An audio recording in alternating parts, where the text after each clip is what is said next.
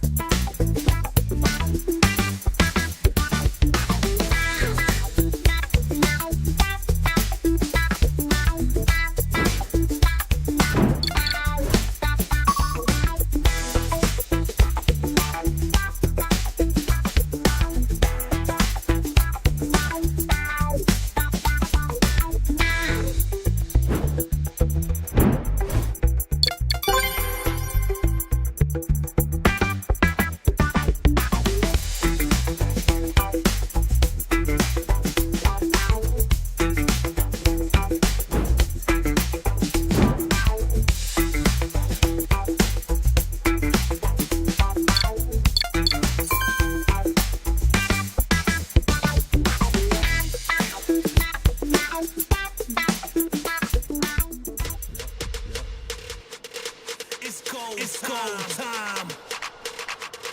It's go time. Let's go, let's go. We stepping into the room. Y'all feel the energy boom. Enemies doom. We set them in like a tomb. Spectators safely assume we are the winning team. Got our eyes locked on that victory. Give it all and the rest is history. We the best and there ain't no mystery. No mystery. It's go time. The whole time.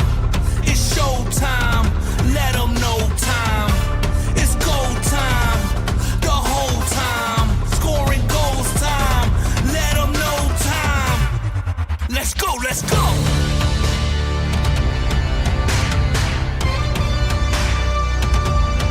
Let's go, let's go. We are the champions. We are the champions. We are the champions. It's go time.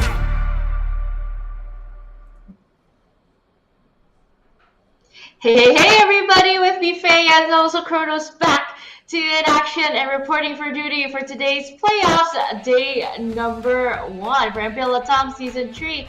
And while we've been through the relegation week to see all of the 6 teams who have already gotten their placement for today's bracket, and they will fight it out for 2 matches action-packed in the best of 5 series.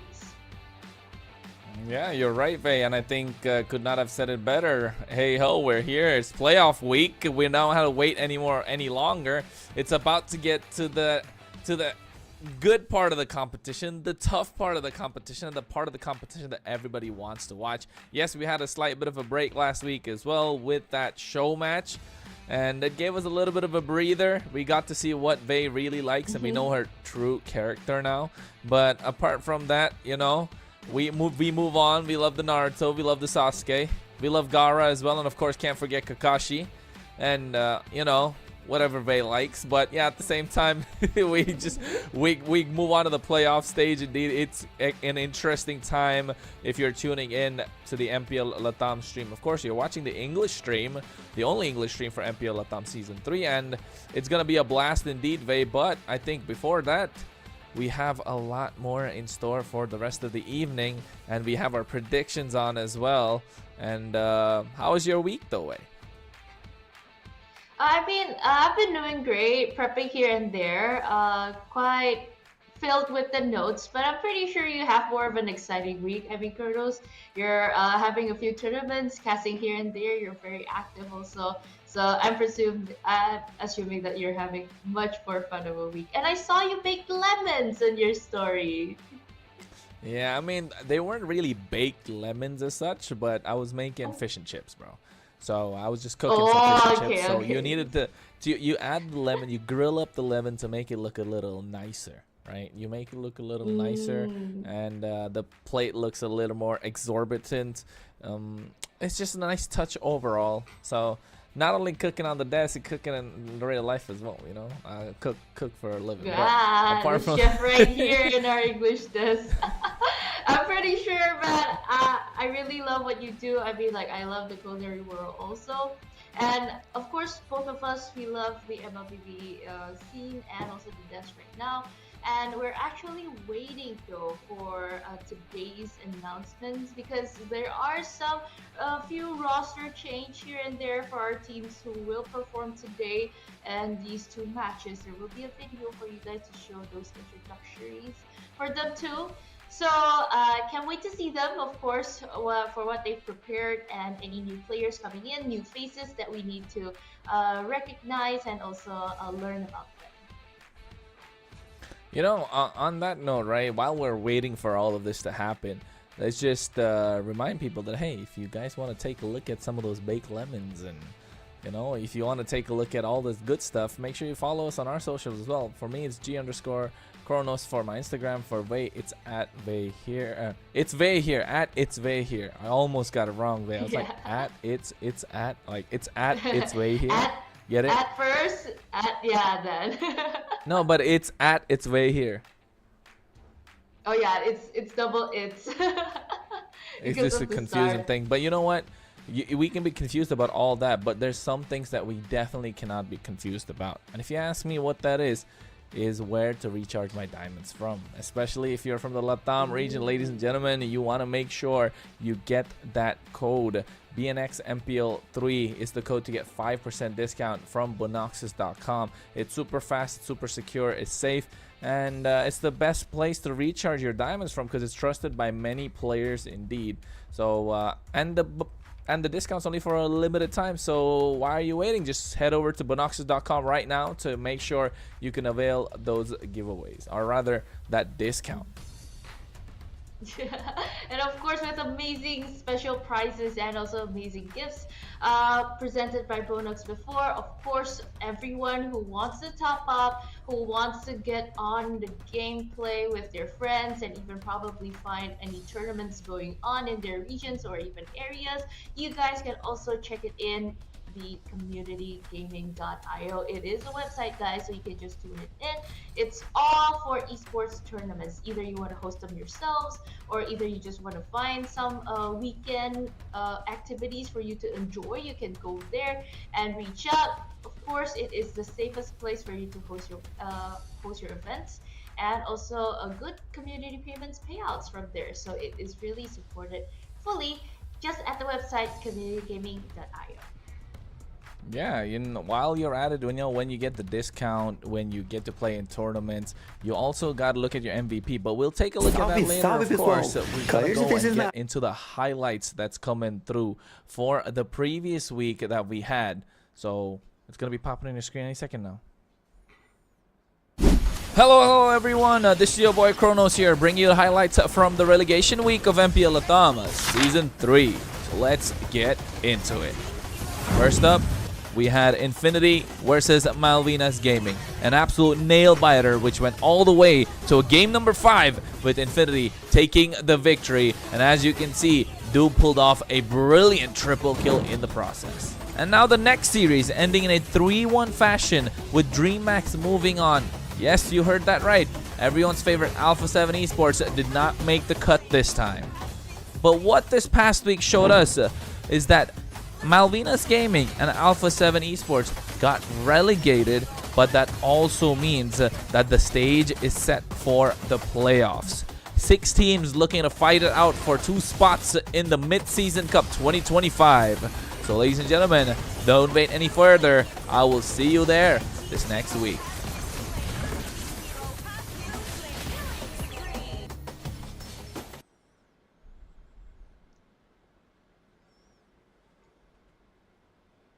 Hey, Kronos, that's your voice there. Looking at the good highlights brought to you in week number 4 relegation round. I feel like it was a hot week that we're waiting about. Because, like, you've got to see new teams rise up to their occasions to just finally get a slot for the playoffs. And you got to see some teams and even some favorites in the region. Just sadly, you got to go home.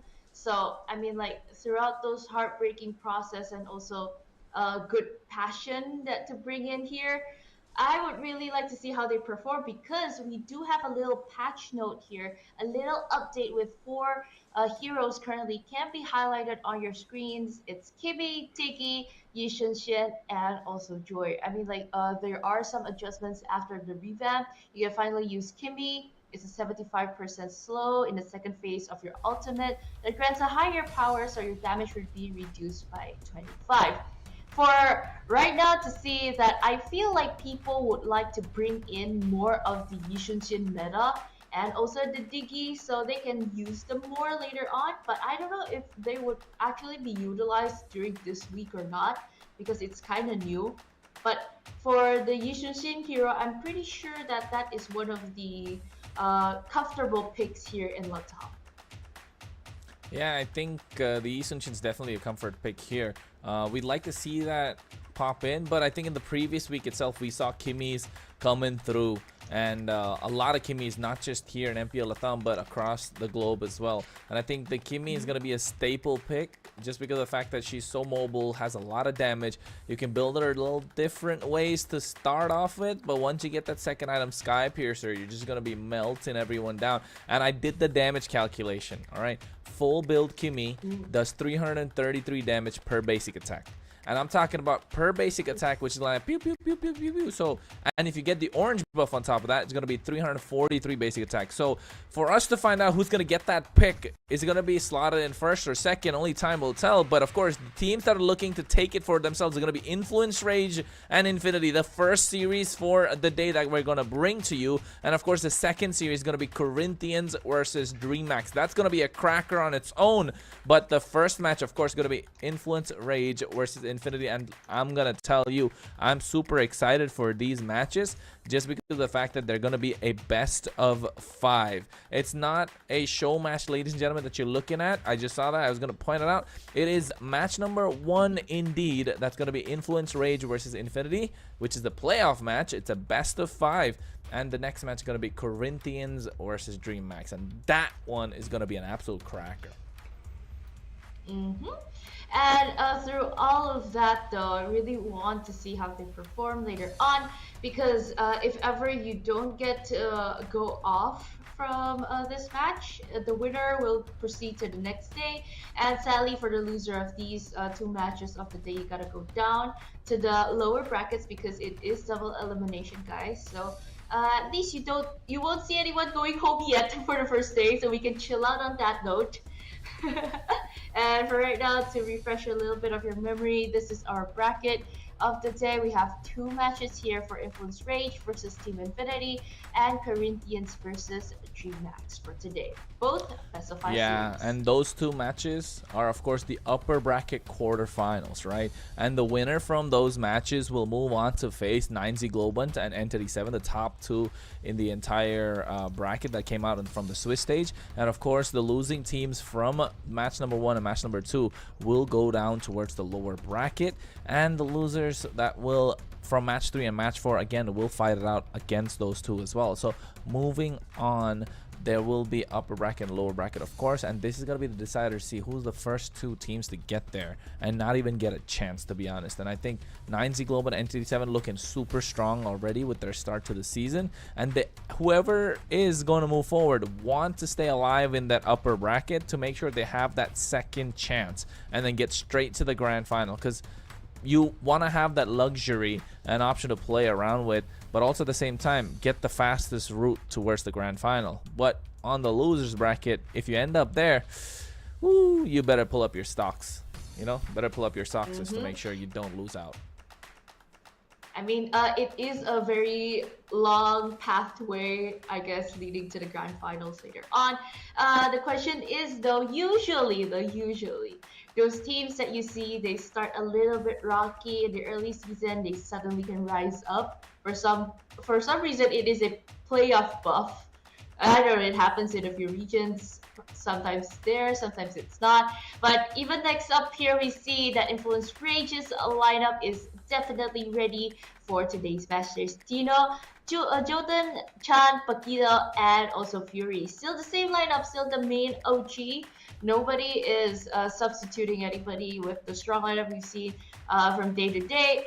They've worked very hard throughout their weeks in MPL LATAM. The first week leading up even to the third, and securing the last spot before going to the relegation route. So technically, they are safe from that. Yeah, and I think Influence Rage definitely looking to take this game by storm, because if you ask me, they have a lot of fans indeed, and I think they definitely want to keep their fans happy, especially Yotun from that jungle, right? He wants to get himself for those comfort picks, and looking at what we saw from the statistics, one of those comfort picks is that Lucas.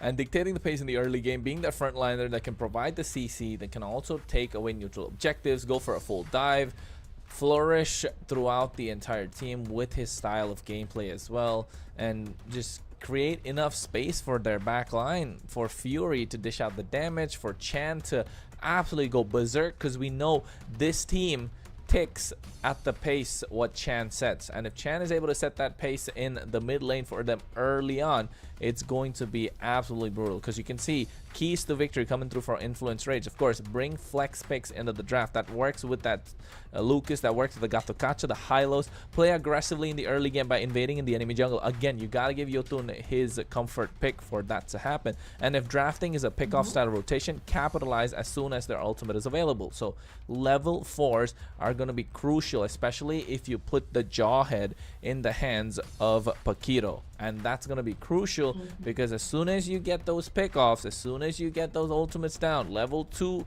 ejectors going to be lethal, and Influence Rage can just slam down, slam dunk with that snowball and get that victory. So that's their key.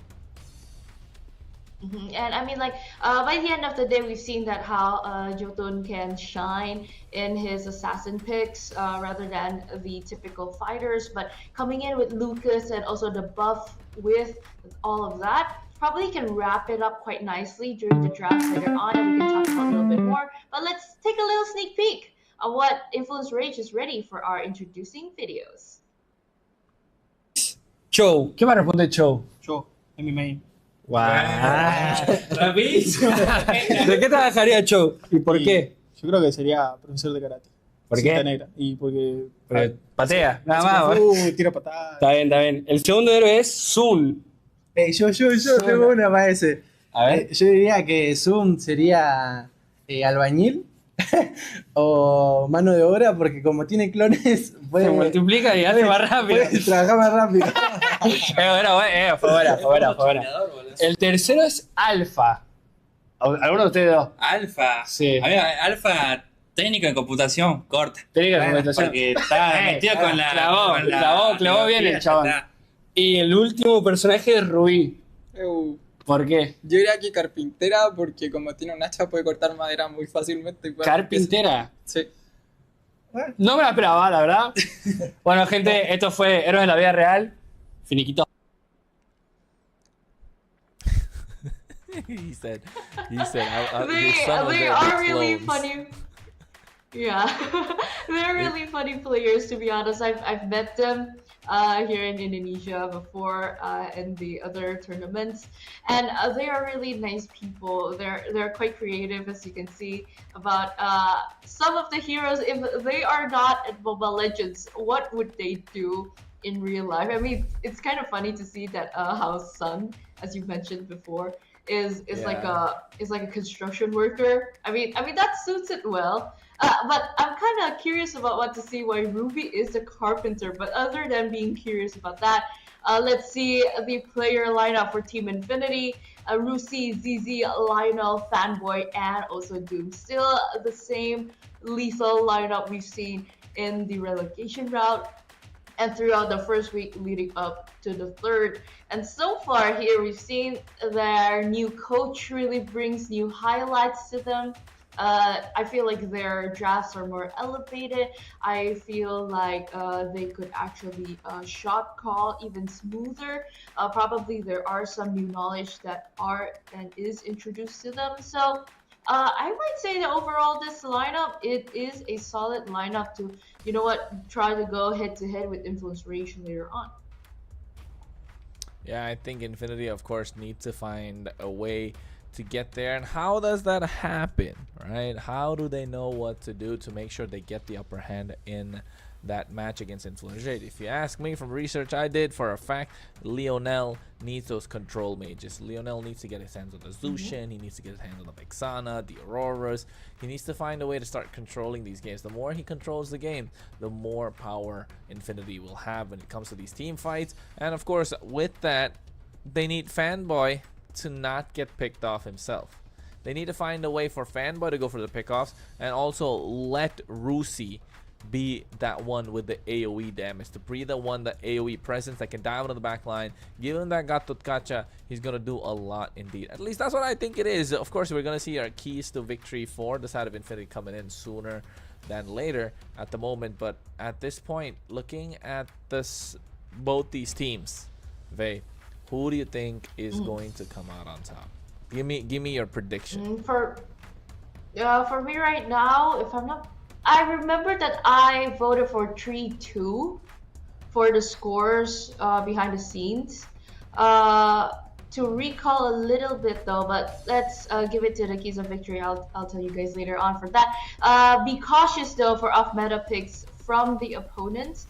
Give the jungler comfort picks during the drafts. And river vision for control can be a key factor for early neutral objectives. As you said before, Kronos, like as long as the mid laner is comfort, he has his comfort picks that he knows what he needs to do, because like it's all good.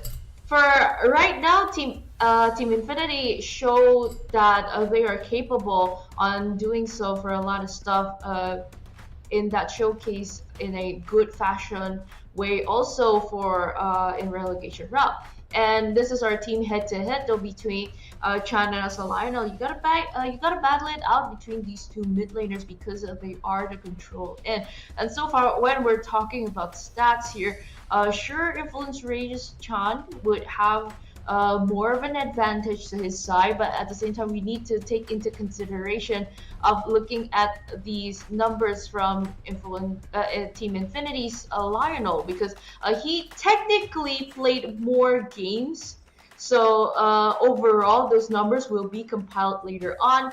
And through my notes here, I would really like to see how Influence Rage rise to the occasion and win this match in the first one. But as I said before, my predictions is 3-2. And I think you saw that, right? Some of the keys to victory, you mentioned it as well. They need to fight for the river control. And guess what? They showed us the head-to-head as well. Lionel versus Chan. That's going to be a really interesting battle between those two players for these two teams, because they are the ones who set the pace for the rest of the team. And if Lionel gets control, then Influence Rage will be fighting to make sure Chan picks it up as well. So it's going to be a battle of the mid laners for this one. And yeah, your prediction is 3-2, but I'm calling it 3-1. 3-1. Ooh, okay, so let's see. 3-1. Influence Let's see later Rage, on how it goes. I'm actually quite excited to see on this one, because to me though, those teams that the 4 teams that already advanced way before and didn't go through relegation route, technically yes, they do have a break, almost a month, more than a month actually, so more time to study, more time to scrims and do a lot of research, and even watch, sit back and watch those relegation week and how the other teams perform.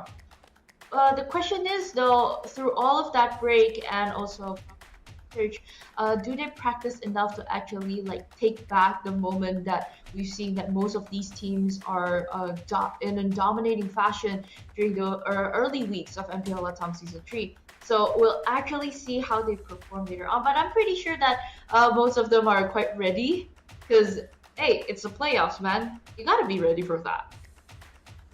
You gotta be ready, because this is what it's all about. This is the money part of the tournament that you want to come into, and this is where you gotta shine. And if you ask me, if they're not ready for this part, hey, it's gonna come in. You gotta be ready. If you're not ready, the other teams is gonna come steamrolling entirely. And speaking of steamrolling, guess like we have 30 seconds to move into the best of 5, and of course it's gonna be going all the way. Will it not?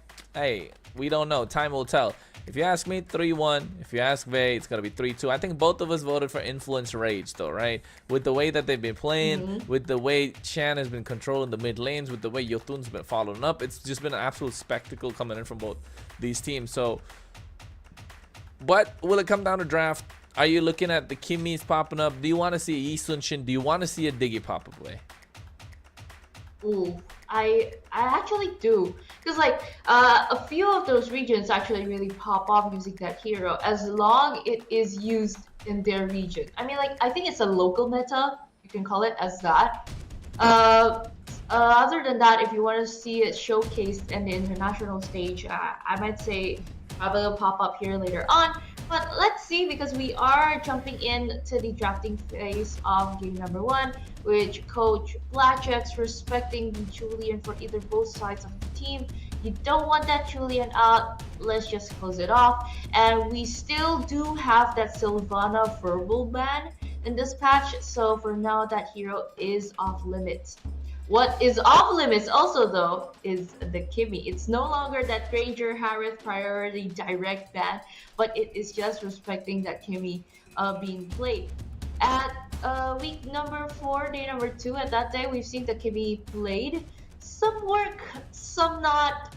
What do you think about this Chronos? If ever both sides of them get to pick it up, will they be the victor later on? For the Kimmy? Yeah, definitely. Kimmy is one of those strong heroes that if you're rocking the Kimmy in the gold lane, definitely your team has like a lot more chances. Because I'll be honest, okay, I was playing Kimmy myself. The hero is kind of broken. You have a lot of damage, and I like to play as aggressive as possible. Because I find it boring if you're not fighting. Yeah, but I don't play EXP lane, I know. Like, if you want to play aggressive, play EXP lane. I don't like the EXP lane. But I play in the gold lane, and I like to play Kimmy aggressive. Like, you have no damage to start off. But if you stack up the passive, you definitely have a lot of damage. And if I'm able to play aggressively with Kimmy after dying like 6-7 times and still win the game, yeah, I think Kimmy is a pretty much broken character. But at this point, they ban out the Baksha, they ban out the Joy, leave that Jushin open. And that's going to be first pick in the hands of Chan. And guess what? He's going to be controlling the game with that Lantern. And I mean, right now, I think it is a Granger Suyo trade. I will be kind of greedy though if they directly lock in like 2 damage dealers at the same time. But it is a good pick though. It is not a Suyo. They flex it into a Hanzo. Still also powerful, but at the same time, you really gotta prioritize that Granger for Doom, because like he shines in that hero so much that he's not even afraid to face whatever marksman you put later on, because he knows that he'll win on the laning phase. Let's see, on the side of Influence Rage, you want to get control in the mid, you also want to get ready for those aggressive setups. As you said before, Chronos, if you want to play aggressive, play the EXP, and Paquito just locked in that Badang. Probably be flexed into the roam position, but so far right now, still looking good for the side of Influence Rage, and even securing that Hayabusa in the early for Jotun. That's so far a very good start off for them. Yeah, I like this Hayabusa being picked up because you're a complete threat to the Granger right now. You're forcing the Granger to build that Wind of Nature as well. And with the Hanzo being out of the front, I think it's a little too early for the Hanzo to pop up unless they were looking to deny it from the hands of Jotun. So it makes sense then, but you can see the head-to-heads coming through from Chan as well as Leonel. Some of their most used heroes, as you can see, both do not shy away from playing those supports. Chan has played the Matilda before, as well as Leonel. He's played that Angela in the mid lane. So they're ready to rock it at this point. And also looking at the way that it's been going about with the picks and the drafts and the current meta, the Esmeralda started to pop up every now and then. So banning out the Esmeralda from the side of Infinity, making sure Rusi has a better time in the EXP lane with this Hilda. And yeah, I think I thought it's gonna be flex though, this Hilda, but feels like it's probably gonna be in the EXP lane. Yeah, I mean, so far we've seen how Rusi played it so menacingly, I might say. It's not even about the AoEs that we've focused on and talked about before, but for me, the most lethal weapon ever for Team Infinity is actually the vision provided by Rusi. because like at any given moment, you know that Hilda is sick. She can just like run around everywhere. Even if you get hit, it's still fast paced. Even if you go through some pushes, and even you get some a little bit of the buff. So being that sneaky spy up at the river, because you gotta control that too. So far, really shines well for Team Infinity. But since you are very focused on those team fight centric type of drafting style for Team Infinity, you gotta watch out for those pickoff styles by Team Influence Rage, because like Paquito and also Fury, like they shine so well in that type of gameplay. So let's see how they try to counter react, because Fanboy just picked and locked in that Gato Gacha. Yeah, I told you they like to play for the AoE. They need to find a way to make it happen. And Fanboy going for the Gato Gacha in that EXP. Fanboy is an EXP laner, isn't he? Like if I'm not, no, Fanboy's the roamer. Yeah, I'm getting confused a little bit because they're switching. Those are, I think it's because of the fact that those are flexible heroes and they can actually switch it up. If knowing which EXP laner is gonna be on the other side. So right now, oh my god, they lock in the Kalea with the Claude. So this is looking good for the side of Influence Rage. They have the pickoff, not one but two pickoff styles that they can play with the Kalea, with the Kakashi, and also at the same time they have a lot of AoE presence with this Badang, and also control the team fights in the mid lane from Chan on that Jushin. Of course, the ability to dive into the back line with the Claude as well. I like the draft of Influence Rage. Although they don't have the best early game, they're relying a lot on their mid lane duo to make it out alive. And wait a second, what's going on? Is that a Zask? It's a Zask getting picked up. Did we miss something in the patch notes? For now, one of the mages that's getting buffed is the Gord actually. If for close combat compositions to be better here, Yishun Sin, Joy Diggy, and Chang'e. If you want to talk about those like good mages here, but I feel like picking up the Zaz laning wise for range, it's still in the side of Chan actually on that Jusin, but at least you have that escapability on the Zaz, but I don't think that this goes well in the laning phase later on in the mid lane, because you gotta rotate fast, you gotta like help out with dishing those damage, but let's see, probably scaling into the late game would bring more wonders. So let's see how it goes, because we are in here right now in the land of Dawn, MPL LATAM Season 3 in playoffs. Day number 1, Influence Rage versus Team Infinity. Yeah, day number 1 of the playoffs. The game number 1 of match 1, indeed. A best of 5. As you can see, Influence Rage trying to get the better of Infinity, while Infinity have a faster rotation with the Hanzo as well. And right now, Fanboy has to go out because you can see Chan is the one that's zoning them out. And I think you're right, babe. When it comes to Lionel, having that Nightmare Spawn, that extra bit of range might help out, but still Chan takes it away with that lantern, right?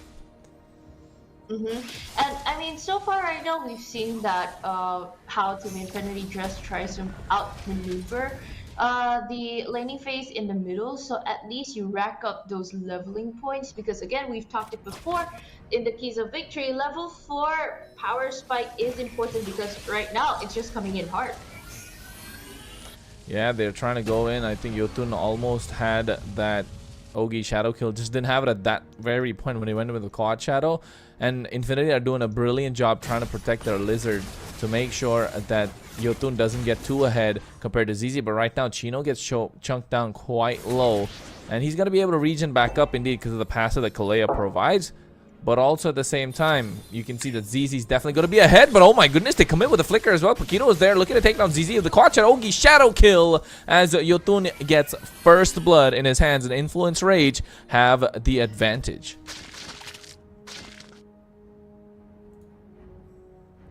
Yeah, and I think at the same time, the turtle spawning at the moment with everything on the board.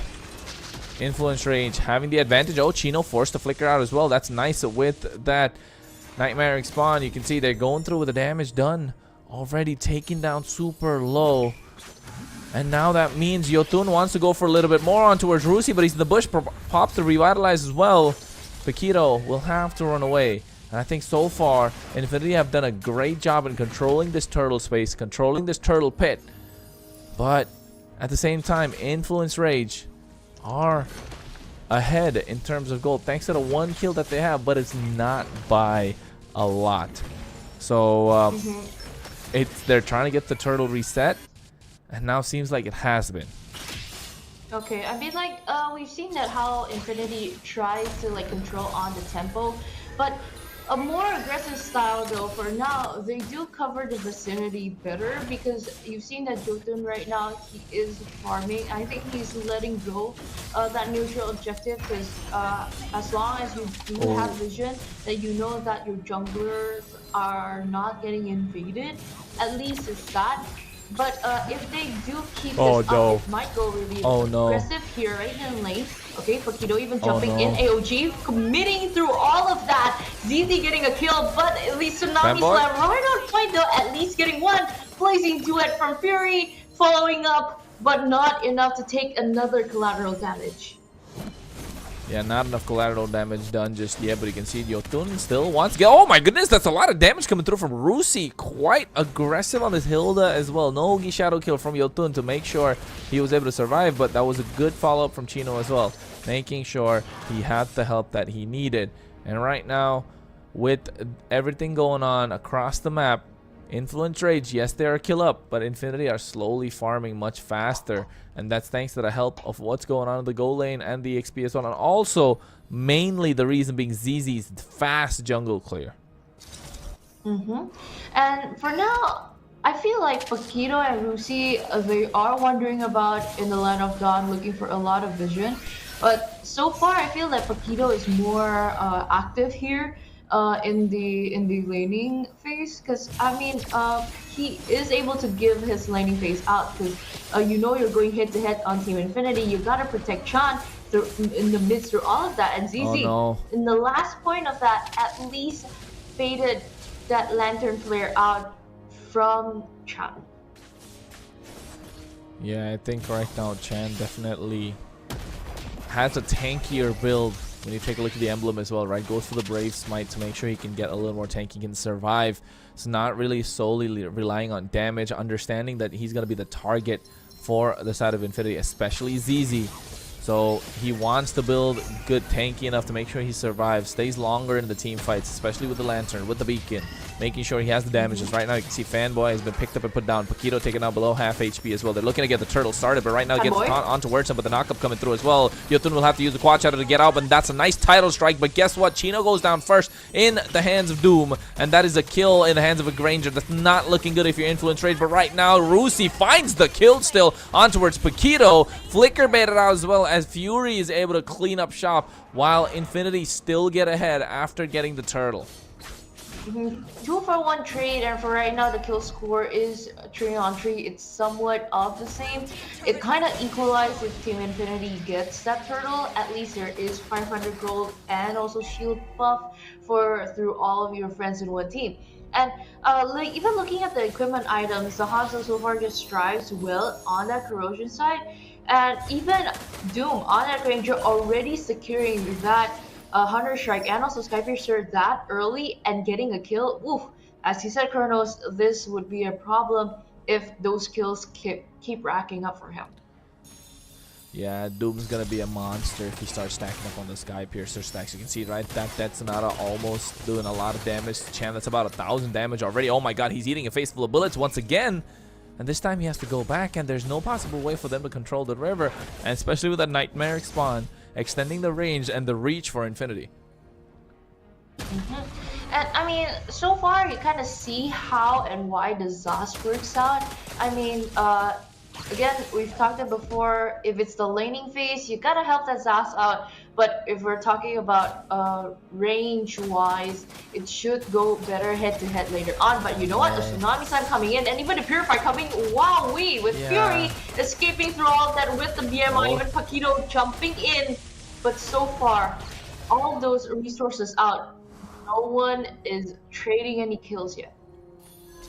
Yeah, I think Chino had the right idea, but didn't realize Doom had the Purify, so that's it worked out, but not in the best possible way. They could have baited out the Purify first, and that could have been slightly better for Influence Rage, but not doing that means they have a lot of resources wasted, but they didn't lose a tower still. ZZ on the top side, making sure he doesn't get caught out. Susceptible to taking a lot of damage. Now the Turtles already underway. Influence Rage are looking to dominate this pit, but Infinity might have different plans.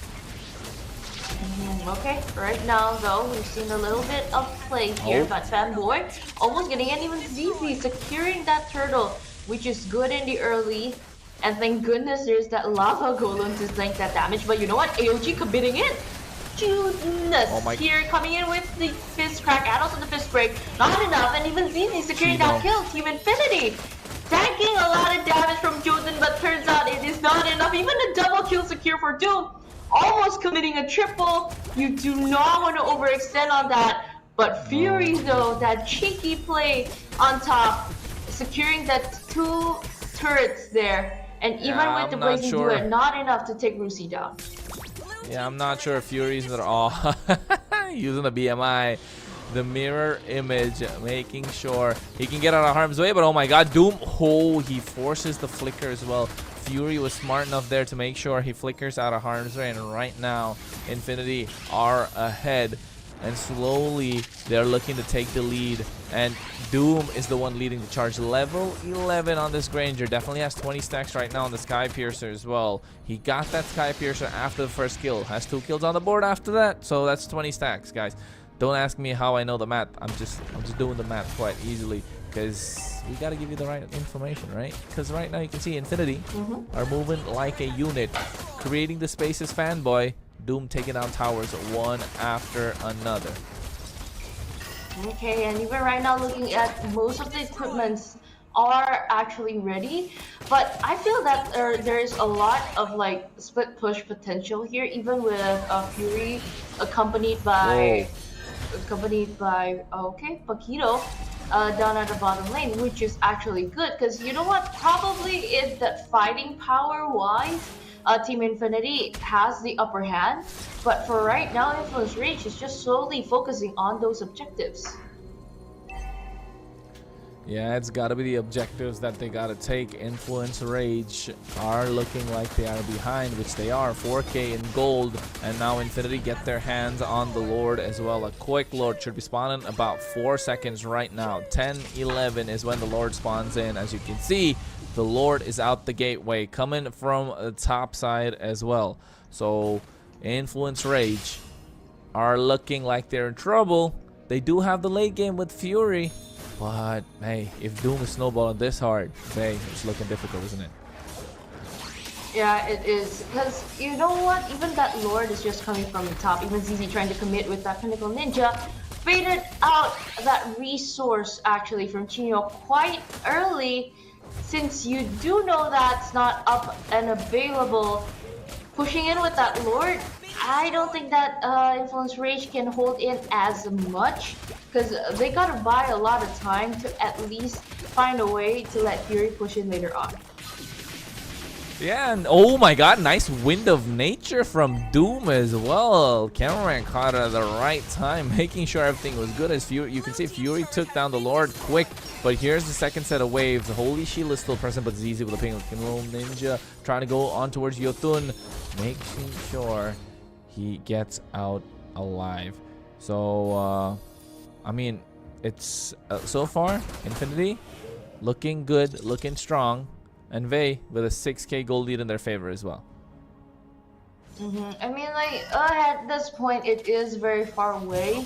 For now, I mean, that's basically a lot of items that you can secure on later.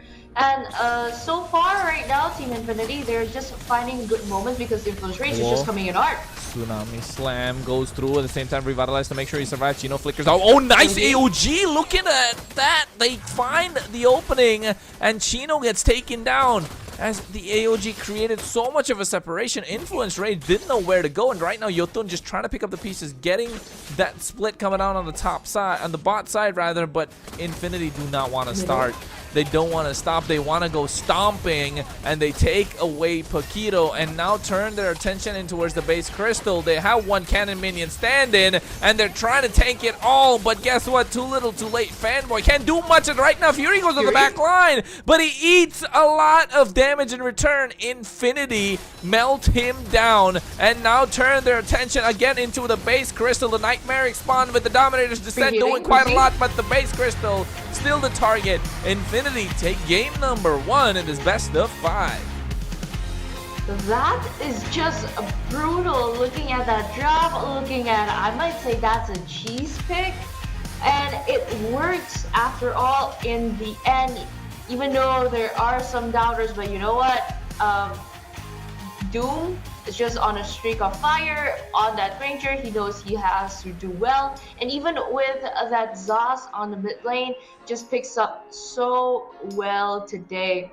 And right now, even looking at those highlights from MPL LATAM presented by Bonox, we've seen that Influence Rage, they pulled up a good fight in the early game. They tried to control it quite actually well, even during at the laning phase in the early stages. They even reached level 4 first compared to Team Infinity. But at the end of the day, scaling wise, leading up to late game, you have that Ranger, you have that Zas, even getting that last moment leading to a victory. Team Infinity, they really step up their game. Team Infinity did step up their game. I'll be honest, is this the caster's curse coming once again, Vey? Because every time we vote for a team, the opposition team starts winning, and seems like that's been the key to victory for all of them. Because, hey, so far, it's looking nice for Infinity. Clean gameplay, to be honest, more than anything, right? And a really good draft as well. They were able to make that Zask work out, and the Zask didn't go down a single time. It's 0-0-10 until the end. So, hey, is Zask the new meta? Ooh, I mean, like, there are a lot of mid laners coming in here and there. At least now we've seen how the Zas plays out, how it showcases, how it shines in the first game. I might say again, you really gotta focus on those mid laners we've seen. So at least for now, Team Infinity already have an answer for, and even a solution if you want to go head to head with the Chusin in the mid lane. And I mean, like, this is just the first game. I might say this is a quick game compared to what we've seen in Relegation Week played by Team Infinity. And right now, I feel like they're just hitting all of their winning conditions from early to mid. Even if it's like dragged to late, they know that they can just, you know what? We can chill. We have a good synergy. We know our hero's strength. Let's just play with that. Yeah, I think that's what they did. They know how to play the game according to their pace, according to their own meta, with their comfort picks in their comfort zone. And that's what Infinity did.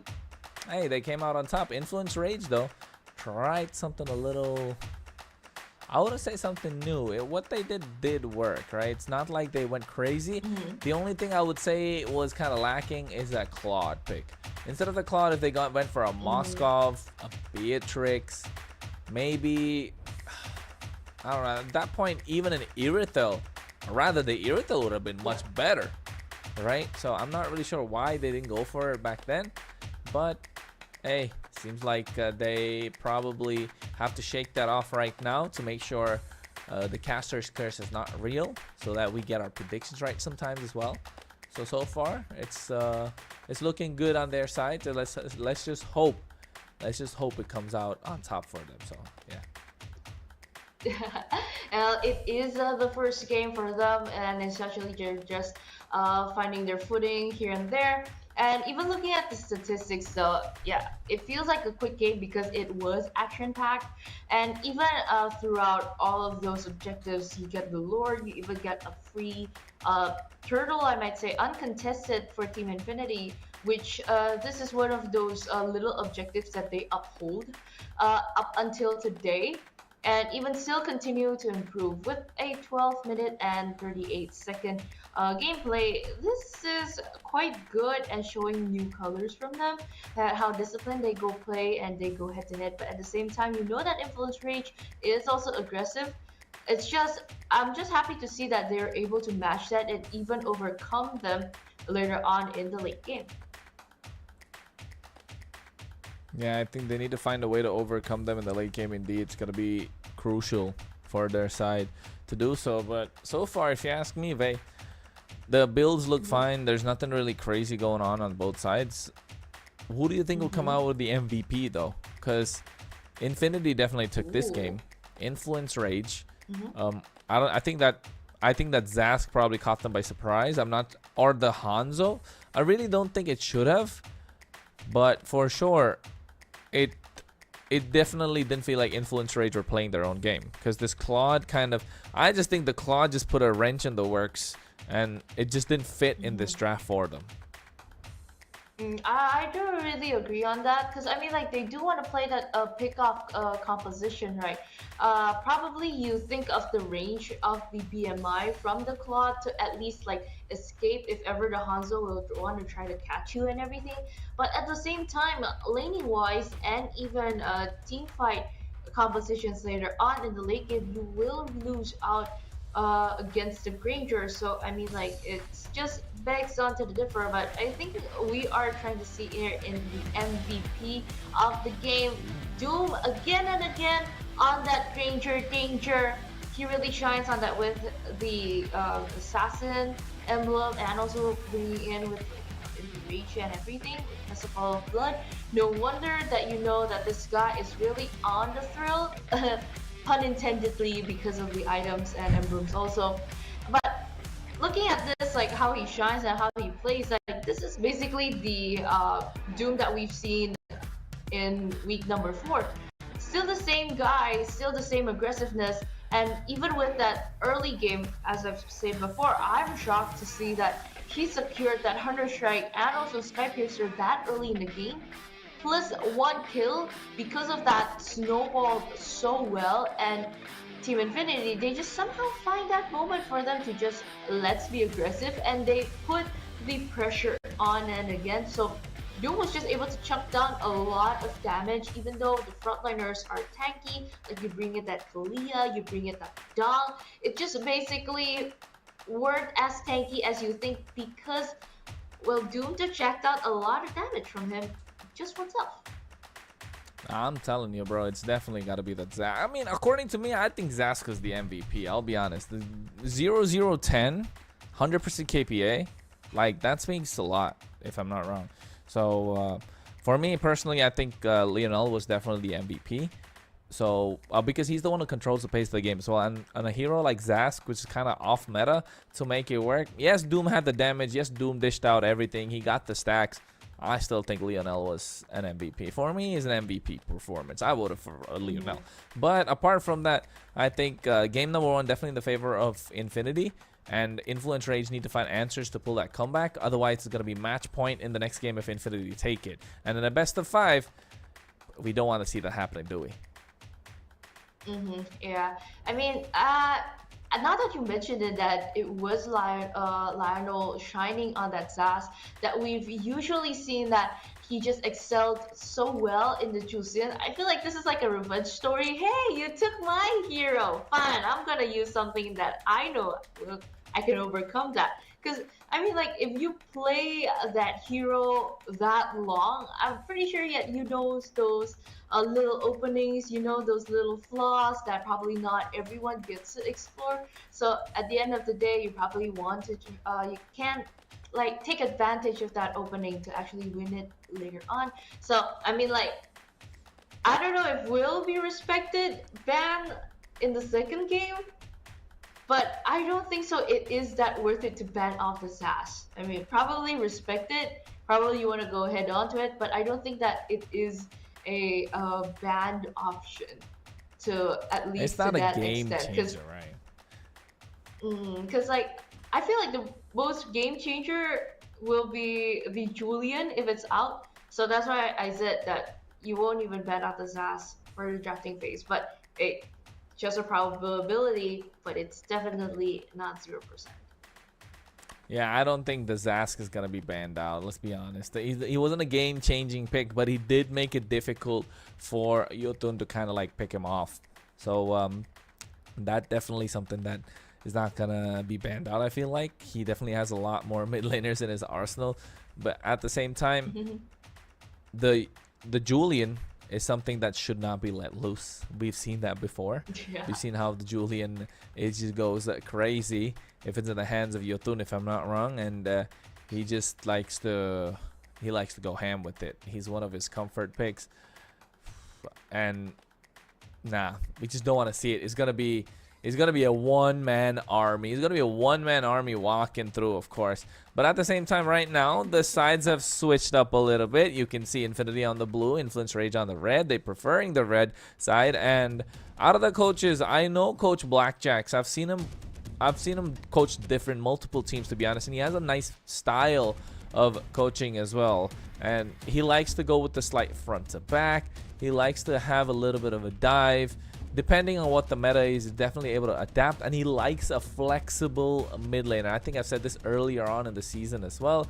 Coach Blackjacks likes a mid laner that can get a lot of control, dish out the damage, and has a lot more heroes to pick from. And I think Chan's the perfect fit when it comes to that for the side of Influence Rage.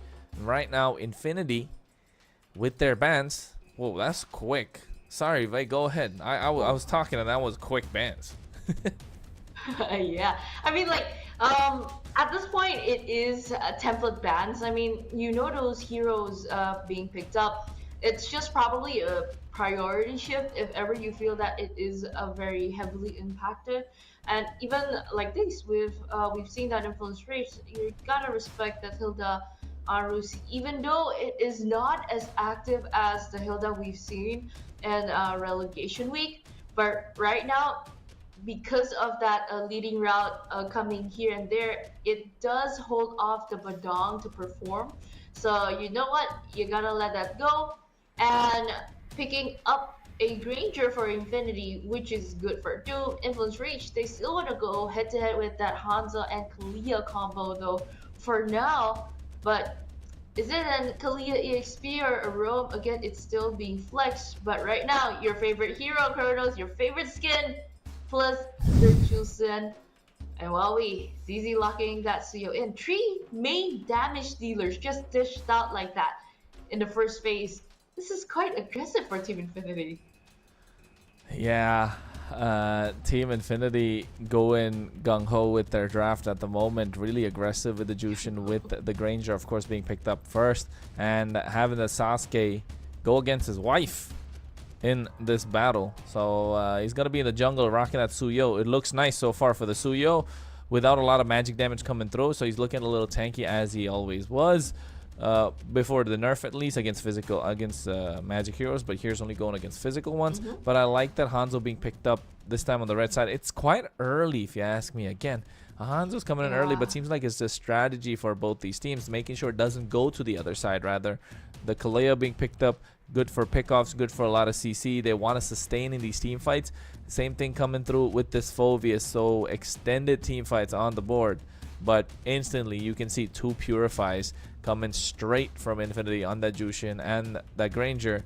That means who's gonna catch them? Like, I don't get the Phoveus pick just because of the fact that you have the Kalea. It would have been better if they went for a Gatotkacha, but they didn't. And now Gatotkacha's banned out with the Baxia, Iritel, and I'm guessing a Moscow's gonna be banned out as well. Oh, Lu Yi, I like it. Lu Yi, okay. Since you want to keep up with those fast-pacing heroes, I feel like since there's no more Hilda, you gotta pick up probably a Badong if you also want to go there, or a Jawhead is still available though, if ever you want to go aggressive and you still want to like go around in the map to just like open a lot of visions. That's how we've known that Team Infinity, they really like to play on that. But as a problem that you've mentioned though, Kronos, yes, who to catch actually if both of these heroes do have the Purify. And so far, looking at how they played out and timed it well, releasing that Purify in the first game, this would be a very hard game to perform and play on the Kalia. And right now though, Influence Rage, you want to go for that burst, you also want to go for that range, you pick up that Farsha, but I don't think that this would bring a good impact if you want to go head to head with Lionel's Comfort Hero on the Chusin. Yeah, I think the impact might not be as the same, but the Farsa definitely outranges that Jushin by quite a lot, right? With that feathered airstrike, and it could be a big problem indeed. And I like this Esmeralda being picked up. That means a lot more sustain comes out of the play. And if they were looking to go at a hero that likes the shields, you're definitely gonna have a hard time. The Hylos looking for a dive. It's a nice divey composition coming in from Infinity. And Influence Rage have that front to back, like to stand their ground. These neutral objectives are going to be really crucial for them. Not only to top the cherry on top of the cake, they go for the carry. Oh my goodness, that is some really good power coming through. But again, the carry against the Jushin is not a good pick in my opinion, because you're not going to really be doing a lot. You can't even get within the range of the Jushin just because of that Lantern Flare. But if he's able to, Fury is going to be dishing out a lot of damage. So Purify, I mean, like Farsa, Flicker maybe. You're going to see a Purify come out from Doom. You're going to see a Purify come out from the Jushin as well.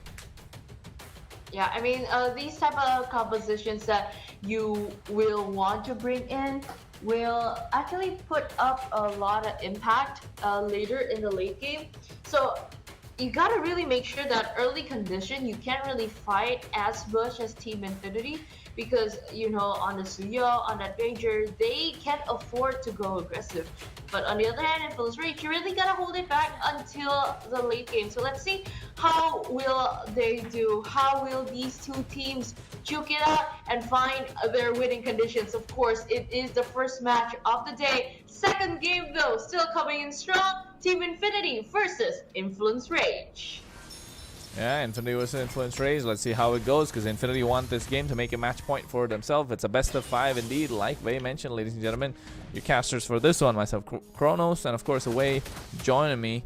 And you can see the emblems not looking anything crazy, but Carrie running that Master Assassin means that she wants to go 1v1. She wants to dish out a lot more damage than she actually can. And for right now, it is an investment. I mean, you can't really rush that.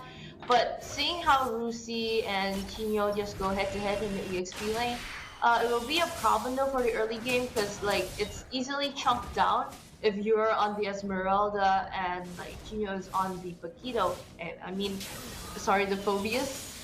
But looking at how these people pan out in the area though, it's still labeled as the same, I might say, because it is balanced out. You will want to try to like push in and like suppress on the gold lane, but if ever you can't do that, let's just try to find it out in the middle lane, because both of these roamers and mid lanes are quite active as they are. Oh yeah, they are. Right now they're trying to dive in. Yotun goes into the Pinnacle Ninja, has the Soul Snatch, trying to shut the damage. Not there just yet. Paquito, oh my goodness, there was a lot of region coming through, but you can see Leonel's Lantern Flare is just way too much for them to deal with. I mean, you want to try to suppress Fury on that carry, because you know what? What's better than a carry in the late game? If ever you want that on your advantage, you just drag it later, suppress it on later. Because right now, Influence Rage is just eyeing on that turtle. You want to get that early as well, as soon as possible. Nice feathered airstrike. Dishing out. Vision coming in. Nice feathered strike. Tsunami Slam comes down as well. ZZ taken down low. He's looking to get taken down as well. Now we can see Yotun goes through. Soul Snatch gets the kill. First blood in the hands of Chan. And right now they're going on towards Rusi. He's going to be the target. He's trying to bob and weave. He's making it out alive. Has that shield. But again, another Soul Snatch with the help of the Infernal Pursuit, making sure Chino is able to pick up that kill. Influence Rage bounce back after a sloppy game number 1. I mean, goodness, that Esmeralda holds on quite long actually for a 1v3. But you know what? Getting the early momentum, Influence Rage can get that in their pocket. But can they sustain it though? Because it is a long way if you want that carry to shine in. But if you're getting pulled in again and again, it would be kind of hard to just progress later on. But you know what? It is a scaling game. You gotta wait it out. You gotta be patient for that. But for right now, what's more important, since you are playing in the early to the mid game, you gotta focus on those junglers. You gotta get that gold. You gotta get those a lot of items. So, I mean, slowly but surely, I'm pretty sure leading up to this, everybody's just going to be focused back on in that gold lane. Oh my god, Feathered Airstrike comes through, and right now they take down Fanboy. Even after popping the Revitalize, he just got burst down. That's the power of this Farsa, along with the rest of the team, and I think they're moving like a unit as well. Fury was able to dish out the damage. Paquito trying to do the same. Tidal Strike comes through. No Tsunami Slam just yet. Could have committed on towards ZZ, but Lionel is just kiting so ever so beautifully, man. And right now, he's going to eat a lot of damage indeed. But that Lantern Flare buys enough time. Goes over the Crimson Beacon, quite aggressive. Trying to feed a kill in towards Doom. As Chan just blocks those Death Sonatas, making sure Paquito is able to get out. Flicker expended. Turtle is up. And I think Infinity are looking strong right now. And I mean, like, I feel like Team Influence Rage, they got a hold of themselves in the second game right here, but can they really sustain and pull it off again and again? Because, like, you know what? Everybody's just ready in the mid lane. Yeah, they're ready in the mid lane indeed. And right now, ZZ making sure he gets that bear to hit a little bit ahead in terms of the EXP, but Yotun's way ahead indeed. Both are level 8. And right now, it seems like Influence Rage have better control of the Turtle Pit and will claim that neutral objective. Okay, that is just easily secured by them. But so far, you gotta focus on that. You gotta do those fast laning rotations. If ever you're done at the bottom lane, you move on to the mid, you move on to the top. That's what you gotta do. And if this keeps up, can Team Infinity go head to head with that long range? Because when looking at the equipment so far, it is a good investment though. Doom right now hasn't secured the Skypiercer as fast as we've seen in game number 1, but so far it's just rolling in a lot of gold well for Influence Rage. So it's just a 2k gold deficit, which is still healthy in the 5-minute mark, so which is still good. At the end of the day, you really gotta start a lot of fights because Lionel is just starting in. Oh my god, trying to go in indeed. And you can see at the same time, nice Feather Airstrike from Chen, making sure he has the damage, but the Soul Snatch coming through as well from Yotun, but he can survive indeed. That is only his ninja form, making sure he doesn't go through and get himself killed, because that is his ninja way. Why, you might ask? Because it's Naruto. You know, you got the collab going on, ladies and gentlemen. Go get your skins. Of course, if you want those diamonds, make sure you put that code BNX MPL3 at bonoxus.com. as they are one of the sponsors indeed. As you can see right now, Infinity is trying to get control of the river, which they have with the help of this Hylos and of course Lionel on the Jushin. And even right now, we've seen like you gotta have those awesome gameplays. You gotta have those awesome moments. You gotta slow it down and capture it with our only Techno 40 Cam 40 series, because you want to be the MVP of the game. You want to be the MVP of your team too, because right now is the MVP getting in. Yeah. You can capture those plays just like that. How we went for the Tsunami Slam. Paquito made sure he got CZ. And without that Blade Surge right now, Doom trying to dish out the damage as well. Nice knockup coming through from Chino. Infernal Pursuit is there. They could go for the fight, but right at the same time, Crimson Beacon comes out and they go for another knockup. Paquito provides the title strike. Oh my goodness, but Fury's damage is just way too much for them to deal with at this point. And you can see Yotun just hacking away at the turtle in the meantime. Gets that for himself as well. And even securing that clean turtle, so far it is going on to Influence Rage so well. Kind of seeing that how these Hanzo can be utilized well. And for right now, Team Influence Rage, they're just taking back their moment for that lost game in game number 1. Ooh, yeah. So far, it's looking good if you're an Influence Rage fan, right? Especially if you predicted for them to win. And if it was a 3-1 prediction, I think this is the time they need to pick it up. Don't you think so, Vay? And, I mean, if they keep on fighting like this, it'll probably go to 3-2. But again, it's just a prediction. Let's see how it goes, because that fight, definitely hot. Yeah, Rusi even eyeing on some, and even pulling in. Oof, Purify. Oh, nice Purify from Rusi as well. Baited out. And I think Paquito wasted that Tsunami Slam and right now has to get out with a title strike. You can see Lionel just dropping down that lantern, making sure that they create the space for Doom to try and take away the tower. But right now Chino comes in, gets a 2-man knockup, going with the infernal pursuit, not going through just yet. Chan doesn't have the feather airstrike, doesn't want to expend it, and he does right now with the glorious pathway there. A space created. Doom is dishing out the damage as he'll be able to get that kill in the hands of ZZ. And now here comes the rest of the cavalry with Pinnacle Ninja, has the Soul Snatch, trying to show the damage, but we'll have to get back indeed. Paquito doesn't have the Tsunami Slam, but Fury does have the speedy light wheels to dish out a lot more than the side of Infinity can handle. Meanwhile, Yotun on the opposite side, making split plays, moving towers and moving across the map. But oh my goodness, a killing spree in the hands of Paquito, taking down Rusi, who overcommitted. And I mean, like, so far right now, seeing how Influence Rage, they just really want to focus on those objectives, because they don't want to miss that out. Unlike the first game, even right now, seeing Influence Rage, they are just like splitting everybody up. It's not those typical moving in one unit type of team fights that how Team Infinity likes, but if you split them up and everybody's just busy, but on the other hand, Jotun also keeps on getting those objectives, it's actually quite hard because even right now. Yeah, Jotun tries to dive in, but at the same time they get that tier 1 in the mid lane, so not really wasted, but you can start seeing Doom's damage is coming online. 2 Death Sonatas. Chano's taken down to half HP, below half HP even, as the Lord is still marching on the top side. So that's some good news for Infinity. And I mean, looking at how this plays, it's just them trying to like go sneaky beakily with this Lord. They try to push in. But you know what? Team Infinity, it's just a first Lord. I'm pretty sure they can defend this though. But until what extent? Because in a teamfight situation, Influence Rage, they really gotta aim at Doom. So far, they aren't able to catch him yet. Feather airstrike comes through. Doom is being zoned away, but at the same time, you can see nice title strike with the Tsunami Slam to catch Fanboy off guard. He gets taken down before he's able to do anything. Revitalize already popping right now. Lionel goes for the beacon as well, trying to dish out the damage and get out of harm's way. But the damage is already done. They have a man up. They're taking the tier 2 in the mid lane. Now looking to take the tier 2 on the bot side. ZZ taking out loads. Soul Snatch coming through as well. Nice immune with the Blade Surge, but ZZ caught in no man's land as that kill is handed in the hands of Paquito. And now the Lantern Flare coming through as well from Lionel. Paquito is forced to flicker out as the holy defenses still stand.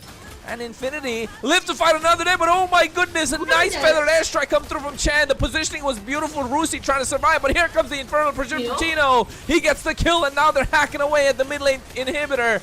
And Influence Rage crack open the base crystal, and he goes for the Tsunami Slam. Paquito, but Doom able to use the Purify, able to survive as Fury again picks up the Wind of Nature, which makes it more difficult for Infinity to deal with them now. But right now, you know what? You gotta give that pressure, you gotta give that space.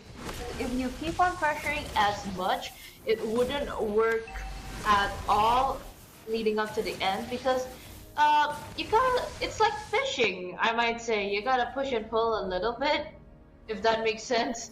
But you know what? At the end of the day, Influence Rage so far is still controlling the tempo, is still controlling the space, because right now they're just entering onto that type of team fight.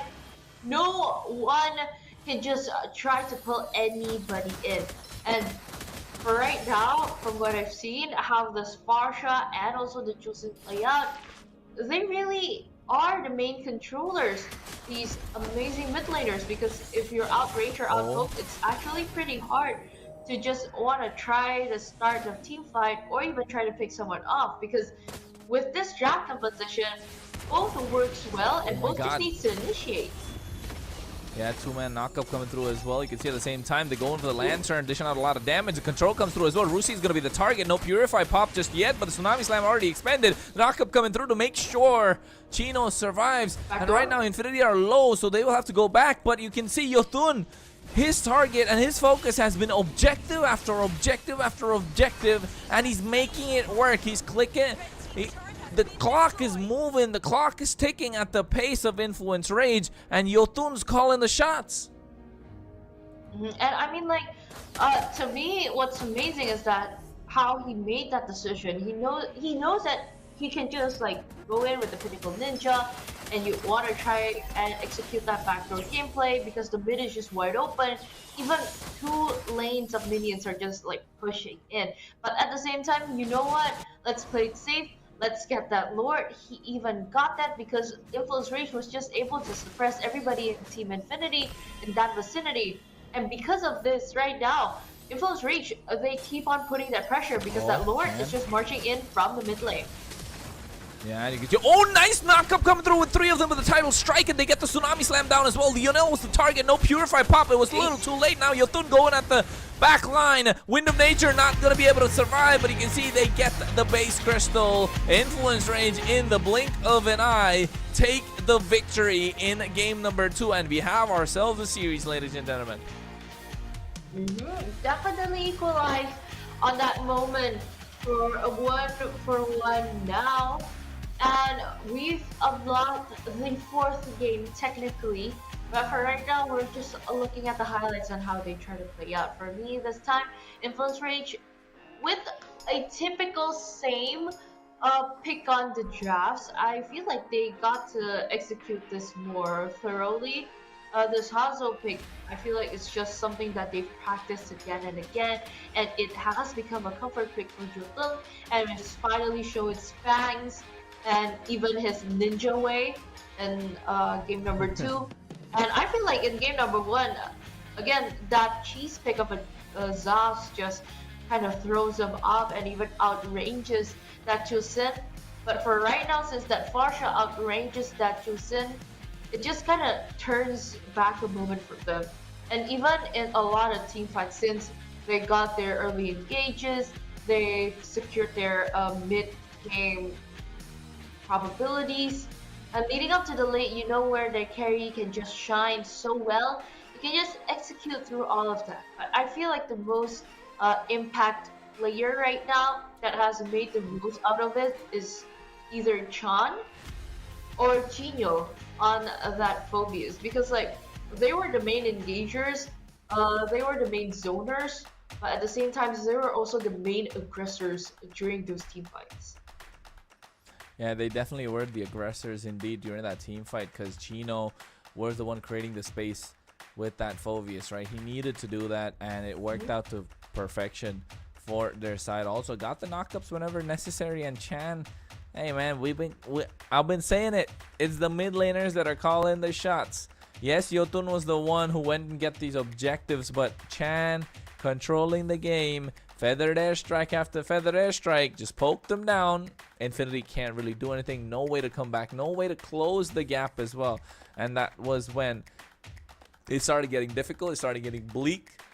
And Infinity just let the game slip. And now Influence Rage look like they're back in action, right? And I mean, like, we finally see that equal footing. At least it's not one-sided of a gameplay that we've seen in game number 1. But at the same time, can they keep this up? Can they keep that pressure in? Because I mean, like, both are locked in, I'm pretty sure, for both Infinity and also Influence Rage.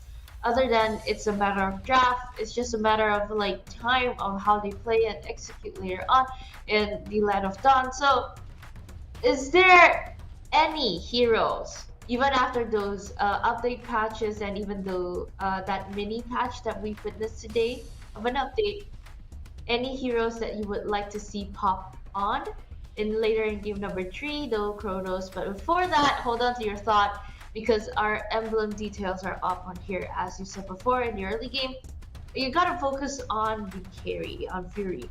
You really want to go head to head with that carry. Even with the quantum charge, you know, it's kind of slow. There's no escape with this hero, but with those extra shoes and extra movement speed, can actually help up really much. And Influence Rage is just turning back their tides, because all of those neutral objectives, they got to secure it for themselves. And even up until the end, you have that 12k gold lead. It's just way too immense for Team Infinity to catch up, even leading to the late game. So at the end of the day, they were able to keep the pressure on. They were able to just push back and take this point for them. Yeah, it's Infinity just didn't have an answer to the composition that Coach Blackjack's brought in for Influence Rage, and then all of a sudden it's hey, it looked like a one-sided story. Even though they had good picks on the other side, Doom had his Comfort Granger as well, and the Jushin at the same time, but Influence Rage looked like a different beast today. And with this game, and now looking to take the game away in the next one as well, and then call it a match point, and then hey, Kronos got his prediction right? That's what I'm looking for. But right now, with the way Influence Rage have been playing, with the pace that they've been dictating it at, and Yotun having his eye on the prize, it is playoff stage after all, and this is the upper bracket quarterfinal and a chance to move on to the upper bracket semifinal to go against 9Z Global, and these teams are looking strong. Influence Rage, the MVP, if you look at the goal difference, of course they kind of ran away with the game. They had a lot more damage dealt. They didn't take a lot more damage. This is just stats that comes through with the fact that you win the game. But the main thing, if you take a look at, is the turret damage that they did compared to the side of Infinity, who barely touched a single turret of Influence Rage. But that just goes to show how dominating Influence Rage were in this entire game. And we're talking about the overall things. I feel like it's quite satisfying to see that how they try to take back on that moment. But seeing for both sides of the draft, I might say game number 1, it was unique. Game number 2, it was kind of equal, but at the same time, considering on how situation is, but turns out our MVP of the game is Paquito. A lot of those moments that we've seen, that how he just plays it well, how he just sets up for his team, and with a 307 KDA, which is good, with also 83% kill participation, is just amazing, because you know the dude is just always there, always in the vicinity, trying to find ways to execute any of the players, being the main frontliner, even being the main pickoff, so those damage dealers can just come in for Jotun and Chan to just shine later on. I was gonna say that 307 KDN, that build don't look right for a Kalea. That's the build of a Farsa, but at the same time, the MVP definitely Paquito with his gameplay on that Kalea. Just a slight bit of switch up, I guess. But for sure, it is that Kalea able to pick off the right target at the right time. And not to forget, until the end of the game, really didn't die a single time on a roamer. 407 was the KDA. It just goes to show how much of an impact that Paquito can have in the game if Influence Rage are on the front foot. That is the right one. That is the right image. That's the right build. That's the right spawn. That's the right KDA. Because I'll be honest, I was going to say Chan. That looked like Chan. Because Chan definitely was an MVP performance for me. But Paquito, 407 on that KDA, 11% damage dealt because he's a tank. And that's why you can see 92% kill participation, and of course rocking that roam with a conceal, flicker, making sure you have that pull yourself together to get that cooldown reduction. Also anti-cuirass, radiant armor, and dominance ice picked up to make sure that Doom fanboy as well as Rusi don't have a great time. And let's not forget Lionel. That was the one he wanted to put a stop to, and he was able to do that ever so beautifully, going for the right pickoff at the right time, and his flicker plays were impeccable. I mean, like, so far, even though there are purifies locked in and just waiting for him to just open those resources, those typical good timing moments that we've seen in game number 1 really make it or break it at the same time. And seeing how this Kalea can shine in game number 2 is just a good and a lot of ways for Paquito to just set them up. So dude is just not dishing out a lot of recently, but right now we've seen how the Kalea can play very well. And let's see, number 3, will it be respected or will it not get picked up? Let's see. Yeah, well, will they pick up indeed 1-1 each in this best of 5? If you ask me, from the previous questions you were holding on your thought to about the picks that I would like to see, I'd definitely like to see that Kimmy come up. The Kimmy game is going to be absolutely brutal for whichever team that is going against her. And at the same time, I would love to see Yi Sun-shin. Yi Sun-shin's one of my favorite heroes in the game, and the Diggy as well. So I like to see them come through, but will that happen? Nah, I don't think so. No team's gonna risk it right now, especially for a chance to get into the playoffs. Upper bracket semifinals as well. It is a best of 5, ladies and gentlemen. This is your first match of the night. We got another one coming later on. It's only 2 games down so far. 1-1, Infinity and Influence Rage. And the winner of this one will have match point. So it's game number 3. And I have a feeling the drafts are probably gonna shift again. Infinity might want that red side. I mean, looking at the probabilities from both sides of the teams, though, they can just switch out here and there, but a lot of the data can actually put out on how their win rate go. And some of our Team Infinity, they really they've won more blue side picks actually for now. But on the other hand, Influence Rage, they actually worked better on the red. But you know what? Probably it's just a switching stage. Probably it's just coming in for the playoffs. Probably a little switcheroo is a good feng shui for them. I don't know about that. But you know what's fixed about that? You're turning off the Julian. You're not letting the Harith play. And I'm so sorry, Kronos, that the Kimmy is bad in this game.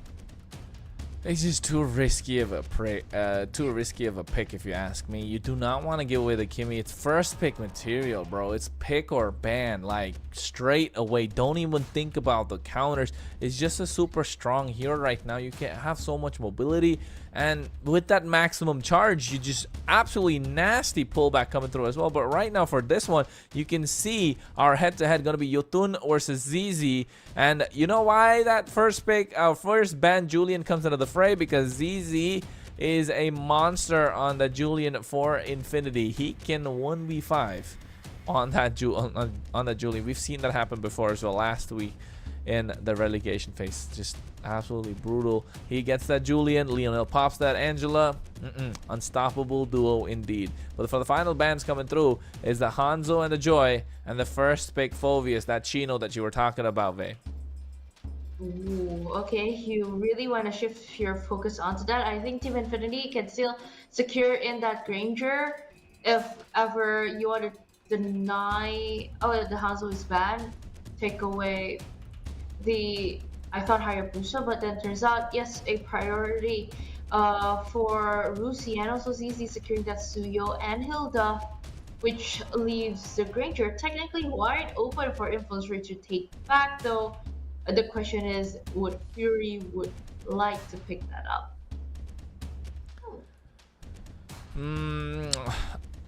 I don't know. I think the Hanzo's banned out right now. They definitely have a Hayabusa. Hayabusa is just too good to let go of right now. The current meta, Hayabusa has the highest win rate out of all the junglers that I've seen, and not just in MPL LATAM, globally as well. Hayabusa just does a lot of damage. Has the escape mechanism, can single out a hero, can target the back line. Right now the Hayabusa paired up with, oh no, they don't go that route. They go with what worked in the previous game for them, and that is that Kalea. So rocket the Kalea in the roam position, and they go for the Jushin, and instantly, every time a Jushin's picked up, you can see the Zas coming into play. Is this gonna be a staple counter? Let's see how it goes for game number 3 again. It kind of raises a question, right? Since it's the first game, it worked wonders for them. And for the third game, they're bringing out the Zas again, you gotta think of those conditions. If the Zas isn't helped in the early phases or even the laning phase, it would be kind of hard. So it really depends on the team if ever they can push back Influence Rage or not. Because seeing that Chiyo and Paquito on that Kalea and also Phoveus combination, it is way more aggressive than what they've picked in game number 1, which made the Zas work.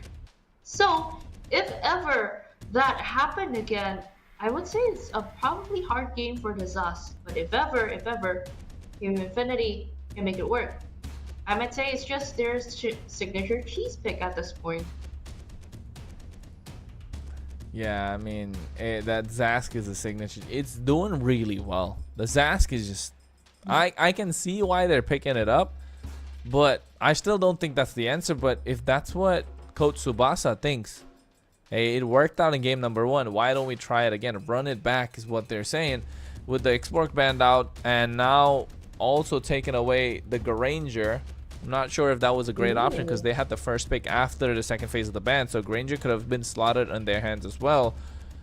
But he didn't want to go for it. So the Boxer banned out on the other side.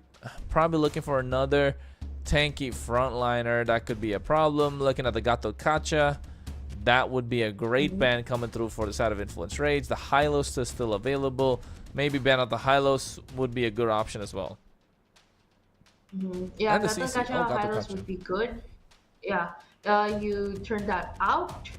So Team Infinity, what else? I feel like it's good to pick up a fighter, but turns out they want to get the gold laner first.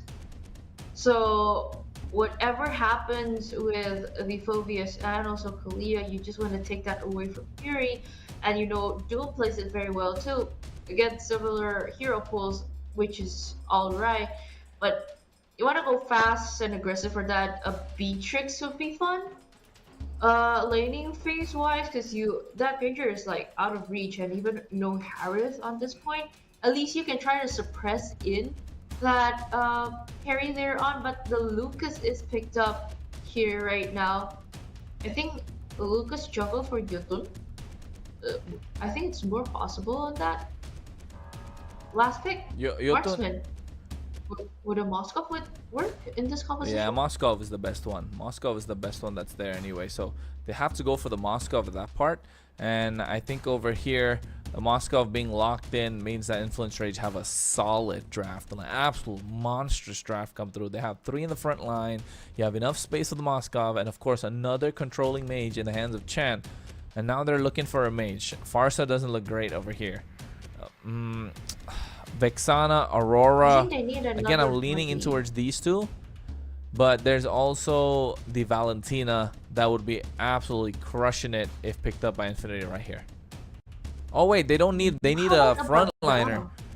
Yeah, they need a Badang instead. Yeah, you're right. They need a front. Like, I'm not used to seeing the Zask pop up. A Badang is okay. Everyone picks a Badang against the Naruto, against Lucas. But hey, they go for the Khalid to add on a little more aggression in their lineup. I mean, like, it goes for the same trail of thought. If you want to bring up the Hilda Badang combination or even the Hilda Khalid combination, I thought of the Khalid, but I didn't mention it because like it wasn't as recently brought up a lot. You know, like after M6 and everything, it just slowly kind of dips.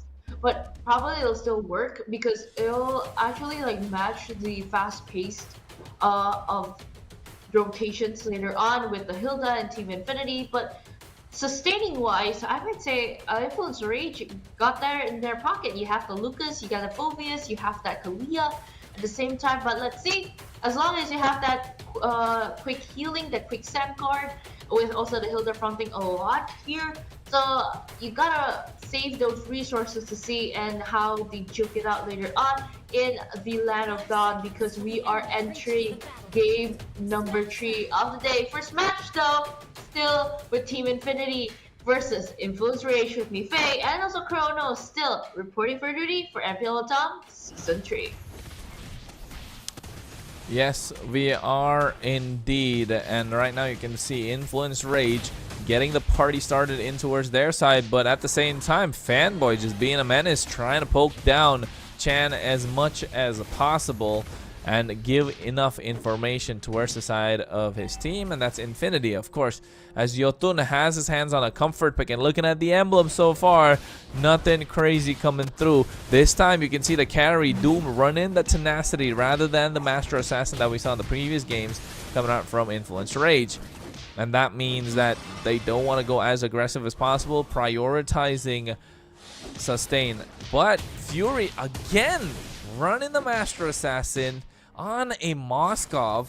He just wants to play as aggressive as he can. And I mean, looking at how they play on right now, they really want to focus on that EXP lane, try to suppress those main vision openers, because like Team Infinity, they really have 2 heroes or just that really to open up a lot of things. But even though they really want to go aggressive at the early game, will Influence Rage support this though? Will they want to try to bait out those fights? Will they want to try to finish those fights? Because like, even if they say they want to play, but you don't want to get that on hold, nothing will actually happen. So let's see who will get to be aggressors first half later on.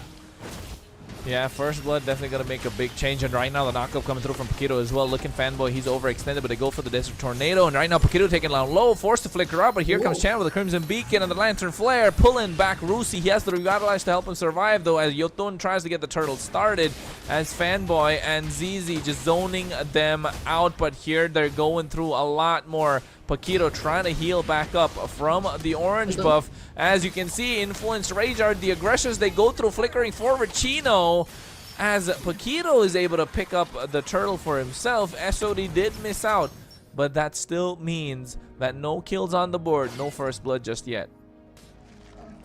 Right now, I feel like this goes well for the even though you see Doom tries to rotate a little faster, supporting your teammates and but that wasn't fast enough because you've seen that figure. Yeah, and I think right now ZZ is just moving in towards that river, trying to dominate. Oh, but Paquito went in very aggressive right there. He could have actually committed with that Tsunami Slam. Not sure what really stopped him, but you can see Fanboy right now trying to protect as much as possible. And right now, looking at Team Infinity, they are trying to get close in, but so far Paquito is just a menace on that Kuya. Either just finding someone, whoever he can get his hands on, because like right now, quite aggressive. He was just there for a long time. No, did you see Paquito? He tried to go for the title strike along with the skill one to get out of harm's way, but Lionel's Nightmaric Spawn was counted as a hero, so he grabbed onto it and knocked up at the same time, rather than using that second skill to go to a safe distance. So that's an interaction I never thought I would see, to be honest, and it's working well for Lionel. And even right now, again, I think this time is not really focused on the GOAT leaders yet, because since you've seen Fury on the Moscow is quite dominating in laning phase against Doom on the carry, you just really want to focus on that EXP lane. You want to get those fights early on. You want to try to get this advantage later on, because like everybody is just there at the turtle pit trying to juke and get that main objective in your pockets.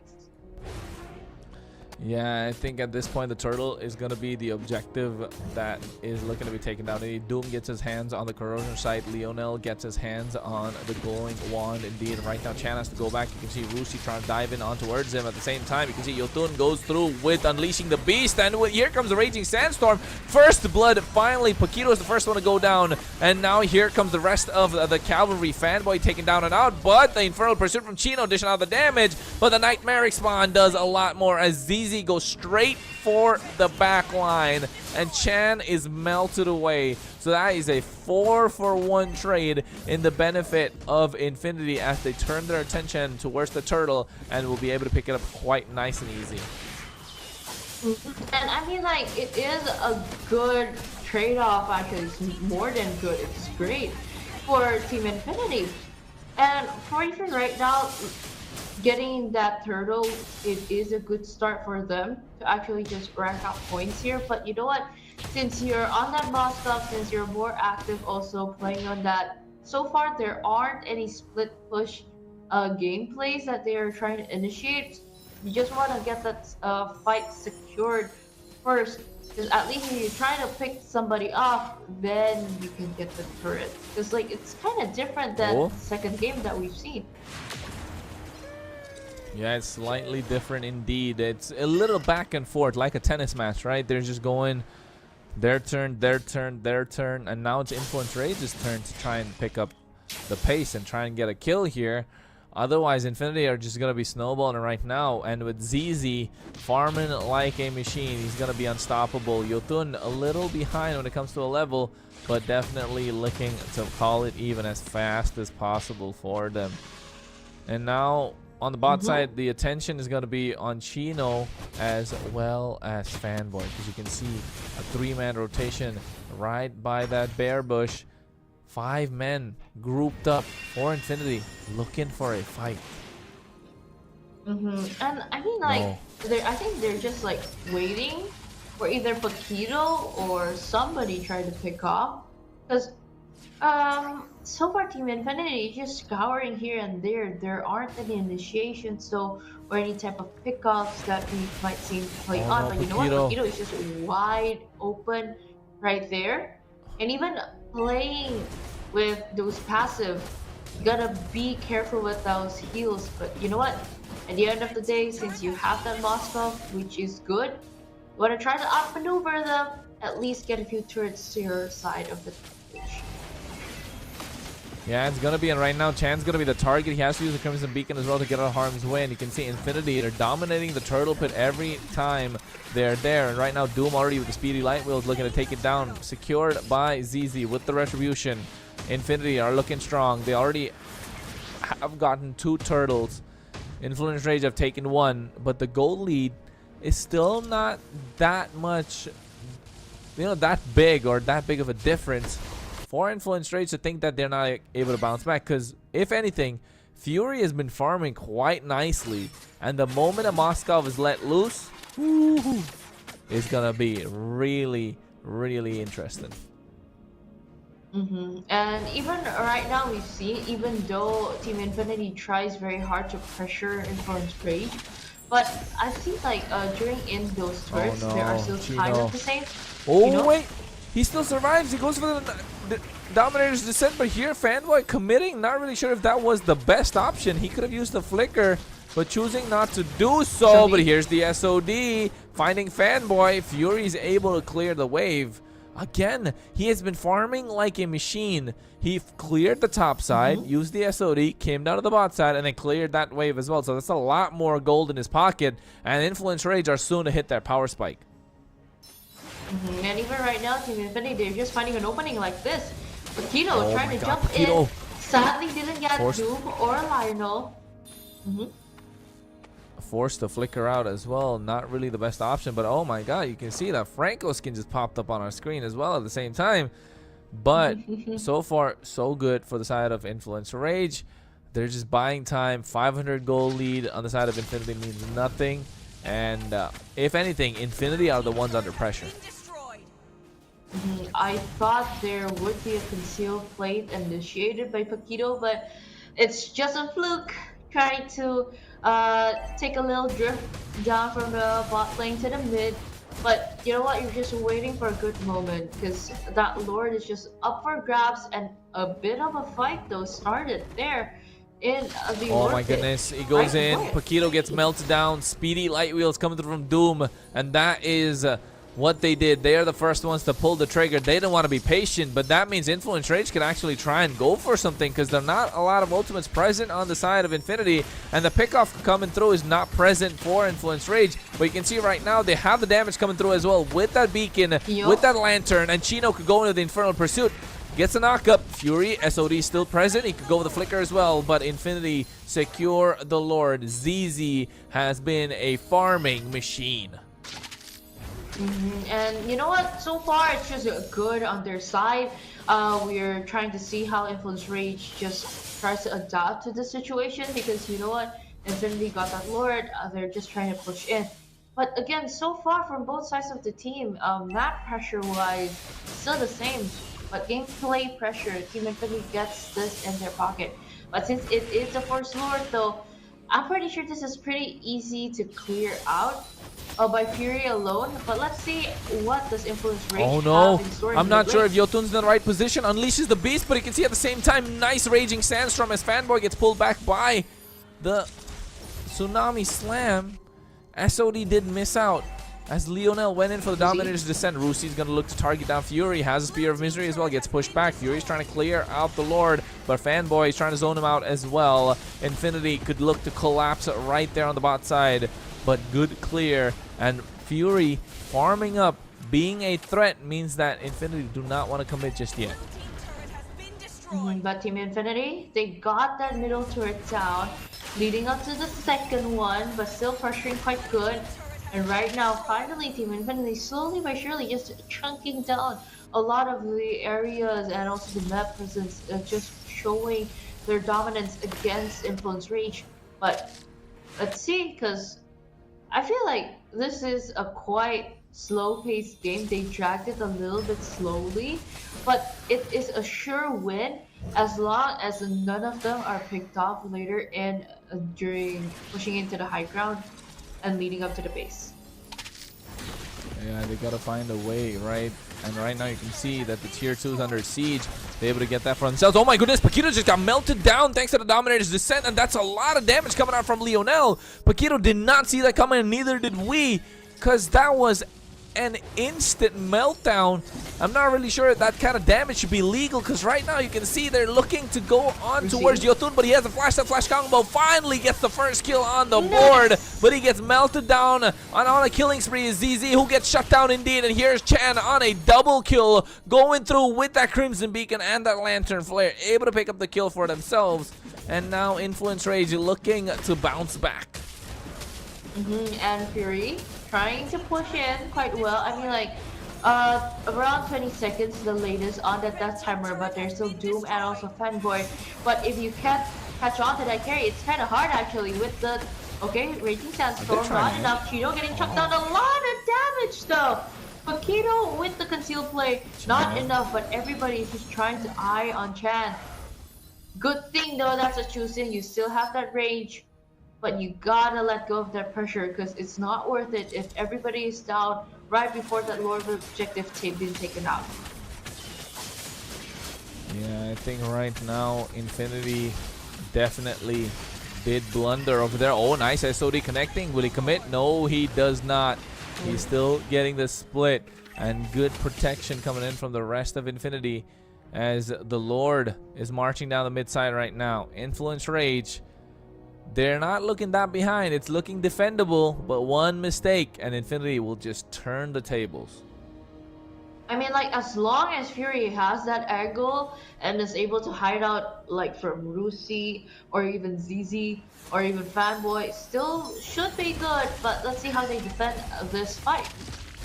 Yeah, Rusi gets pulled in with the Lantern Flare. He's out of position right now, not able to survive. Good clear and good position from Chan to make sure that the sacrificial lamb is going to be Rusi for the side of Infinity. And that was a nice outplay come through as well. Influence Rage live to see another fight indeed.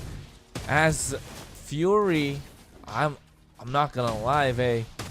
If Fury gets a little bit of space, I smell a savage coming. Yeah, I mean, like, he is on a Moskov, and somehow, someway, Influence Rage is just able to drag this to the lane, and even Huawei with the flicker coming in quite Winter. well. Fanboy going through his Winter Crown to make sure he survives. You can see right now the Dominator's Descent is already cleaned up, but Lionel's going to be the target, and he gets melted down. Fury goes in with the SOD as well, right in the back line. He has the damage need coming through. As you can see, one after another, they will have to run away with tails tucked between their legs, as Infinity are looking like they're cornered. And now with Fury leading the charge, the damage being present, Influence Rage looking to dominate. That was a amazing concealed flicker, and even on that tsunami slam by Paquito, because it just works wonders, knocking out 3 people, even like main damage dealers in that one moment. But you know what, getting 1 kill is a good thing, but getting that moment was just way sweeter, I might say. And even right now, they're just waiting and just buying time, because all eyes are on that Lord right now for Influence Rage. So far, if they can hold out this always, they are in a good position. Team Infinity though, they really gotta find a way how to clear those minion waves out, how to try to enter and take back that Lord. Because if they don't, this might actually be the end for them instead of coming back to Influence Reach. Yeah, this could be the end if possible, but they need to pick their fights wisely as they go for the Tsunami Slam right now after another. They're going and throwing ham ultimates at them, but you can see at the same time Rusi's going to be the first one to fall down, and Paquito's next on the chopping block, but here is Fury unleashing his own fury as he takes away Lionel. SOD to connect, and right now they go for the flash combo, missing from Yotun as the Purify pop from Doom makes sure he will survive, and now they turn their attention in towards the Lord. ZZ is still alive, so the fact that a Lord Steel could come into play is still alive, ladies and gentlemen. Influence Rage want to take this game away, but Infinity are trying to fight. And now with the base crystal left exposed, look at the amount of minions coming through. Influence Rage coming back from the dead. And so far they're able to defend, and which is good, but right now waiting for that Lord is just a good moment.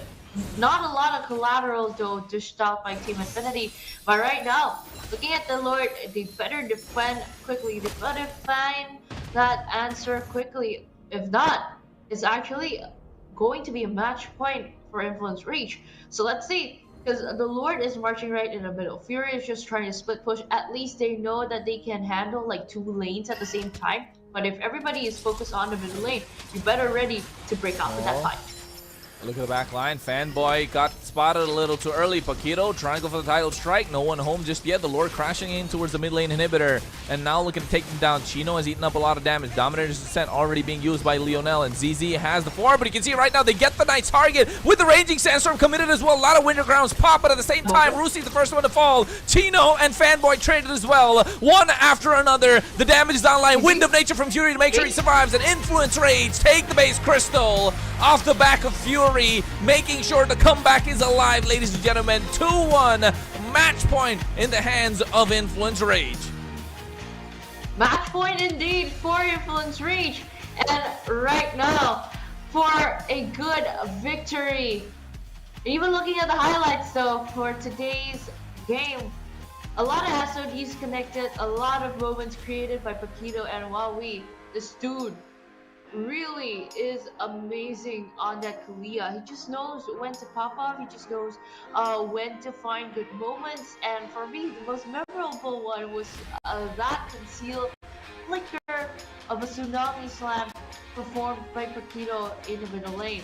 And looking at those, a lot of moments that were very crucial on how Influence Rage was just able to turn back the tides against Team Infinity was just like solely handled there by Paquito. But at the same time, you have that frontliner, you have that moment maker, you have to have that damage dealer. Fury though was a menace on that Moscow, leading and Influence Reach. They are able to drag it onto the late game so late that Fury was just able to perform very well on this Moscow. So at the end of the day, this draft was just executed so perfectly for them. The draft was perfectly executed indeed, but in the early game they didn't have the brightest of days, did they? Influence Rage backed into a corner, but Fury staying alive was the key to victory indeed. And finally, when the opportunity presented itself, he just went crazy, he went berserk, and then all of a sudden, hey, Infinity, they didn't even see it coming. They're backed into a corner, and just like that, the tides were turned. Influence Rage off the back of Fury. As you can see, the final play with a Wind of Nature as well, going straight for the base crystal. Influence Rage making it match point 2-1 in this best of 5 series. And I mean, like, leading up to this, there are a lot of moments that were very crucial, a lot of moments that you feel like probably this is the end, but actually no, they tried to defend that. A lot of push and pull, but at the end of the day, game 3, I feel like it's more heavier than the first and the second game that we've seen. Those typical one-sided gameplays, those typical one-sided pushes, but right now though, it's finally getting hotter and hotter, and it's finally game 1 for them. Yeah, I think right now Influence Rage finally found their footing, right? Game number 2 felt like they were comfortable. Game number 3, hey, they almost let it slip. But then just towards the end, it just clicked for them, and then all of a sudden they just bounced back, and they know how to play for the win. They know their keys to victory. And Fury, oh my god, that Moskov was definitely farming. So was ZZ though, right? ZZ was definitely farming a lot, but Fury left untouched. A Moskov, not what you want to see in the late game. A 0-death Moskov 10 minutes in. Woohoo, you're looking for trouble. Yeah, that's hard. Actually, both sides of the marksman really have the same condition. At the same time, both need scaling, both need gold, both needs to unlock the late game. But at the same time, I feel like since there are a lot of spaces created and a lot of like moments created for Fury to just like come in and just throws those spears in, at the same time, you can't really see Doom hit a lot of those speedy light wheels because no one was in range of that point. And even so, if it's opened up, it's just mostly to defend a lot of the obstacles getting thrown to them. And right now we've seen, as I said, it felt like a little bit longer than the first and second game. Here we ending game number 3 with 1809, 5k gold lead. And for right now, I feel like those neutral objectives are more contested now, and it's more stable compared to the first and the second game. But for now, the emblems that you've seen right now is quite good for the carry. And how Doom was trying to play, even with the KDA of 406, with that 1 getting on his heads, is just definitely not enough. Because you know, Fury on the full build on a Moskov, I feel like it's more broken. Yeah, definitely. The Moskov was just an absolute beast, if you ask me. There's no other MVP in my head. And with the way he's been playing, oh my goodness. Paquito definitely didn't have a good one. He was being targeted down the entire time. And he was just, after a while, he was just like, hey, screw it. I'm just going to be the bait. And that's what he was. Because look at the amount of damage he took. 123,000. 123k. Yes, you had Rusi on the other side who took a lot more. That's because they ended up on the losing side. He was taking a lot more damage than he should have. And it's looking like the side of Influence Rage have finally found their stride, found their mojo, and now looking to take the game away, looking to take the series away, as this is the first upper bracket quarterfinals that we have coming your way, ladies and gentlemen. Influence Rage 2 right now with Infinity 1 in a best of 5. And looking at the stats, it was an up and down battle, but once it got to the mid game, it was all Infinity. Just towards the end, when Influence Rage found a way, found an answer off the back of Fury, it came down to the last defense as well, right? That Lord, once they were able to defend, it was looking difficult. It was looking dire for Infinity, and now they have to go back to the drawing board. I mean, that's what happened if I feel like Synergy finally clicked in. It's just like everybody's engines is just like already hot now. It's not like the first game where you just gotta like let that car like sit and cool down at the same time, or just let it warm it up first. You gotta fire it up. But let's see, firing it up finally worth it or not, because the MVP of today's game is Fury on that Moscow. Really a menace though right now. 405 KDA with those. I feel like those are template emblems for right now. And for the kill participation though, he was busy in the early game trying to just keep his laning and control and everything, but at the end it did reach out to like 75% of the kill participation with full build items. And even with that respect WON, it's just seriously, this Moskov was just purely a menace. Fury. That's what I'm gonna say. This guy was an absolute monster with his Moskov. And you can see it, right? He was never really around these team fights. He was always trying to farm up, making sure he's there, he's present, and then when the time came in, bro just clicked. bro just went ham, and then he just locked in. And you know what? Other than the damage dished out fully by Fury, I really like to mention also that Paquito made sick plays, to be honest, during that game number 3. So gotta hand it to them too that he was pretty good on that Kalia. So let's see if it's game number 4. Will it still be the same composition that they know that is already working? That Phobius and Kalia? And will it still bring up the Juicen? Will the Zas finally be a definite answer? Or is this just a lucky cheese pick in the first game? We're just trying to explore later on for what happened in game number 4. Will it be a winning match for Team Influence Reach, or will it be equalized again and again, prolonging until the 5th game of the day? Best of 5 series for Team Infinity. So let's see how it goes. Yeah, I think at the moment it's looking dire for Infinity if you're an Infinity fan.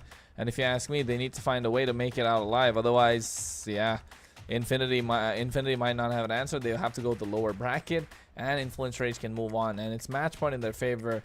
And so far, the way momentum's going about, it feels like Influence Rage is definitely going to take this one. A fight is going to be it's either going to be the blue side or the red side, but I think Influence Rage have proven themselves on both sides this time. So it all comes down to how the draft is coming about and the execution with the game plan that Infinity really have. And this is the time to pull out all those pocket picks if they want to stay in the upper bracket. And I mean, so far it's just looking lighter for them right now, but you gotta have that reset of a mentality of what happened in game number 3. You gotta try to gain it back. If ever Team Infinity, they just wanna try to put on equal footing to just stand toe to toe with Influence Reach. Let's see, because we are definitely coming in for our draft picking phase here in game number 4 of the day. And I feel like those typical bans will still stay the same. The Julia, the Harith, the Joy or Hanzo probably, or any shifting of the bans would probably just be a respect of a hero. If ever they do get to shift, a Kalia or even a Phobius should be okay if they do want to close just either one of them. Yeah, I think you can see right now Kalea is already banned out from the side of Infinity, so the pickoff's not going to be present for Influence Rage. And now Influence Rage should be looking to take away similar options. Not a lot of pickoff left. They have the Hayabusa has not really been a contested pick so far, but the Suyo has. The Joy's always been in the ban section, and so has the Kimmy. So I'm assuming the first ban's got to be a Kimmy here, but hey, wait, we forget ZZ can play the Julian. I mean, like, both of them can play. I mean, even both of these teams of players, they do have a similar hero pools. I'm just quite amazed that the numbers of mages that these mid laners can play, even from Team Infinity and Influence Reach, and even later on from Freemax and also Corinthians. But for now, we've seen those template bans. A respect for the Kalia, at least you won't see any Tsunami Slams anymore. Right now, no more Chip also, so that means no more fast rotations, no more Joy, nobody cheeky to catch that little energizing Joy, and no Hanzo. Most of them are just respected, most of them are still prioritized. We've seen that both sides of these marksmen, they shine very well in the same typical of heroes. We see Doom on the carry, on Moskov, same as Fury, and also the Granger can be picked up. But since of this shifting priorities, Chronos, your wish is finally being brought up here in game number 4. Team Infinity got that Kimmy up for grabs because nobody banned him in the first ban phase. Hayabusa, Influence Rage need to lock down the Hayabusa, and they need to lock it down quick. Otherwise, it's gonna be difficult to try and take down this Kimmy. And we might be looking at a game number 5. If you ask me, with my predictions, I definitely want to see this go down and closed out with the Influence Rage. They lock in a Cho as well. Yes, it's a great option to try and pick someone off, but then again, I don't think if it's going against the Kimmy, it's the best option. Kimmy can still always pop the Purify, and yeah, it's not looking... It's looking nice so far. I mean, they have a good front line, but it's not the best pick against the Kimmy. So, Kimmy here is looking super strong already. Because I mean, like, to what extent can you tank as much damage getting dished out by the Kimmy? Because like, if you're moving forward and technically Kimmy is just shooting at you, it's kind of hard. When you want to try to finally reach to the Kimmy, and then you're in low HP, it's just an instant kill backing up by the team later on. So it's kind of a bit of a dilemma on how you want to try to reach the Kimmy. But you know what? Infinity, they are just widening their space open with that pick of Agato Kacha and Sasuke on ZZ's side.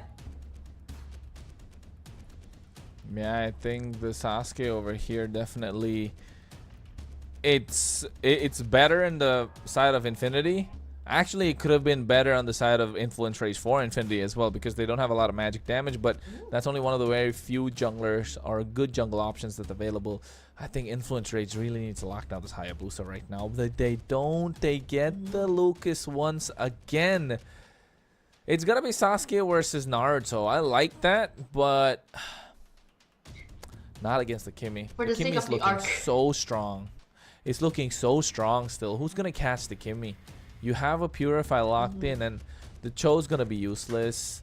The Lucas is kind of gonna be useless. The Phoveus is looking not the greatest at this point. Yes, you have a good front line. You need a strong back line right now if you are Influence Rage. So they're really playing for their gold laner and their mid lane, and that's the last two picks that's there. And it's gotta be a Farsa.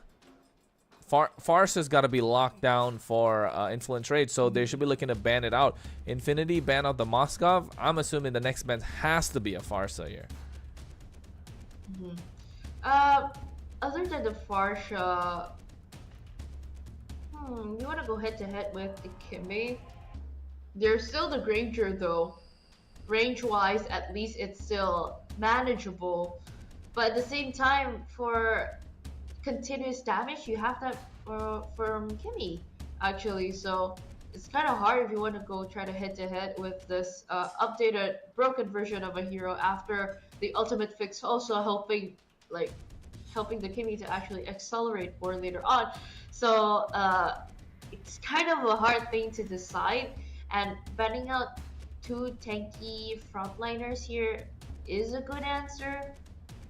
But I feel like if ever that Lucas is picked on for the jungle, sure it can sustain against the Kimmy, but it's kind of hard though when they try to execute. A carry would farm a little slower than a Kimmy. Laning wise matchup, it would be hard. I think a Beatrix should be fine. A Beatrix or a Granger if ever they want to try to pick that up. Yeah, I think a Granger with a Farsa. Just lock it down. The Farsa is going to have a hard time, though, against this Gato Kacha, to be honest. But I don't really see many mages, many mid laners doing a lot here. With the range, at least. You need the extra bit of range advantage. That's the only reason I say Farsa is good here. But, again, against the Gato Kacha, just... It's looking bleak for Influence Rage. I feel like this is going to go to game number 5 already. Yeah, it's just kind of hard. We'll see how they close out the draft. Of course, Influence Rage need to find an answer. Maybe go for... You're saying the Beatrix. I still think... Oh my god, they locked down the Louis. Oh yeah, it's the opened Louis is going to do up. so much. These guys just want to brawl. Influence Rage just want to fight. And Infinity on the other side, in the meantime... I mean, yes, this Kimmy is looking nice in the gold lane, but let's not forget, it can be flexed into the mid lane as well. Yes, but if it does flex into the mid lane, I feel like it's just sad to see that it wasn't unlocked for full potential. It's gonna be greedy if they're flexing it to the mid lane. Yeah, it's it's going to be hard actually also scaling to the late game. I mean, like we've seen how it goes for the other teams in relegation week. I mean, like you don't want to give that up because you're in playoffs already, What? basically. But the Uranus and the Valentina pick though, That's a I'm actually lot quite of curious. magic Who damage. do you want to copy? Yeah. That's a lot of magic Who damage. I can mean, you- yeah, but the Valentina, you take away Unleashing the Beast from the Lucas, right? That's a straight counter coming through already. You have the Way of the Dragon. You have the Infernal Pursuit. It's good pick. The Valentina is a really great one. I don't see it as a bad pick at all, but this Uranus, it's going to be demanding a lot of attention from Influence Rage. I feel like they heard us earlier, and this is the pocket picks that Infinity are going for. With this Uranus on the EXP lane, they need like someone that can melt him down. Otherwise, he's gonna be unstoppable. And they lock in the Irithel. Is it the best pick in the goal lane currently? Yes, with everything that's taken down, with Granger's present still. But I think after the Uranus was picked up, they had no possible way kind of like picking the Granger. I still think Granger would have been better though. But Irithel's not bad. But I mean, it's a gamble. It's a gamble if you want to pick up the Granger. At the same time, I really thought of the Beatrix, so at least you can dish out the damage. But no wonder, and now you've seen why they try to ban off the Moskov and also the carry, because you know what, Mastermind behind of it, you want to play those puppets to their stories. You don't want to bring up those aggressive type of heroes so you can chuck down both because of Contra and also the Uranus. So you better just gotta close that off, and you don't want to go for a very aggressive and also greedy lineup as you learned before in week 4. So let's see how it goes, because I feel like the draft here today is just very unique and just a lot of surprises ready for us for MPL LATAM Season 3. Match number 1, game number 4. Still with me and Kronos on duty. This is Team Infinity versus Influence Rage. Yeah, and I think it's going to be really good for the side of Influence Rage if they're able to pick up the victory, because they have to play as aggressive as they can. As you can see, the dispersion rotation combo already dishing out so much damage, and Chan has to make his presence felt. Looking at the emblem setup, nothing crazy coming out from both teams. But again, it's Fury running that Master Assassin. He wants to win the 1v1 in the lanes.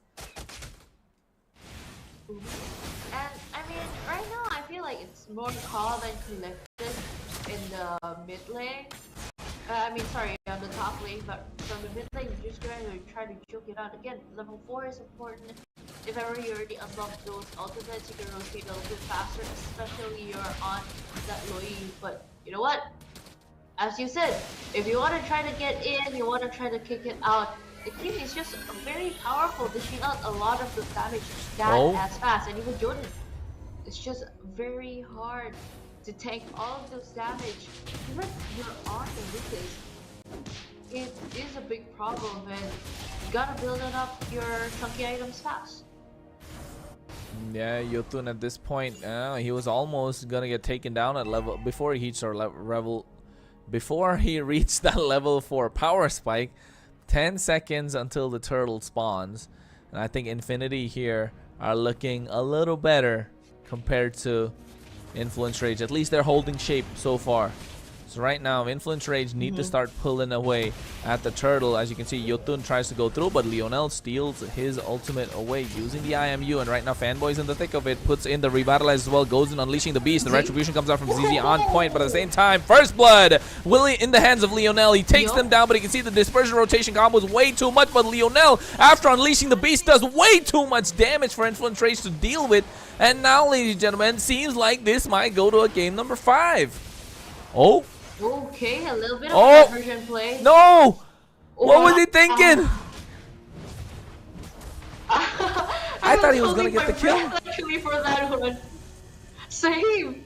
I'm actually thinking of the same, but I think aiming to that, you know that you can't really risk it on the Suyo, but at least you cancel it out and buy a little bit more time so that Yotun can get that pop. But that was a very aggressive gameplay for I don't know what objective that they would like to take.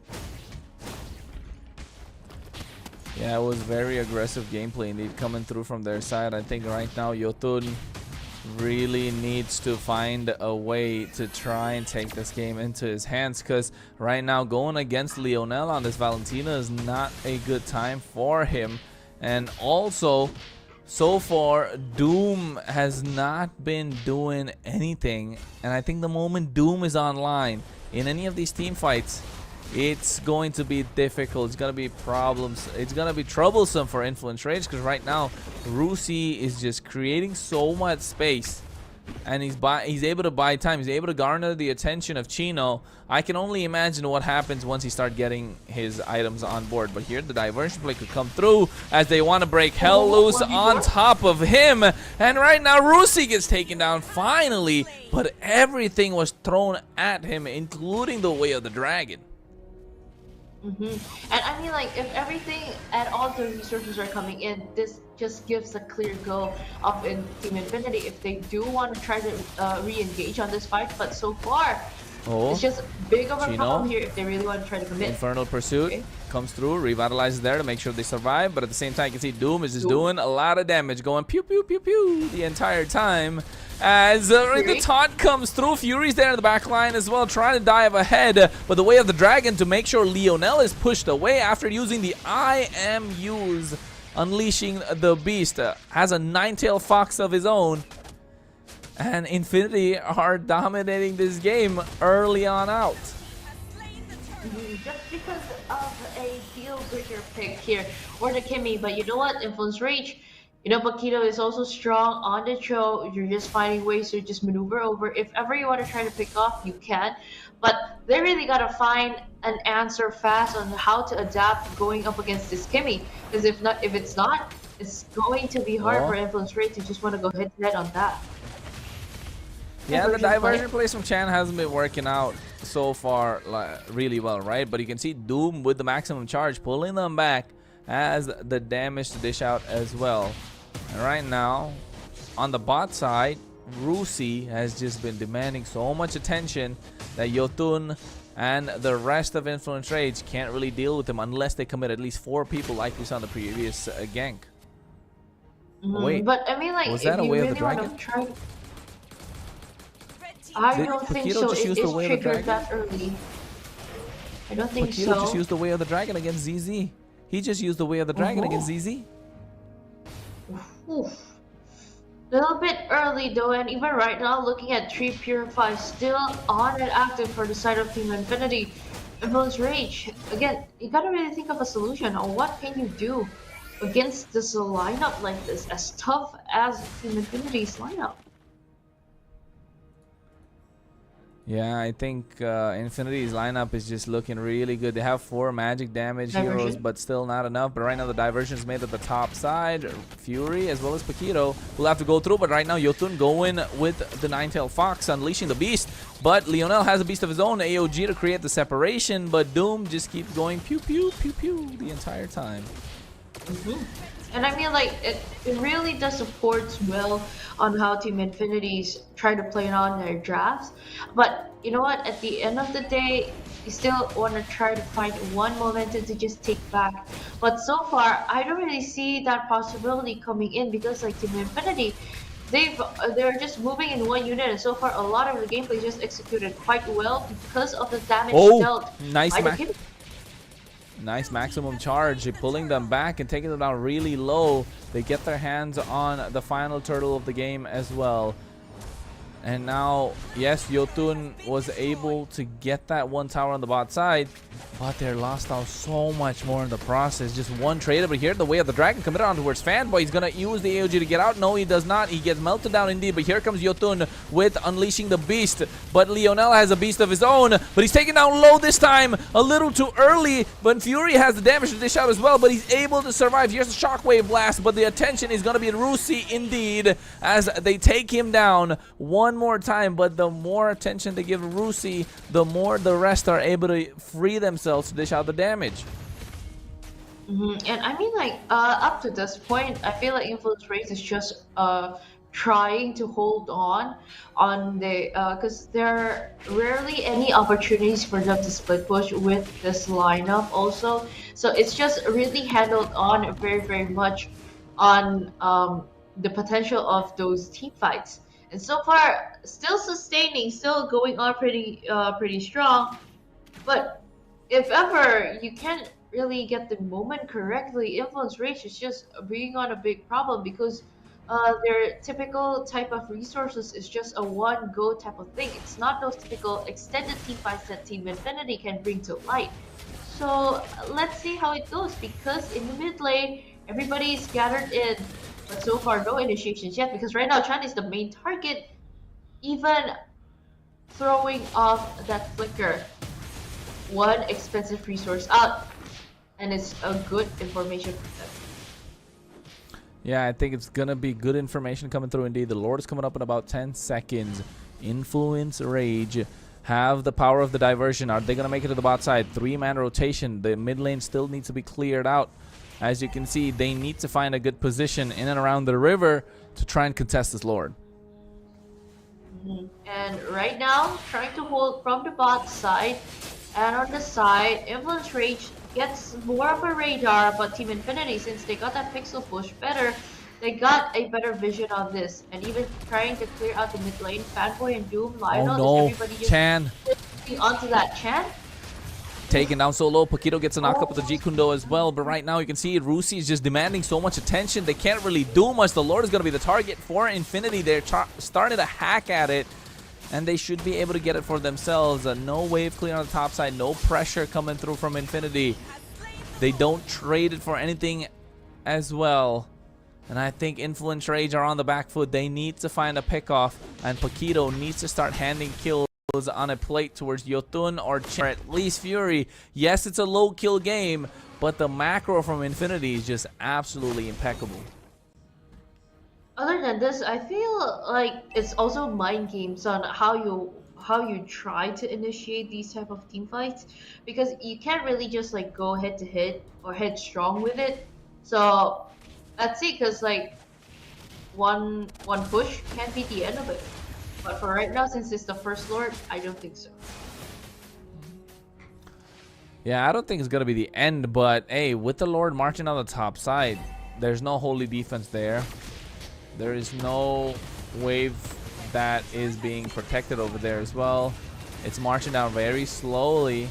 I don't think it could possibly be an end, although the mid lane's not being cleared out, so that's gonna be a bit of a problem for Infinity if you ask me. But they're pushing this Lord so slowly, and finally it makes its way on the top side. And Influence Rage really need to pay attention to that right now. Yes, they melted down, but they sacrifice all their tier 2s. A good push coming through from Infinity, and now they have another set of waves as well that is looking to come and try and take away at least one inhibitor. But it seems like Infinity are just happy with those tier 2s.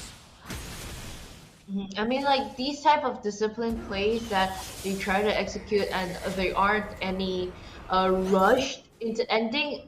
It's just kind of bring to light on how disciplined they try to work at. Even if it's right now, since it is a best of 5 series, that typical aggression that we've seen in the first leading up to the third game is just kind of slowly dying down. It's just moving to the more cautious side of these both sides of the team. And since they are both cautious, it is a low kill game. So let's see whoever gets to outmaneuver who then. Oh, diversion play going over there. ZZ is right there. I think they spotted him. They spotted him. They didn't want to commit. It was looking difficult. I think ZZ was waiting for the last moment as well. But right now, that means Infinity realized that Influence Rage can't really make any surprises. Can't really give them any gifts or presents that would cast them off guard. Because now the Lord is about to spawn about 30 seconds. And slowly, Infinity are looking to take it to a game number 5. And for now, okay, Doom is just a menace on that, just shooting arrows everywhere. And even looking at the position right now, Influence Rage is definitely on the edge here. It's just being pressed down so well. And even Jotun getting that mark from the Valentina, knowing that it will be copied later on. So I think it's just a matter of a sneaky beaky gameplay, but I feel like this Loyi isn't utilized fully yet. So probably a one diversion play can change for everything. But let's see how Paquito and also Yutun will try to front everything, because everything's in line right now. If ever Influence Rage wants to try to charge in against Team Infinity for that Lord objective. Oh, diversion play on the bot side. Rusi's right there. I'm not sure if he wants to go out. They could try and take him down, but oh, they spot him. They get them. And right now they turn their attention to the Lord. Paquito and the rest of Influence Rage can't really contest because now everyone's spotted out. And that means the threat of the diversion is not going to be there. The Lord being reset at 25,000 HP. Going to be 30,000 right now. And I think this tango is going to go on for a while. Let's see who's the first one to try and initiate. It's going to be Paquito. Goes for the flicker away of the dragon. And right here he comes in with the Unleashing the Beast. Flash step, flash combo. They take down ZZN Fanboy. Nobody traded, but meanwhile, the back line. Rusi trying to garner the attention. Chan is going to be the target for Lionel. He's trying to buy enough time indeed. It is one tanky Valentina. And finally, Chino goes through with the Infernal Pursuit. Takes him down. And Chan is going to be traded as Rusi is just absolutely menacing Influence Rage get their hands on the Lord. Anything can happen in the Land of Dawn, but for right now, Influence Rage finally clicked on to that moment and get this moment back. Pressuring is definitely on here for Influence Rage. Clearing that second tier 2, even Jotun just hiding here, finding a good moment again and again, because like if everybody is rushed in this moment without the Lord coming in down at the bottom lane, it is just hard to execute if ever they want to try to face this head on. Yeah, they need to find a way. You can see Paquito gets taunted before he could go for the Jeet Kune Do combo. And oh my god. I don't want to be a marksman in that game right now because Rusi's being a menace. Yotun dives into the backline, flash step, flash combo, but Fanboy's able to tank quite a lot, and finally Doom comes online. This is where the Kimmy starts shining, because Chan right now between a rock and a hard place will go down indeed. 2 Sky Piercer sacks in the hands of Doom. Could make that a third one, but he has to go and clear out the top side wave. And here right now, they're looking to try and call it an end. Fury, Paquito, the only one left standing for Influence Rage. As you can see, Infinity don't really care about their top side. I think they should start paying attention. Yeah, because it's like half HP of the face, you know. And you know what, Influence Rage, they did put up a good fight on just pressuring in, but I don't think it's just a good moment yet for them to just pop off. You gotta be more patient, you gotta find more openings, because if ever you do want to secure this 3-1, and I'm pretty sure they really do want to do that too, you gotta be patient again and again, because if you're not careful and if you're really forcing on that fight in their own base or even their high ground advantage, that Kimmy is just so menacingly disruptive. Diversion into the bush. Again, it's going to be Rusi. Rusi is going to be the one that they're looking for now. But, oh my god.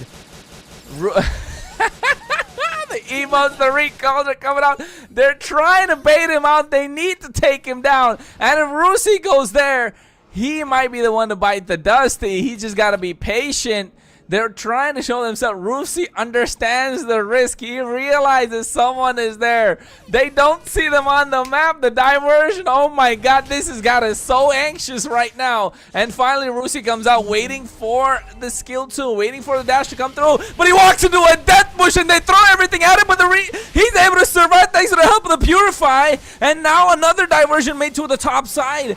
Thank goodness for Influence Rage to have the second diversion. Otherwise, it would have been disastrous. They threw everything at Rusi at the same time, and he still survived. I mean, like, it's almost like a game of chicken. Whoever gets the chicken out first. But seeing how they play right now, Influence Rage is just on the hunt because Paquito can still play. Lionel just going through, unleashes the beast of his own, goes with the flash step, flash combo onto the back line, but you can see the Lord is taken down low, and right now they're trying to get the retribution. Yotun picks it up as ZZ went down just before the Lord, but meanwhile Fury gets taken down by Doom. He has the damage. This Kimmy is online, has a Sky Piercer as well. Chan going to the backside with the diversion play, looking to cast him off guard, but at the same time you can see Doom is just kiting, and Paquito wants to dive in, and seems like Immortality's not yet pop, and Doom is somehow surviving one after another as they trade 1 for 1, blow for blow, but a double kill in the hands of Yotun, and Doom is the only one left standing. He has to turn his attention in towards the minions because they're crashing into the base. Crystal, the Lord is coming down the top side, and seems like Infinity have backed themselves into a corner. Influence Rage have Chino, they have Yotun, they have Chan, and they have the Lord coming down the top side as well, but ZZ is back up online, and seems like Infinity just might be able to defend this one. Timing though is crucial in this time. Influence Rage, they really sure it was a breathtaking fight, but at the end of the day, since it is just Doom, and on that Kimmy alone itself is almost enough to push in with that Lord and clear everything else. Again, with Influence Rage, they got that good, but when they got that answer, even baited out that W, and right before that Immortality locked in, or Doom, Fury just knows where to aim, but at the same time, you gotta finish that fight, you gotta be patient again and again, because once you slip up, it's just hard to come back. And so far right now, Influence Rage, they really know what to do, they really know when to suppress, because in Team Infinity, they are just all backed up to their own base, because they gotta buy some time for like around more than a minute to secure that Lord first, because I'm pretty sure if you really want to have at least a secure push, you gotta have the secure Lord first. And so far, planning in that 3-lane minion wave keeps on coming in. It just works wonders so far right now. And a diversion play? That's a 40 stack. That's a 40 stack Kimmy. That's a 40 stack Kimmy right there. All I can say is they're gonna pew pew pew pew their way to victory if there's no one to stop this Kimmy right now. Because if we saw the previous fight, everything broke loose. A lot happened. I try to cover as much as possible, but the only thing that we could see is the fact that Doom was left untouched the entire time. Anyone who tried to dive upon him just got melted down. And that goes to show why this Kimmy is such a strong pick right now in the current meta, especially if you don't play the assassins. Yeah, you're gonna have trouble against her. And with Yotun on this Lucas, you can't really dive on towards a Kimmy. You need Paquito to expend the flicker, then get the way of the dragon. But again, he's running a Purify. So is it really worth it? Right now you can see they go in, gets the Purify baited out at the right time as well. Paquito had the right idea. And now with the Lord being present, no Purify means that Paquito can do something, but again, no way of the dragon. That cooldown time should be tested right now, but I think also our cooldown time for this game is tested right now. A little bit of a pause here in game to see what happened for Team Infinity and also Team Influence Rage, because you know what, right now it's just I feel like it's more enticing to see that the Kimmy works so well in this time. Instead of the Kimmy that we've seen in last week. I feel like during this week they really like tried to on that Kimmy, so it really highlighted on how broken this hero is, I might say.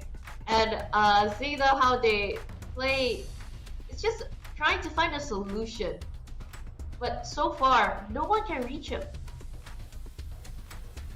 Yeah, no one can reach this Kimmy the entire time, and now without the Purify present, if Influence Range can dance it out for a while, about 20-25 seconds, wait for that Way of the Dragon to be back up again, Paquito will be looking to make that winning play.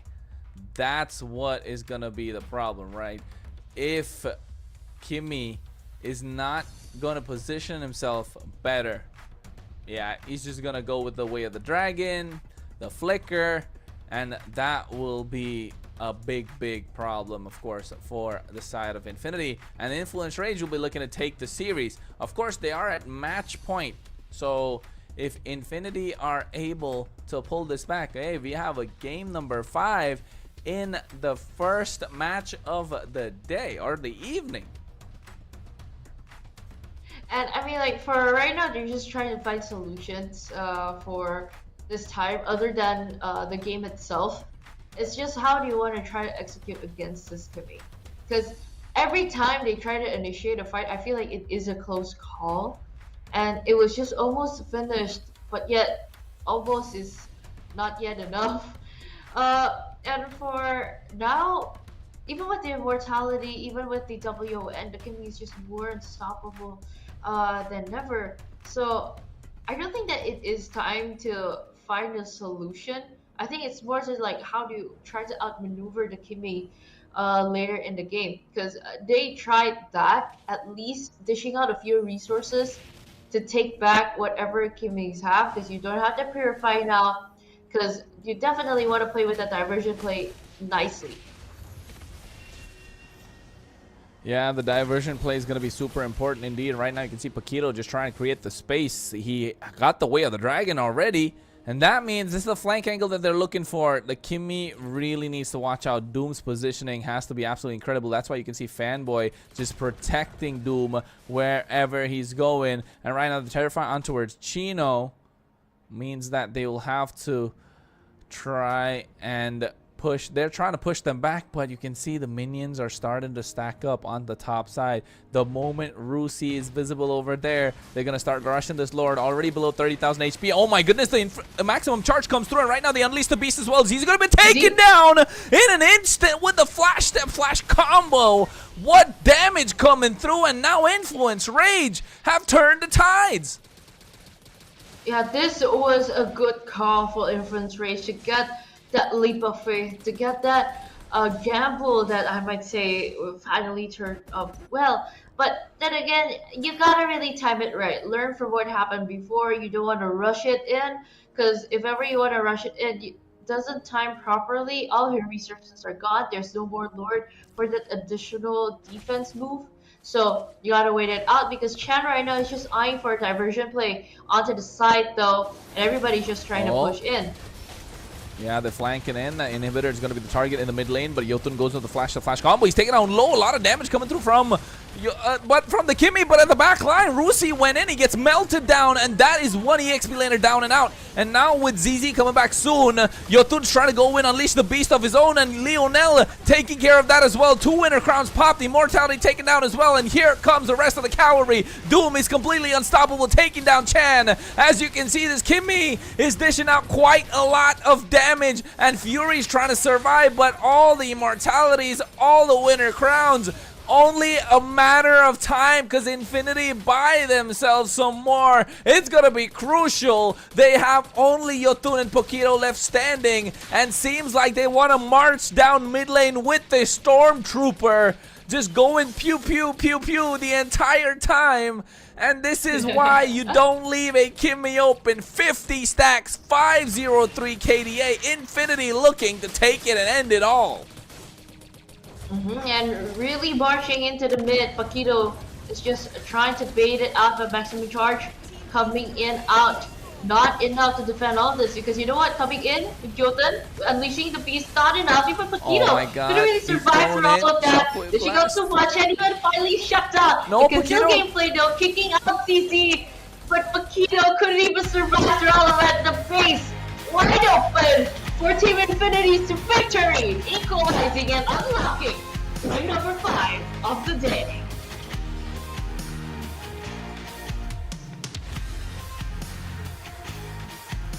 Yeah, I think what a game indeed, and what a way to end it. And seems like, folks, we are down to a best of 1 now, because with the way that this game went, Influence Rage had it, and feels like Infinity just took it away, just because the Kimmy was kind of unstoppable here. So at this point, Influence Rage just put themselves in this position by leaving the Kimmy open, not opting to go for an assassin. A Hayabusa could have been so much better compared to this Lucas, and now they just pushed themselves into a corner, and we're into game number 5 for the first series of the night. And even looking at a lot of positions right now, Influence Rage, they bought out a lot of time. They tried very, very hard to just fight through all of this. But at the end of the day, you gotta respect that Kimmy. No wonder it is banned, but right now you gotta feel that wrath. So again, for game number 5, you gotta rearrange your priorities in the drafting phase, I may say. Yeah, they need to really change the priorities indeed, because at this point, it's not looking good if you're Influence Rage. They had the momentum, but they gave it away, and maybe if they just ban out the Kimmy, it will work out, right? If they just ban out the Kimmy, just let anything else go. I think that's gonna be the game plan for the next game. Paquito tried to buy enough time, went for a conceal. It was just a lost cause at that point, and Infinity just run away with this game. And I mean, game number 4, it's a no debate of who's the MVP. That Kimmy though, that Kimmy shined very, very bright. Yeah, I think the Kimmy Doom just went pew pew pew pew. You got to see a scene as well, right, where the Stormtrooper was just going spinning around. I think that was definitely a highlight worthy play, and for those Clippers out there, hey, that's one of them for you. At least you can see that the highlight of a skin from that angle and everything. But you know what? Finally, we're in game number 5 of the day. Match number 1 is almost at the end,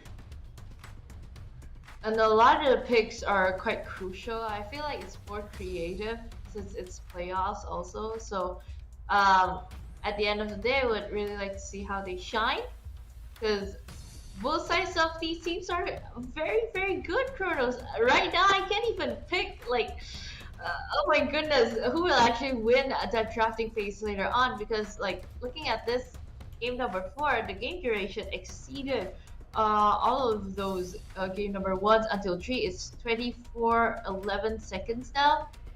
For Team Infinity getting to secure that another kill, exploring a little bit more, expanding a little bit more, is that Kimmy on that bounty hunter, even with the weakness finder on that marksman, it just works wonders for this Kimmy on Doom. Pew pew pew pew. That's all I gotta say. This Kimmy was just going crazy with that. He's just absolutely berserk. 604 KDA out of 14 kills. Yeah, this hero's got to be banned out, bro. Like, why risk it? Why risk letting the Kimmy through? Why risk letting Doom get his hands on an overpowered hero? So, I don't know. I don't know. Why did they do that? Influence Rage. They had the game. They could have got me my prediction. It never really works out, does it? The predictions never really come. Never are right. Hey, I mean, it's a prediction, so it can be right, it can be wrong, but let's see.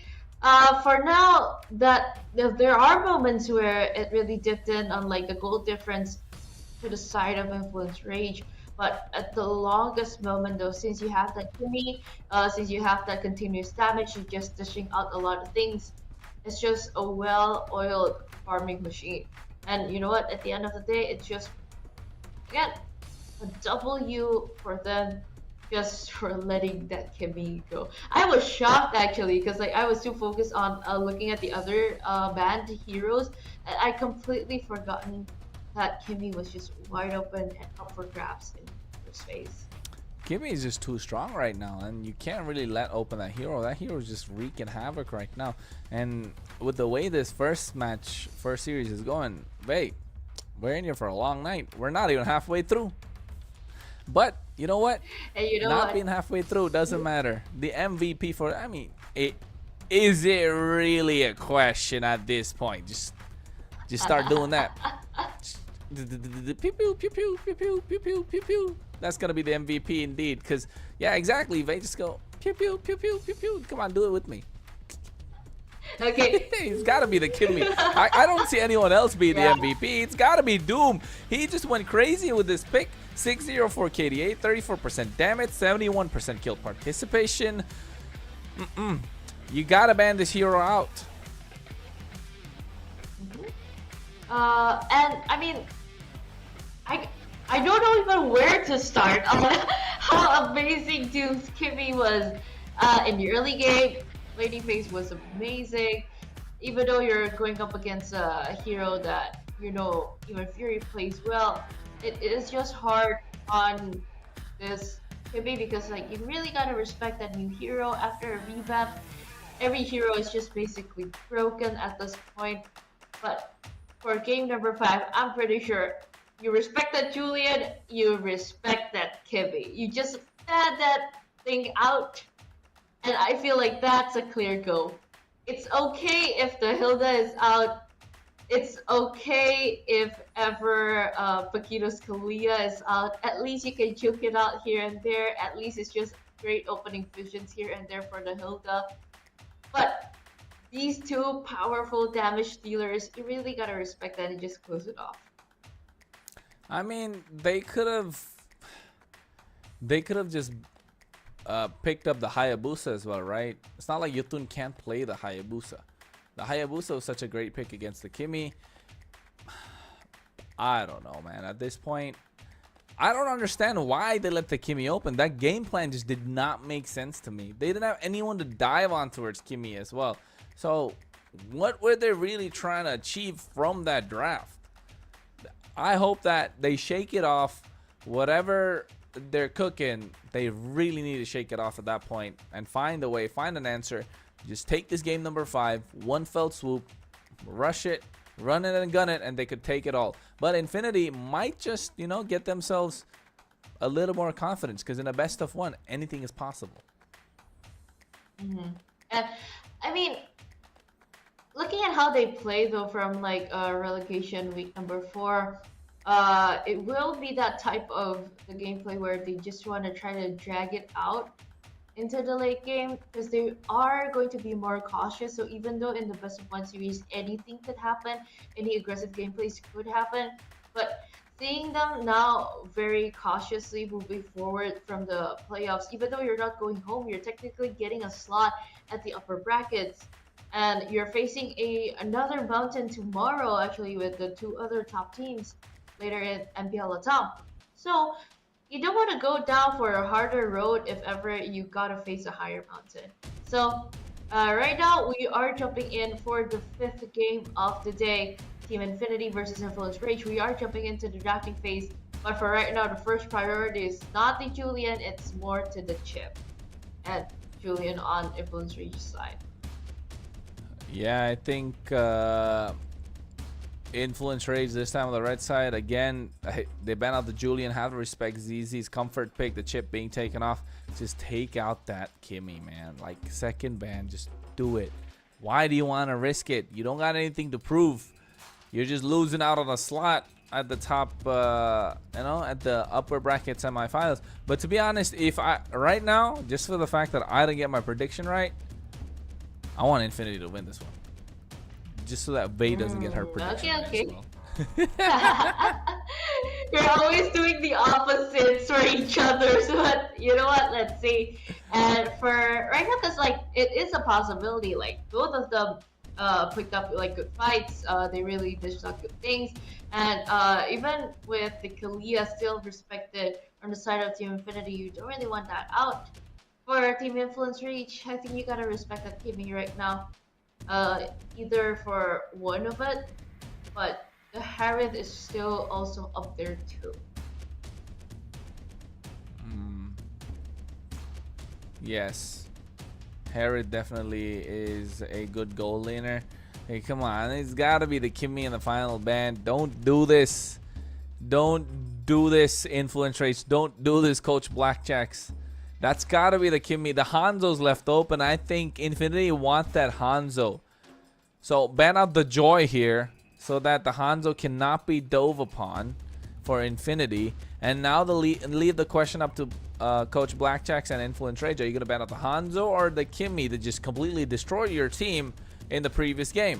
The Fovi is left open. They want to leave everything open. Absolute cinema this draft right now. The Joy is left open. Finally. They didn't wait any longer. Yeah. The Kimmy has been banned out. Finally, I feel like it was just holding my breath on seeing it. Will this kitty pop up or not? But since then, board junglers being up for grabs. Will the occasional funny pop up? We never know. If ever, if it's not the funny up for grabs, there are also possibilities of a Joy Suyo trade-off or a Suyo Hayabusa trade-off that you can find secure, or getting that Hanzo Granger for the first pick because it is just wide open as that too. But turns out though, even CC getting that Hanzo, Influence Rage, securing that Joy, and also got that gacha at the same time. So since there's no Volvius, wanna go for that AoE as you mentioned before in game number 1, got that gacha up for grabs. Yeah, I think this Gato Gacha is nice. The Joy is nice. Both look at a dive from Influence Rage. Infinity needs to find a way to stop that from happening. The Phoveus is already taken out. They need someone who can kite around. I don't see any better marksman than an Irithel to be picked up right here, right now for Infinity. That's going to be the best option to make sure you're able to move around. A lot of mobility does help. I would say possibly even go for the Matilda, but the Hylos is another great option to try and prevent that dive. You can have a dive of your own. You need to find a way to stop this Joy, a Tigreal with the Irithel. I think taking Irithel just make a lot of sense here. I mean, like it is a good combo, but it doesn't close off to the point where like both sides of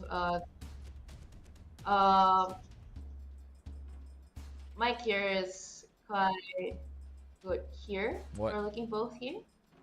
Infinity and Influence Rage. I think they're just considering their drafts right now on what to do. Because, I mean, like, this is their last game of the day. It is basically make it or break it, or else you gotta go down for that lower bracket gameplay. You gotta, for that match, sorry. But right now, Infinity Influence Rage. Oof. I feel like it is a tight one to see, or either side of this could actually win it. I mean, it could come out from both sides, right? I think at this point, it seems like there has been a pause given in the draft phase, and right now during the draft that's going on, it seems like they're having a little bit of trouble, especially Infinity. So while they're sorting it out, we have a look at how this draft can go about, right? And I feel like a Tig and Irithel works wonders just because of the fact that you get to counter Joy with that implosion when she dives into the back line, and also have a lot of mobility present to be able to kite the Joy. And you also have a winning lane in the gold lane. The only way you kind of have trouble is if you're not able to 1v1 the Moskov. But if it's against the Granger, you're already winning. So a Farsa is not great, but if you're Influence Rage, you want to lock in that Farsa as fast as possible.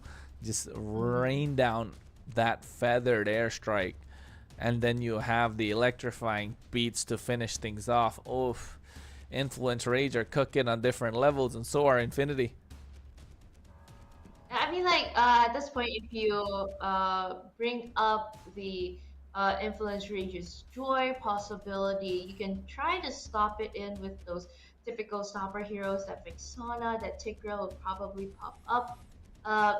I mean, like, we can go on basically for days at these type of compositions, because a lot of the combinations that actually played out will have a different outcome, but at the same time, as long as there's synergy in that team, anything can work out as well. And looking at these drafts right now, there is a little bit of a pause for everyone who's watching right now, because they're of course thinking the best possible way to outdraft each other, to play a little bit of mind games in the drafting phase, because it is their last game for today's match. So really gotta make it worth it, I guess. Yeah, I think they definitely had to make it work indeed at this point. The draft is under pause, ladies and gentlemen. For those of you who don't know, you can pause on the draft, and that's why you can see the timer's not moving. It's not like it's glitched or anything at this point. Infinity on the blue side, but this pause in a draft gives a lot of time for the coaches to think through what they could go with, right? So if anything, Coach Blackjacks has a lot more to think around with, and Coach of Infinity Tsubasa definitely has a lot of time to try and think what would be the best pick. And to be honest, I don't see any other better pick apart from the Tigreal and the Irithel, unless they want to play super aggressive, which comes in with this Lu Yi as well as the Hilda. I like the Hilda, the Lu Yi not so much. The Lu Yi, yes, you want to dominate the early game, and you need to dominate the early game, especially these team fights.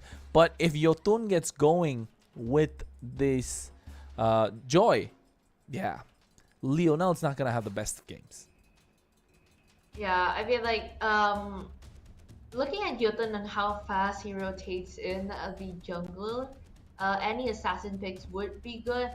And even looking at Chan right now playing those typical stopper heroes that we've seen that he excelled so much, picking up the Selena.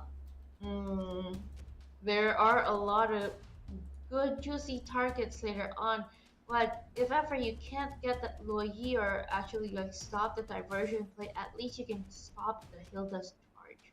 But either way, we are entering the second betting phase here, turning off the Baksha, turning down the Cho, respect to some signature heroes, of course. And even leading up to this point, so far no marksmen are picked yet. So banning off the Moskov or the Granger should be a good pick. At least you chuck down those possibilities, just leaving probably the carry open. It's good for Team Infinity if they want to pick it up, because you know you're going up against the Gatakacha. It doesn't also close off the possibility of like Doom on the Beatrix. He is also very good on that hero, and he's wildly known as how to utilize on that maximize of the full potential using off the Beatrix, so it's also good. But again, with the similar heroes bringing up for Fury, you want to close off the carry for that counter. I get it. For right now, is it a Granger or a Moskov ban? Should be good from the side of Team Infinity. Yeah, the Moskov ban should be coming through on the other side. But I don't think they rather want the Moskov than banning it out, because against the Joya, Moskov is really great, right? So the Badang being banned out makes still doesn't make sense to me, because the Badang is what they would want to run as well. Against the Joya, Badang's good, Moskov's good, and that could have been two great picks coming out from Infinity. I don't understand what Infinity are drafting for. I'd really like to see what they have in store. They want to go aggressive, so Hylos could be an option for them.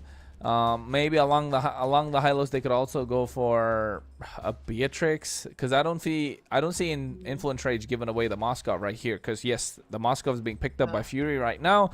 And on the other side, they need to retaliate. Irithel's left open, which is still a great pick.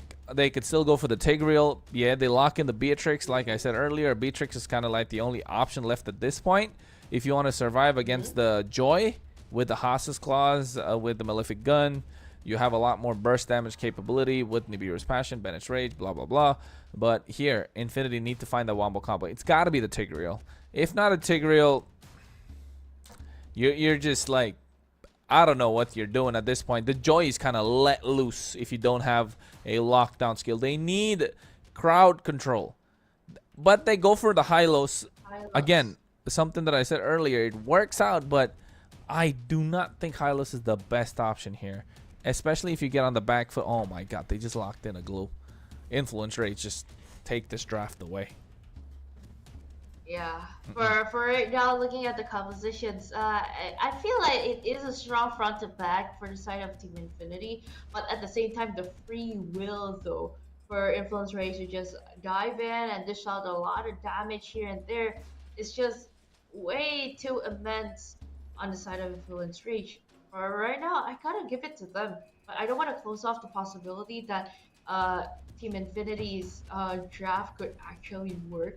Later on, it just depends on how the timing of that mini stun coming on from the Hylos. But it's going to be hard for Fanboy, but it is going to be a well-fought game later on. So with these 10 heroes picked up quite well and well thought indeed, for game number 5, their last game of the day to determine will they still continue at the top brackets or will they have to go and fight at the lower down brackets. For today's playoffs, day number 1, MPL LATAM Season 3, still with me, Faye, and also Kronos. Entry, the last game of match number 1, still with Team Infinity versus Influence Rage. Yeah, and so far, looking at the emblems, nothing really crazy. Again, Doom, this time Doom rocking that nice damage output coming through in the second phase of the emblem setup, right? The second talent. While Moskov still wants to go for the Master Assassin. Again, Fury likes to play an aggressive lane as much as he can. And Chan over here on the Selena definitely wants to be the aggressor as well. They're fighting for the Lethal Wanderer. Oh, Fanboy gets caught out. I think this could be a good moment for them to try and take him down, but he has to revitalize to make sure he survives. ZZ might just lose out on one of the jungle creeps right here, because you can see the invade coming through as Yotun steals it away. I can't believe I'm looking at a Joy farming much faster than a Hanzo. Daylight robbery indeed. Slowly, one by one, Yotun is just getting a lot, which is good for them because you gotta hit those early stages, you gotta hit those early conditions. After all, see, it's been a while actually seeing Yotun on that Joy, so I mean, it's a good sight to see. And I mean, it's going to be a very powerful pick right now for the side of Influence Rage.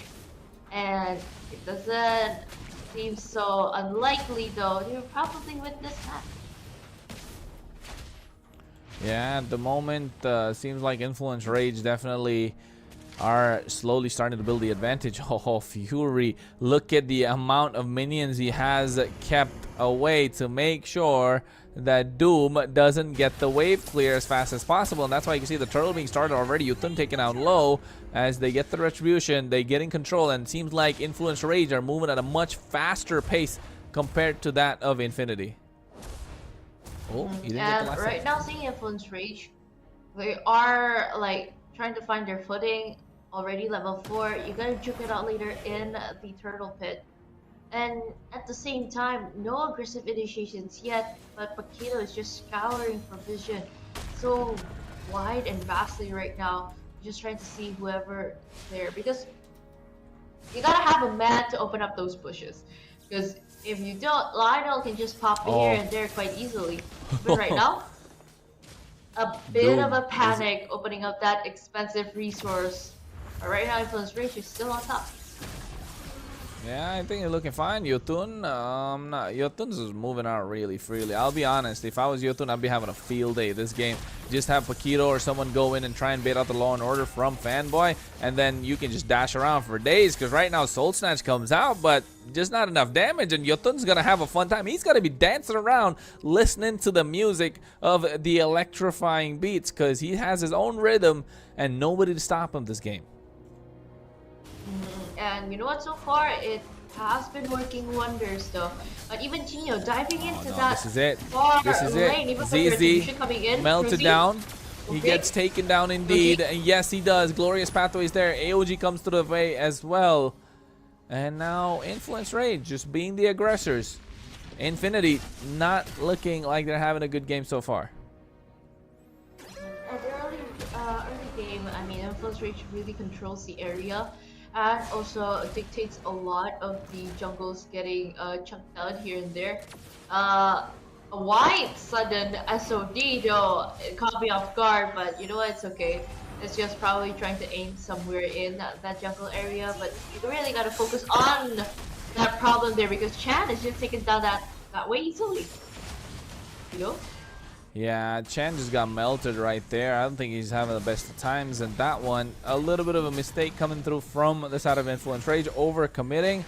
And now without the ultimate present from Chino, it's going to be a little hard, because you can see Glorious Pathway comes through as well. But Yotun again goes into the back line. Nobody stop him. AOG connects as well. Creates a separation. Doom has to flicker out of the harm's way. But guess what? He gets taken down indeed, because again, Yotun is just free hitting at this point. Can just walk in and walk out as he pleases.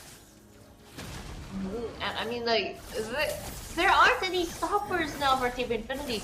I mean, how fast can you take out that yin and yang combination between Lionel on that Yi? It isn't fast enough to just stop the Joy here, since you can just menacingly jump here and there that easily. I mean, this is just so far a great advantage for Influence Reach. Even with the draft, it just wraps it up so well, I think. Yeah, they wrap it up well indeed, and right now Infinity just they brought this upon themselves in the draft. I say 70% of the game is the draft, but you can see right now Lionel gets caught out in an Abyssal Arrow. Purifies a little too late, but Chino gets himself a Stole Snatch, but he's a tanky boy indeed. Oh, Abyssal Arrow connected Lionel just when he's about to recall. That is absolute insult to injury, as Paquito is just being in the face of ZZ the entire time. And again, Chan is looking for the arrow on towards Lionel. He's not letting him breathe. Yeah, I mean, like, if ever you can shoot one arrow, you shoot in. As long as Paquito's there to provide vision, yeah, you can basically. Since then, right other than being a menace in the mid lane, okay, Influence Rage on top. Blue team turret has been destroyed. Yeah, on the top side, Influence Rage get that tier 1. And now looking to take one at a time. Next target should be the mid lane, because there's a 5-man rotation coming through as well. Yotun's present, so is Paquito. Oh, but they don't want to go there. They go instead towards the bot side. Should be able to pick it up, but these arrows again, ZZ, that was just the end, the last bit of the arrows animation, and he catches him with that. That's absolutely nasty, if you ask me. Disgusting with the way that Influence Rage have drafted at this point, and no reply from Infinity whatsoever as the turtle's up. Okay, even with Influence Rage, they are holding in a lot of vicinity, even with the SOD though. Ooh, last hit before securing the kill. But you know what? You don't want to get greedy. You don't want to directly teleport into like 3 turrets at the same time. The Influence Rage, they just caught this objective so clearly, so fast for them. I would say this is a low. There might be a chance that this is a low kill game, but it'll be fast actually because of the draft that Influence Rage is bringing onto the table. Yeah, it's looking bleak, right? Looking grim if you're Infinity at this point. What can you really do? You really have to play for Doom's Power Spike. You got to play for a mistake coming out from Influence Rage. And if you're a fanboy, you really can't use your skill 1 unless and until Yotun dives in. But even then, that's going to be too little too late. You got to hang around Doom as much as you can. And Doom really needs that Rose Gold Meteor, probably an Athena Shield. Oh my god, the Abyssal Arrow on towards ZZ just when he's trying to clear out the wave. Chan has been complete menace. Yes, he's 0-1-0, but annoying. Oh, diversion. Tries to find someone, but at the same time, you can see Rusi uses the AOG to get out of harm's way. This is what I was talking about. Who's going to stop Yotun? He's an absolute monster. He just walked in, and now he's just walking out. That easily, I guess. And even with the diversion play, trying to sandwich on Fury, that's just wasn't well enough because Chino is always there, present, helping him being a good frontliner. But you know what? Keep on hitting. Even with Fanboy and Rusi, they can't really do much, even though they are tanky boys. What can one do against Furies and Moskov if it's like this in this position right now? Oh my god, Lionel just gets melted down in the mid lane tier 1. Yotun is just going completely crazy on this Joy. Level 14, 400, 100% kill participation. All the kills that the team has are in the hands of Yotun, and I don't see how he's going to be stopped because he has the temporal rain as well. So the moment he unlocks the electrifying beats, he's going to be able to get back the rhythm, and he's still going to be able to move around. And again, he's taking down Rusi just like he's nothing, and that's a Hilda. This Joy is just on the loose. We've seen a powerful Kimmy in this game. We've seen a powerful Joy, and with this type of synergy right now, I might say this is a one-sided game though. On Influence Rage, they are just trying to find an angle right now. Yeah, they're trying to find an angle indeed, because at this point, Lionel, oh my god, Chan is just so annoying with those abyssal arrows. Fanboy has to take away the traps as well to make sure nobody gets caught out later. The Lord is marching down the top side. I think Influence Rage want to call this a complete end as fast as possible. Fury has a double buff. Tier 2 under siege. Influence Rage looking to take the game. Of course, they are marching in a very well-fashioned manner. 3-lane push, even with the Lord buying time from the top, just marching in. But Doom will be undergoing clearing out that Lord, but everybody's just trying to barge in. Oh my god, nice AOG connects with the arrow coming through as well, but at the same time they try to go through. The Lord is still looking healthy. The inhibitor is going to be the target, one after another. They lose Fanboy first and now looking for the second. Influence Rage want to end this game in one fell swoop. Doom is there though, using Bennett to try and clear out the wave. And I think Influence Rage are happy with just taking down a single inhibitor, realizing this is not the time for them to do so, and they don't want to throw away a game. I mean, like, even though it is kind of one-sided in their favor, but they don't want to force that. They don't want to push anything that aren't within their reach of limits. Because you see, this is the difference of being like pro players. You see, you know where to push, or like where the limit is, but you know what, at the end of the day they are going to start fighting again, because there are a lot of abyssal arrows ready for Chan to just unleash all of them. Oh, diversion play. ZZ goes into the back line. Nice play with the Pinnacle Ninja as well, but right now you can see he gets chain CC'd. And he gets melted down by the SOD connecting. Fanboy's there. AOG comes through as well. Right now they catch Rusi as the first target. Doom goes in for the Nibiru's Passion, but no minions present means that Paquito will get melted down indeed. And that was not the right play for Influence Rage. That is what Infinity wanted. A mistake coming through, and Influence Rage have made that happen. And it doesn't feel like they're there, but ZZ makes a mistake again. And Rage, with the help of the waves right now, no ZZ present means that there's not going to be a lot of poking. Look at Doom, he's getting it dove upon thanks to the one arrow, and Yotun goes to the back line straight away, catches Lionel, and this looks like it's going to be over soon, because right now the inhibitor on the bot side is taken out, the inhibitor in the top lane is not present as well. Doom was just 1 HP away from being taken away, and now the Lord is going to be present in about 5 seconds. And Influence Rage definitely have their attention turned towards that side. These abyssal arrows never misses so far, and really exceeded my expectations on this game. And Yotun securing that Lord just secures that almost one straight push win right now on this game. Looking at the equipments, everybody's just in full build right now. You've seen how rich that Influence Rage is. Seeing the joy, you already have the Holy Crystal. You even have that Winter Crown for, well, a defensive gameplays, and even the Blood Wings. On the other hand, we've seen that even on the Hanzo, you see only the corrosion side. You're building up to that. I think if ever you want to go for a little bit chunky attack speed, if ever, but it will be hard to chunk down a lot of gold here if ever Influence Rage is just coming in.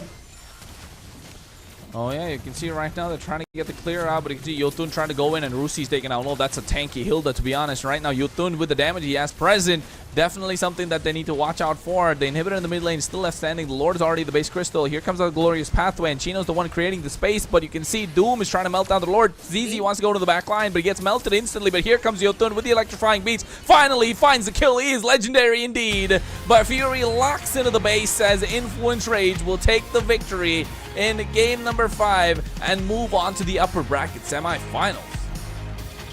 Wow, they are definitely beating their opponents tomorrow. It is between 9Z Global and Entity 7, of course, facing another higher mountain later on. And sadly, Team Infinity, you gotta fight it out a little bit longer in the lower brackets. But before that, let's see a little bit of a highlights of today's last game. I mean, it was amazing to see on how the draft was just so well thought of, and even with that little bit of a pause there, was just so, I might say, quite impactful because it's like more time for you to think and more time for you to just strategize. And if ever leading up to the end, it was worth it for Influence Rage because they gotta outdraft those little things that they really need to take an account to against Team Infinity. But you know what? At the end of the day, you respect that Kimmy. You respect those same junglers like the Julian popping up here and there since week number 2. And even right now, since you have a different prioritizer on, you gotta secure that joy, and that was the key answer for Influence Rage's winning moment right here. Yeah, I think this is going to be really crucial coming through for the side of Infinity, looking at who they got to go against later on. But of course, same thing with Influence Rage as well. They could have just sealed deal in game number 4. They just didn't. They just tried to experiment when they had their game in the hand, and now had to play an extra game to show their cards. And that means the team that they're going against tomorrow, either 9G Globant or Entity 7, have more data to work with. So congratulations to them indeed. But it could have been closed out a little earlier, right? Let's be honest. I mean, like, I feel like they're just cautious. I've mentioned it before. It's either going to be a very long game, but most of it's because they are cautious, because they don't want to give this out. Because they fought hard. It was 5 games. It was a very long day for them. I might say a few hours taken in, but finally securing a win, a big W for them for today's match was just finally exhilarating to see. At the first match was just so. I'm out of words, to be honest. It's just so hot to see those heroes being picked up here and there, and even finally you getting to see the Kimmy in game number 4 just works wonders. And wow, a lot of those one-sided games and even some very, very well-rounded. It was just a good fight to see. Yeah, it was definitely a good fight to see indeed. I think that is a great match, great series going all the way to 5 games. And it was only the first match of the night. We definitely have another match coming your way. But before we talk about that, let's take a look, a slight bit of a recap what happened. Of course, you can see 9 kills to 2, and the goal lead was about 13k in the favor of Influence Rage. And Influence Rage just looked like a completely different beast compared to Infinity in this game. With all of those objectives all to them, I'm actually surprised it's all, including the turrets. It's just, wow, you've seen that this is totally one-sided, but at the same time, Team Infinity, they put up a lot of good fights in the games previously. It was just sadly out-drafted in this in this 5th game, actually, even though they have the first advantage in the picking phase during that draft. Sadly, it didn't work out because probably a few prioritized heroes, also a few comfort picks for them also. But you know what? At the end of the day, Influence Rage, they got their victory. Low kill game, as we said before, but those kills are the moment makers from how Yuten and also Fury shine. And I gotta hand it to Chan on how he just hits a lot of those Abyssal arrows again and again and again, leading into a great impact on how Chino and also Paquito can just like start into that fight because they are division openers. And looking through all of these, other than the team fight participations, again, Yuten was there 100%, as you said. Even during 4 kills, he was all there, and it was all of his kills. And through those statistics to see, every single one of it is just in favor of Team Influence Rage at the end of the day. Yeah, definitely in the favor of Influence Rage, and it was just it was completely different ball game. That game number 5, I'll be honest, I didn't really. The draft just didn't stick out for me, if you ask me. The draft just didn't work out for the favor of you know, Infinity in that game, and after that it was a completely different monster. And of course, we got to think about the MVP for the previous game, and if you ask me, there's only one answer and there's nothing else. It's got to be Yotun on the Joy. He was set up for success by his team, and no one to stop him from the side of Infinity. So definitely MVP worthy performance. And I mean, like, even right now, seeing that how they won and try to play out 8-0-1 KD8, and this is the Joy without the Sky Piercer. So with the Stardom Shite, Winner, Blood Wings, and also the Lantern, Holy Crystal just wrapped up so well. Even looking at the highlights right now of the MVP, you've seen no stoppers at all on the side of Team Infinity. And you know, since you gotta respect that Kimmy, you really gotta respect Yotun's Joy also, because since nobody is there to stop him, he's just constantly entering in and out with a lot of the fights that was commencing in the 5th game. And seeing how he performs to this at the Joy, it's just no wonder that it was bagged a lot from even from the 1st game. So again, since there are a shift of priorities at the end of the day, congratulations Infamous Rage for securing that top spot and still fighting on at the upper brackets. Yeah, I think they definitely worked it out for themselves. They worked it out. They made it work. They won the game. They won the series. They move on to the upper bracket semifinals, and Infinity just move on down below into the lower bracket. Although they still do have another chance, right? That's the best part. But hey, now it's gonna be cutthroat competition coming in from their side. So at this point, we need to find a way to see if they're gonna move on in the next stage and who they're gonna face. Same thing with Influence Rage. We're gonna find out as the matches will be coming to you soon. But before that, of course, we have our second series of the day that should be starting up soon as well. And that's going to be Corinthians versus DreamHack, and that's gonna be one hell of a game. And I mean, like, it is going to be a new highlight, I might say, because they are bringing in new players, a little bit of a player transfer for MPL LATAM Season 3.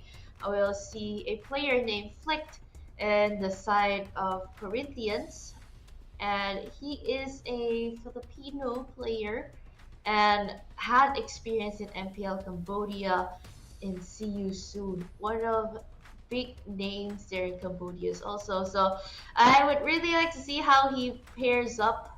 At least there wouldn't be any language barrier with Jesus.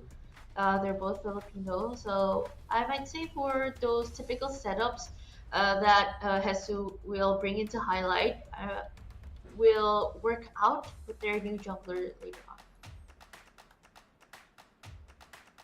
Yeah, and I think if you ask me, of course, their new jungler with their new XP laner, it's got to work a way out to get that communication down. And of course, at the same time, they need to find a way to propel themselves forward. If you ask me, Corinthians are looking super strong right now with the new imports, with the way they've been playing, especially with the addition of Jesus later on as well. And now bringing in Flick, like you mentioned, it's just going to be a completely different beast.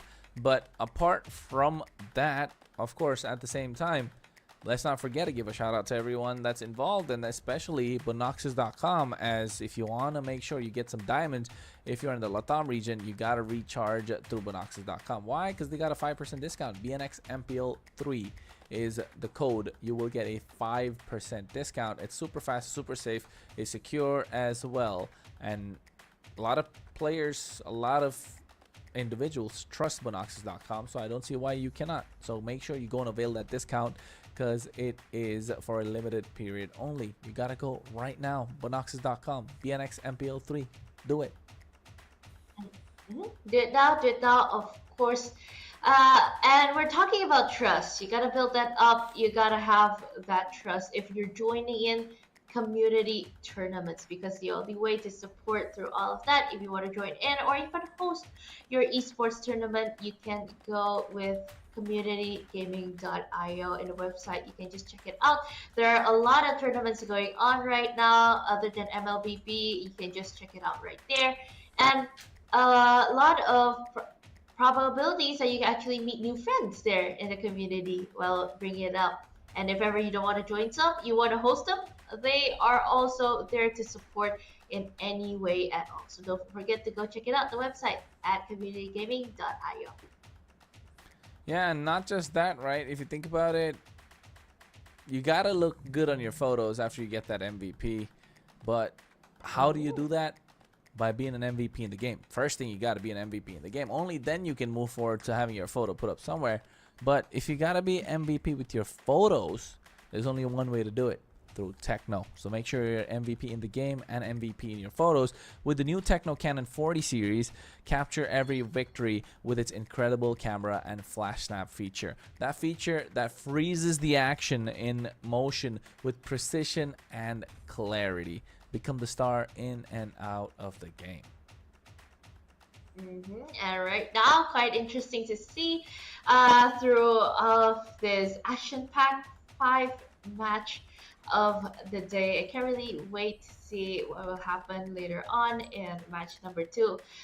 Seeing new players, probably new strategies you bring up. We've also seen DreamHack, how they played out, how they fight very hard in week number 4 during relegation week. They clawed their ways out and finally rising, still flying as the dragons they are, and landing their spot here for today facing Corinthians. I feel like this is a new challenge for them because they're actually facing on with 2 new Filipino players, and with their lineup, I would say it's quite unique actually to see like even a few of those players switching their roles and even switching back to today.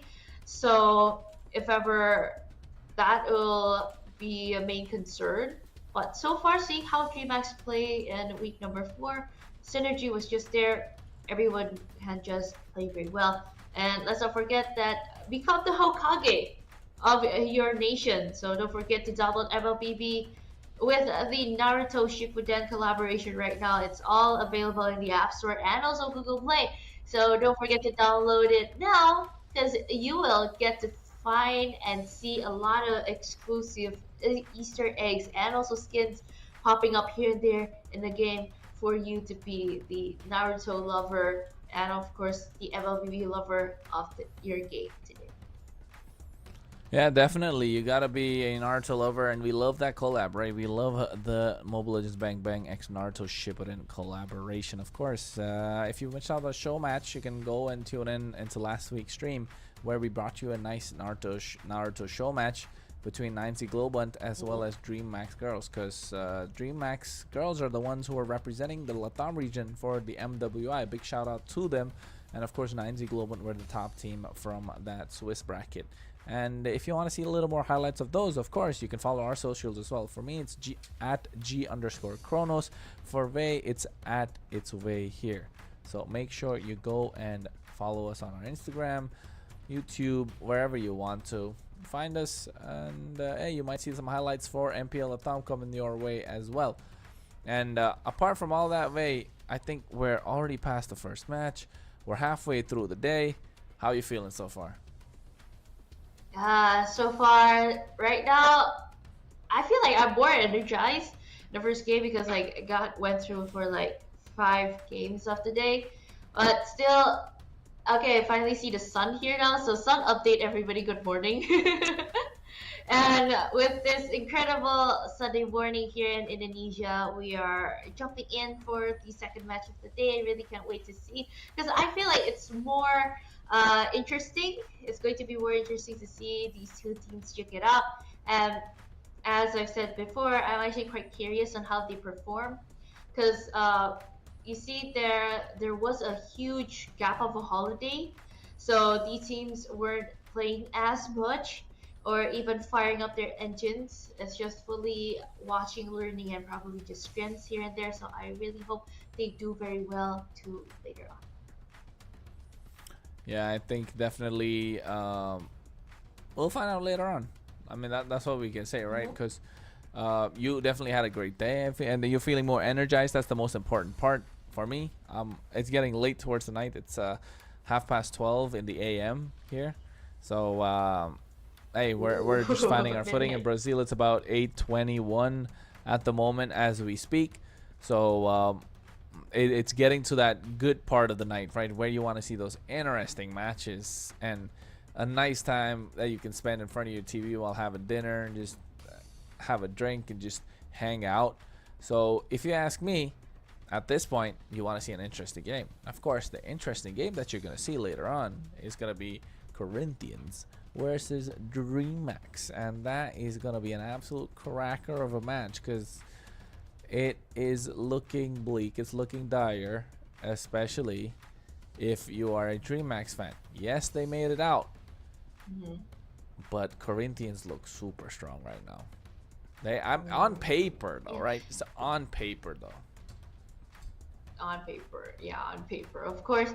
I mean, for me, DreamHack, they really gotta have that solid trio lineup, because the trio mid lane would play a very great impact on it, because you gotta be ready for like Jesus setup, and also coming in with a new jungler. You don't know how aggressive he can be, or like what his play style is later on in the game. So it's kind of like an exploring match also coming in later and a Land of Dawn. So other than learning of it, it's just how do you adapt through all of that. So that's why I said for DreamHack, you really gotta like pinpoint down those trio mid lanes. It's important for them to be solid. It's important for them to be strong, because if you don't have that synergy or any or any of those connecting heroes that you can play out, it will have a problem, because we are going to see our lineup of the day from Corinthians. It's Jesus,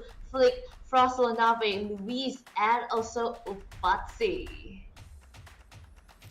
Yeah, I think right now they are looking good, especially if you are Corinthians. I am liking this lineup a lot. They have experience, they have imports, they have a new jungler trying to find their footing. Corinthians are looking super strong. They have that jungle EXP lane synergy as well, and these are some of their keys to victory. Draft early game, aggressive compositions. Why? Because Corinthians like to win the game and end it early. If available, pick Kimi in the mid lane to apply lane pressure. And I think this goes to show that Frostlanabe is really flexible with his hero picks as well. And also at the same time, focus on rotations towards the EXP lane during the early game. Why? Because the faster you unlock Jesus, the faster he's going to be a problem. And I mean, through all of this, Corinthians, they already have a solid lineup. You already know what to do. And so far, these type of things are very possible to happen. But for me, I think learning from what happened in match number 1, the probability of a Kimi getting let loose, it's going to be a little bit smaller, but it's definitely not 0%. So seeing how strong Corinthians is and going up against the mighty Dragons of MPL LATAM, we're going to see a little bit of a fun segment here with Corinthians right now. Salve rapaziada, eu sou a Caixa, tô aqui com o Boziz, a gente é do Corinthians. O negócio é basicamente o seguinte: vai aparecer um boneco na tela, a splash art dele, e vai estar meio desfocado assim, e nós vamos ter que acertar qual que é o boneco em 5 segundos. O primeiro é o da roda, é o Vax. Esse foi fácil, porque a skin é básica, então não tem dificuldade. Segundo, Hanabi, skin especial. Esse não sabe, não. Esse é skin especial também, Spa. Red. Então, eu achei difícil só a última. A primeira é muito fácil, que era a skin básica do Basta. Então, não tem problema nenhum. E ele é um expert em skin, tem muita skin, então ele já vai saber muito fácil. Mas foi legal a brincadeira, é isso. They're just guessing the skin. They're just guessing the skin the whole time. Yeah. And I'm surprised he wasn't able to get the Jawhead. The Jawhead's kind of easy. I saw the teddy bear. I was like, first I thought Nana. But then I was like, wait, Nana doesn't hold a teddy bear. That is Jawhead. That came into the picture. I like the Hanabi ping picked up as well, but hey, the Boxia one was quite easy indeed. And I mean, like, that just shows them they know their skins, they know their comfort picks, of course. And looking at that, let's not forget our comfort lineup here for DreamHack. Still the same though: Black, Rainbow, Blink, Shukaku, and also V2. The same lineup that we've seen in Relegation Week, but you really gotta flex that in. There's no Aurora though, so full Brazilian lineup here for DreamHack. And Rainbow is still on the jungler. Yeah, I think this team look a lot more solid, of course. They definitely have a lot of easier communication when it comes to that. They definitely have a lot more to show in terms of teamwork also, but on paper, just not as intimidating compared to Corinthians, right? I mean, like, they got the additional of Shukaku in their team. It's more of an aggressive rover, I might say. So, I mean, let's take a peek a little bit of those keys to victory for DreamHack here. It's bring back the mobile assassins in the jungle and pressure the enemy gold lane. Pick up mages in the mid lane, crowd control to support team fights, and be careful to not give away too much advantage in the early game. I mean, mobile assassins quite pretty good, so at least you can try to like suppress down Upatsi there, so at least you don't have like a very free Ranger or very free Harith that he usually plays around, because you know that guy's just really like comfortable with those heroes. And with, of course, the sudden cheese pick of a 1-1 that came up quite early in the week, so that was quite of a highlight to see Upatsi plays. And you want to support those good team fights, because you know you're going up against like strong initiation heroes. You gotta have that CC for support and the team fights. Like crowd control, you gotta be careful for the early game. You don't want to give too much advantage, because we see our head-to-head for both sides of these amazing gold laners, is Upatsi and also V2. And so far, it's still in the favor of V2 though, seeing the vast heroes that he's unlocked, and also he plays a lot more games, so probably racked up a lot more points. And even though the average is kind of near close to Upatsi, he still emerge victors with even though less gameplays. He is more aggressive in that lane, so we would really like to see how these two duke it out again in the Land of Dawn later on.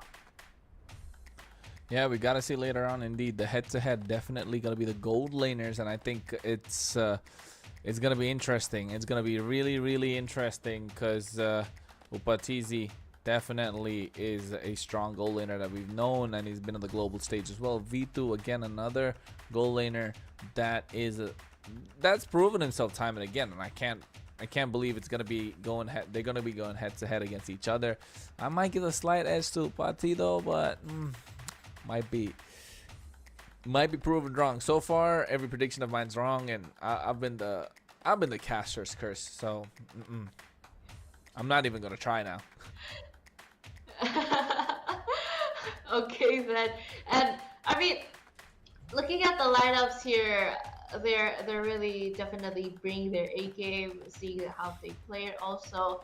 And I mean, hero wise, I would say it's going to be too different. And looking at the first game, I mean, even with the first match, because like most of the hero pools in LATAM is just quite similar, just depending on how they play later on.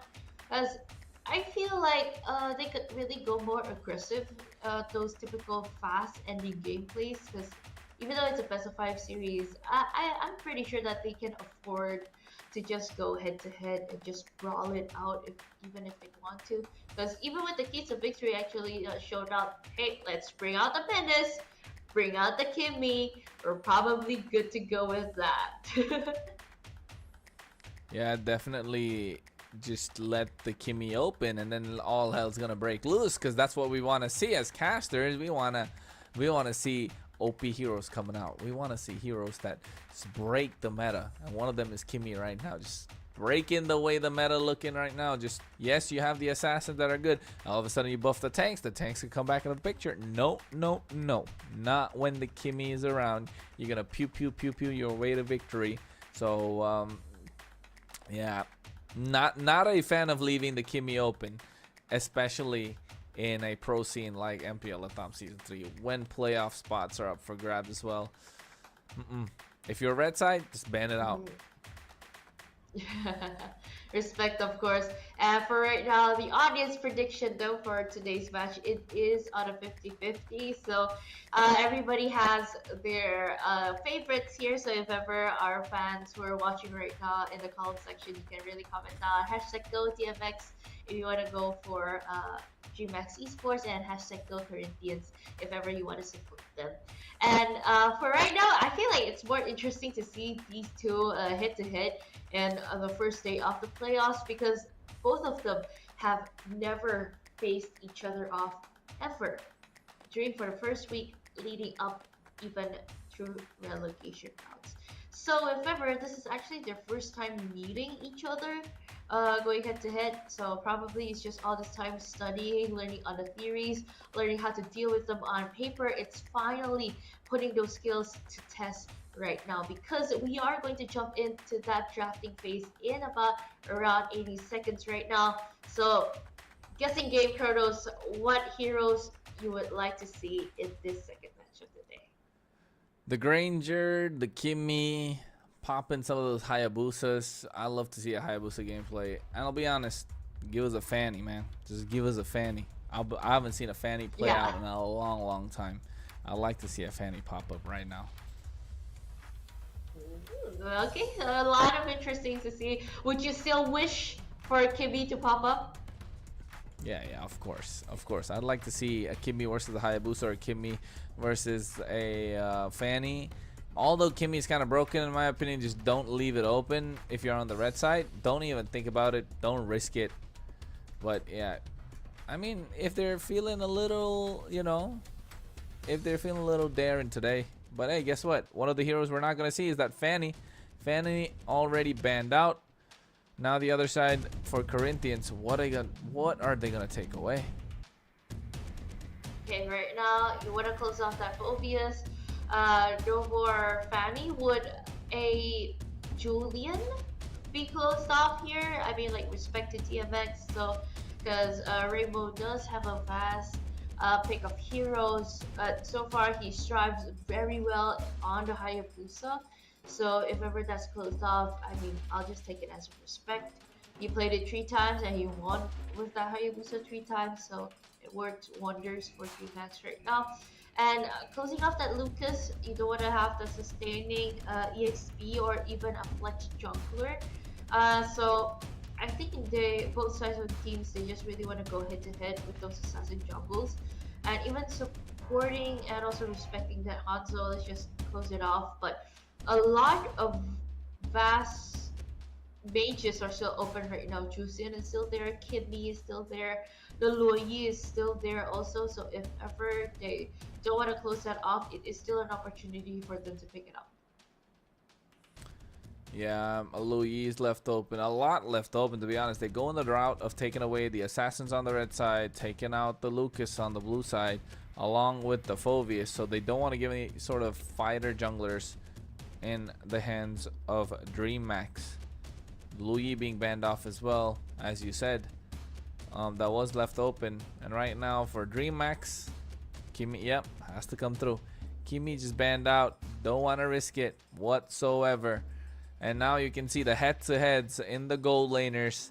The Harrods, the Moscovs, the carries, the Iritels. You're not going to see the Kimmy, but definitely the Granger and the Beatrix. I was going to say all these are left open, so a plethora for them to choose from. But now the first pick, though, what could it be? Gatokacha, the Hylos, the Hayabusa is a really great first pick as well at times. And I mean, looking for Rapazzi, there might be a chance that the Harith will be picked up, because it is wide open and it always has been banned. I don't know though, would it still be a good compatible hero up against the Granger? But you know what? Let's see Loving the setups, loving the day. You gotta pick up that Kalia, and I feel like this is quite prioritized to them to pick the first pick of the Kalia. It's a bit unusual, but hey, it's a strategy, I guess. For GMAX, a lot of jungles are still wide open. You have the Hayabusa, you have the Suyo, or even securing a gold laner. For V2, the Granger, the Harith, Toots of Medicine, either one of those picks. Yeah, I think it's a good pickup with the Kalia. Looking for pickoffs early on. Strong as well. The Jushin and the Hayabusa picked on the other side. The Hayabusa, he's gonna have, as long as Rainbow's able to play it right, he's gonna have a great game. He can quad shadow in and out, and it's gonna be crucial for him to look for the back line, because the moment he goes in, if there's a tidal strike being used, it's not looking good for DreamHack, right? But definitely with this Jushin, they're looking to control a lot more of these objectives, control these fights. They want to extend these team fights, and that means they want to have gold laners that are not so ultimate dependent, like the Harith. I don't think Harith's going to be a good pickup if you are DreamHack, but for Corinthians, it's not looking super bad. The Harith would do good, but again, countered by the Hayabusa. So here, I would look at picking up the Moskov, but the Granger's open, the Joy's left open. Why risk it? Just go with what works. Two overpowered heroes in the current meta. Yes, the Joy's countered by the Hayabusa, but hey, no better assassin right now in the current meta. Their jumbling patterns with that. You know what? Turns out the Harith is just a. Yeah, the Harith's been picked up already. Yeah, I think the Harith's been picked up already, and right now, it's looking good for DreamHack. Definitely gonna have a better laning phase compared to that of the goal laner Upati. Upati is coming in from Corinthians, but if you compare both of them so far in the first phase of the draft, feels like DreamHack have done slightly better in terms of the goal lane. But if Corinthians get a snowball, if they get a snowball, DreamHack have no chance. Right now, though, you gotta respect those tanky ones. Hilda, Gakacha, probably Gong or Khalid if you want stoppers for now. But you want to back to the side of Incestu, where probably bring up if ever, but kind of a rare pick for now. Still a lot of possibilities for them to just close off, but since you already know the three main damage dealers now from DMX, just should be good if they do want to close it off. For now, the side of Corinthians,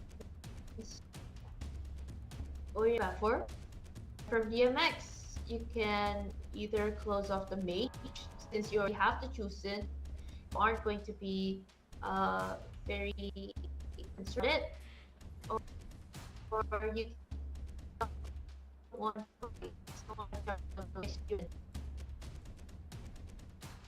Yeah, I like the bans coming through. I like the Gatakacha taken out. I like the Hylos taken out as well. I'll probably be looking to ban out a Hilda if I was DMX at this point. It's not looking bad for the side of DreamHack, right? But it's looking a little dicey if you... I mean, it's not looking bad for Corinthians. It's looking dicey if you're DreamHack. Oh, they take away the Cho. So that's a good pickup for their side. That's a good ban rather for their side. And at this point, I feel like Corinthians slowly need to look at diving on towards the Hayabusa and the Harith. So I don't see a Hilda being a bad pick here, but an Esmeralda being left open also. If Esmeralda is left open, Corinthians just need to pick it up. Of like chucking down the shield of the, you know what, strategy, you gotta turn off the potential of the stopper. So say goodbye to the Badong. You're definitely not picking up the Vexana. So Badang being banned out. That means I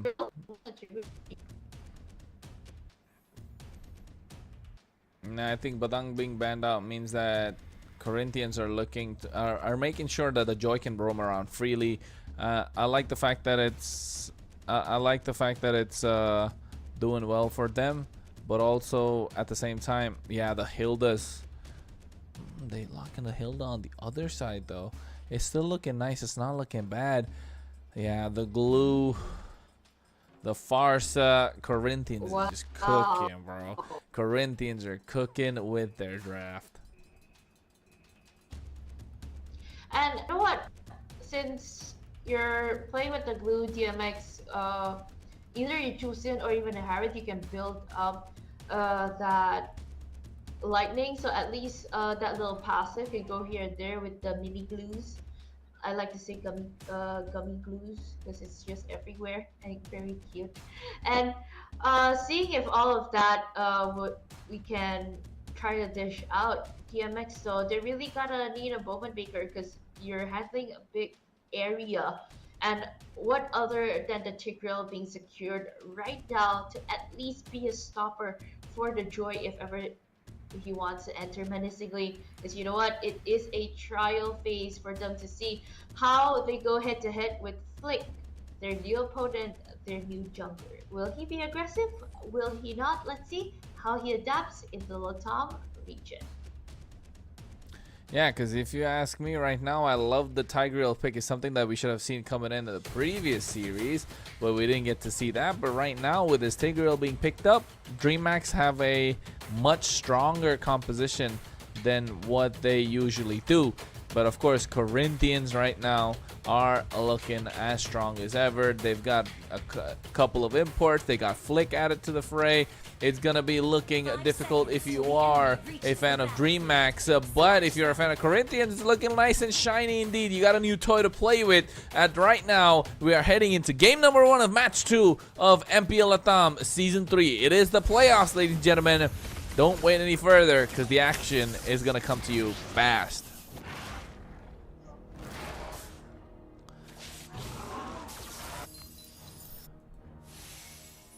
Yeah, and I think also at the same time, if you take a look, DreamHack and Corinthians starting it off slow.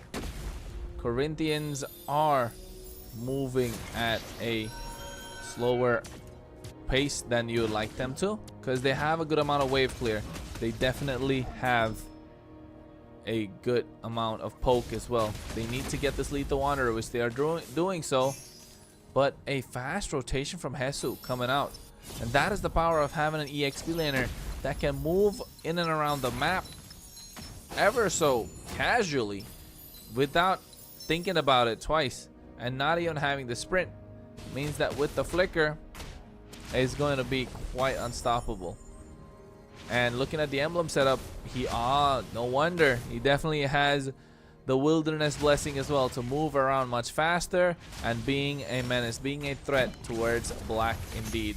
And right now you can see trying to poke him down, but not gonna help quite a lot.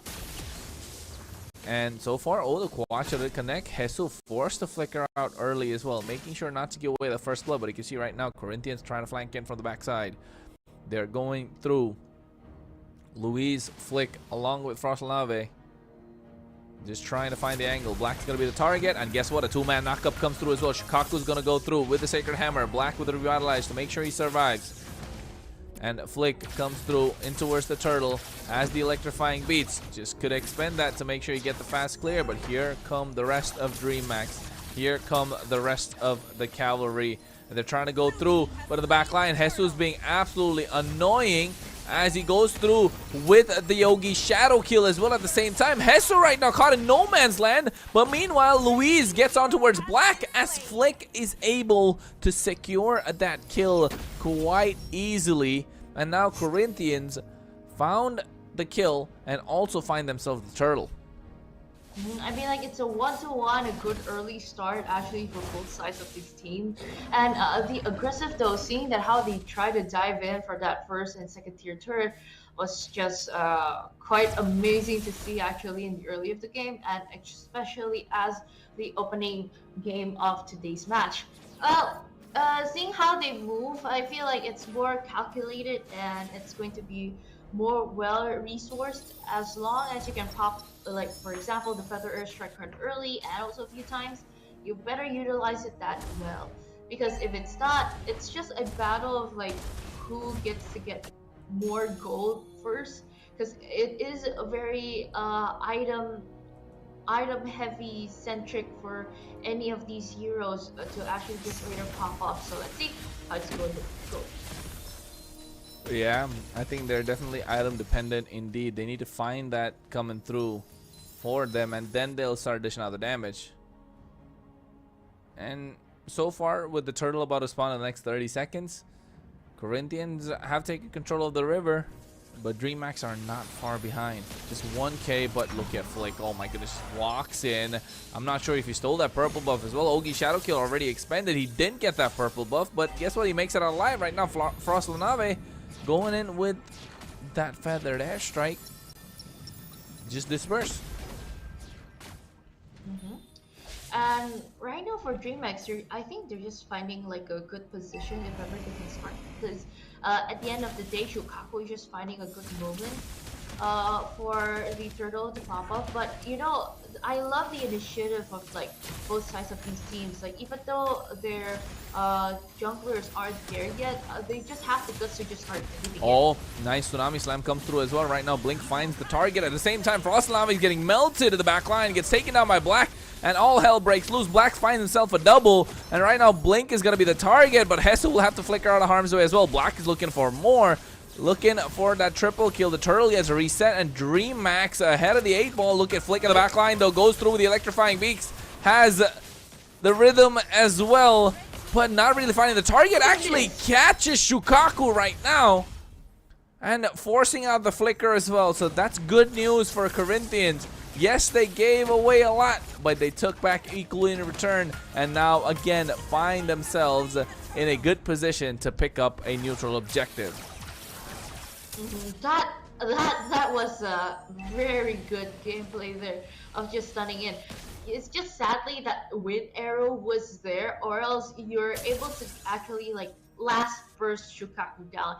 But you know what, at the end of the day, since that all connected so well, you're just able to get the kill so easily. Even with this, look, the aggressiveness of just like trying to go head to head with a Hayabusa, that you know that there is a possibility that shadow kill can still be activated, and it's not just a matter of seconds of like who gets to open what ultimate first. It's just the potential of like scaring each other. Flick just brings in a whole new level of aggressiveness from Corinthians. Yeah, it's a whole new level of aggression coming through from Corinthians, thanks to the fact that Flick is able to move around freely. The moment Shukaku doesn't have his implosion, no Sacred Hammer, he's looking to dive straight into the back line. That back line is going to look juicy if I was Flick, especially on this Joy, because so far Hesu's doing an absolute brilliant job trying to go back, and you can see the amount of damage that Flick just dished out onto his Rainbow. That was just one rhythm. And as long as it connects, it's just a no big problem. See, even Louise trying to like support in with the Joy, opening the conceal. Oh, V2. Like, he has the damage. Oh, drops down Zaman Force. I don't think Upatizi actually saw that coming. He checked the bush, but he didn't check the left side. But here, Flick goes into the back line with the electrifying beats, dishing out the damage. But here is Black, has the damage as well. But Flick makes it out quite easily. Frost Lanave using the Feather Airstrike for support in there as well. But here, Louise tried to go for the title strike. Did have the flicker, just didn't want to commit, and Rainbow makes it out quite easily. Shukaku looking to start and camp around and scout out these bushes in the turtle pit.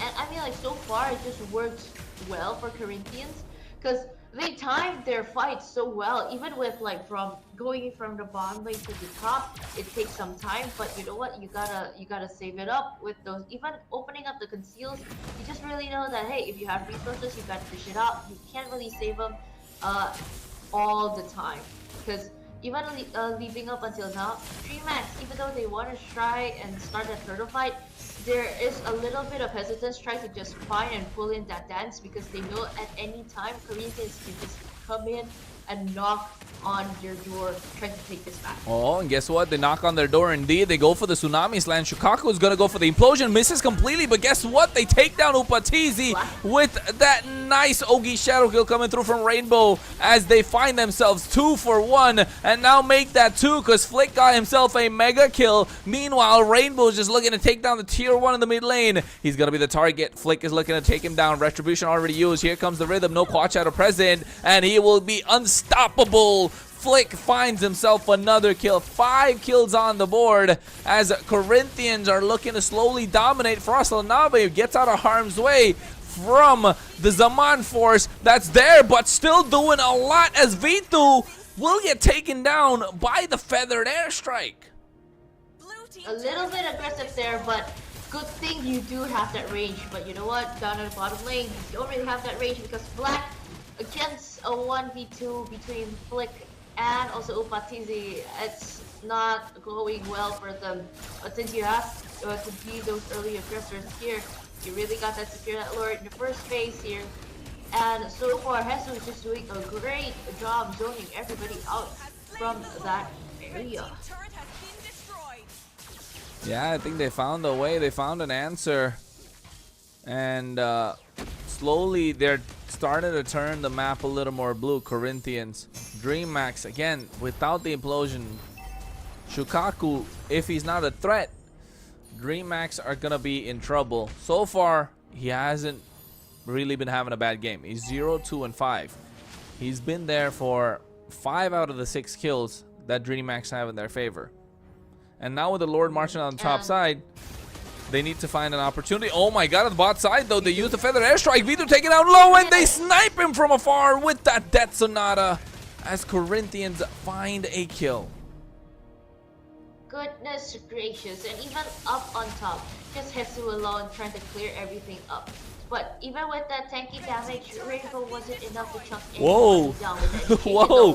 That's a 3-man knockup coming through. You can see the Tsunami Slam is down as well. Shukaku's going to be the target. He puts in the implosion, and oh my goodness, he still gets taken down. Double kill in the hands of Upatizi. Feathered Airstrike, but Blink uses the beacon to make it out, and he even uses the Purify to make sure he survives. And that glowing wand effect doesn't come through. And now the inhibitor is taken down already. They're looking to take down the mid lane, but the Holy Defense is making sure that they can stay alive. DreamHack have backed themselves into a corner. 9k goal lead in the favor of Corinthians. Right now, their rotations are just advancing fast, I might say. So, like, they really know when and where to just pop up. And since it is just as pushed back as that, almost around like 8k goal lead. Right now, Corinthians are just really in favor to take this game on a storm. For DreamHack, though, they're really gonna think of a solution or try to at least adapt to whatever Corinthians just bring Hellfire onto them. Yeah, they rain Hellfire onto them indeed. With that Feather Airstrike, with that Death Sonata, Corinthians have a lot of damage on the board. They have a lot of tankiness with Hesu. As you can see, just walking in and checking all these bushes as well. And Corinthians have created the space. The map is blue. DreamHack. It's looking difficult for them, isn't it? You know what? Even though pushback, you still have a few heroes with a high ground defense too. So I think it's just time to put them up for tests. And I mean, if everybody is just at the face and no moments are being made, I'm pretty sure this is just a good bait for Koreans to just like, you know what? It's a green light. It's a get go of the, let's get the Lord. And this is what they're actually doing now. And which is amazing to see. It's just one person guarding 5 people in their base. This just shows how Corinthians are that powerful in this first game. Yeah, they're just looking super powerful right now. I think this is just utter domination. Corinthians are just just shown that they're on a completely different level at this point, closing in on a 10k gold lead. I'm not sure if this is the best position for Corinthians, rather for DreamHack to be in. Yes, even though they get a big 5-man implosion, I'm not really sure if that's going to make a difference at this point, because the way that Corinthians have set this push up, it's looking dire for DreamHack. I mean, like, even if a 5-man implosion comes in, it's just going to be buying more time. Oh my god, he goes in, he finds Shukaku. He didn't even get to pop the implosion. Nice tsunami slam from Luis to get the pick off. And now no roamers present, but DreamHack are losing out a lot more without having Shukaku present right now. As you can see, Corinthians are moving slowly, but oh my goodness, the damage being dished off from Upatizi is just way too much. Rainbow didn't have the Yogi Shadow kill, otherwise it would have been over for the side of Corinthians. And now without the inhibitor in the mid lane, seems like DreamHack are finding it difficult to try and say alive, but equally Corinthians are finding it difficult to call it an end. Again, as I've said before, it's just buying time, prolonging their a little bit of a lifeline, because coming in with a storm, Corinthians, they really know what to do. At the same time, they don't want to overextend and just put in the blunder on themselves. So that's why they really take their time to consider on how to entry and find an end angle, because they don't want to force anything out just yet. Yeah, they don't want to force anything out yet. They have a comfortable goal lead. 10k is a lot. And I think they're looking to end it in one Lord push coming in next. Okay, definitely. Buying quite long time though, 50 seconds on the clock, counting down to 45 now. And since everybody is just very zoned out and pressured in, you can really even feel the pressure on how they try to do it. I think they will try to pull off the same thing, just Jesus there, standing menacingly, and at least you do have to keep vision of the 5 people there. You are able to take that Lord freely, because looking at how the positions are, DreamHack is just really cornered in. So gotta be careful though, even though you are strong at the glue. Yeah, it's looking Corinthians are starving out the jungle from DreamHack, right? They're not even giving them waves if you take a look at it. They're pushing in slowly, the feathered airstrike, everything thrown at them just to get the Lord. And they're looking to end it early as well. And I feel like, yep, it's going to come in before 41 seconds. This is going to be a quick end. And if you're DreamHack, you want that Lord to come in as fast as possible. And if you're Corinthians, you got to find a way to position yourself to make sure that this can be the final push. Again and again, I really gotta give it to Corinthians. They timed everything so perfectly for now. And even leading up to the 3-lane push, they really try to find the greatest timing right now, even marching in, because you really gotta get ready. DreamHack, what can you do? Not really sure what they can do. Shukaku needs to find the opening. He goes for the conceal. He's looking for the flicker as well. The implosion is present, but the Corinthians smell that coming from a mile away. Luis goes for a conceal of his own. Has the title strike. Could go and strike into the back line. A 5-man knockup is what they're looking for. As the Mon forces drop down to try and get the clear. V2 has the damage, needs to be respected, and Corinthians are not able to find that opening right now, as the Lord is going to be taken down. It's going to be the base crystal that's the target. Feather airstrike to take them low. As you can see, the big butterflies are flying through after the wishing lantern, but Flick goes into the back line. At the same time, Black is going to be the target, and now with the Yogi Shadow kill, it could be expended, but the Quad Shadow did connect. They don't want to bite the bullet, and Shukaku finally goes for the implosion, looking for the opening, and patient were DreamHack, and they found it, but Jesus still survives. But Frost Lanave, oh my goodness, what damage from Rainbow through the Quad Shadow. Nobody goes down. Corinthians and DreamHack, both teams so disciplined. Right now is just all hands on deck. Whatever you're doing, whatever you're feeling right now, because it is a really last moment for DreamHack, and extended team fights though from both sides of these teams are just a matter of time on how they want to try to execute this, because DreamHack again and again. This is the second time of this first game, and they're just able to, you know what, prolong their team fight, prolong their lifeline, because that is what they're able to do. But even though they did so, Corinthians was just able to still suppress through all of this. And since you're buying more time, you're waiting for the hammer to hit that power spike.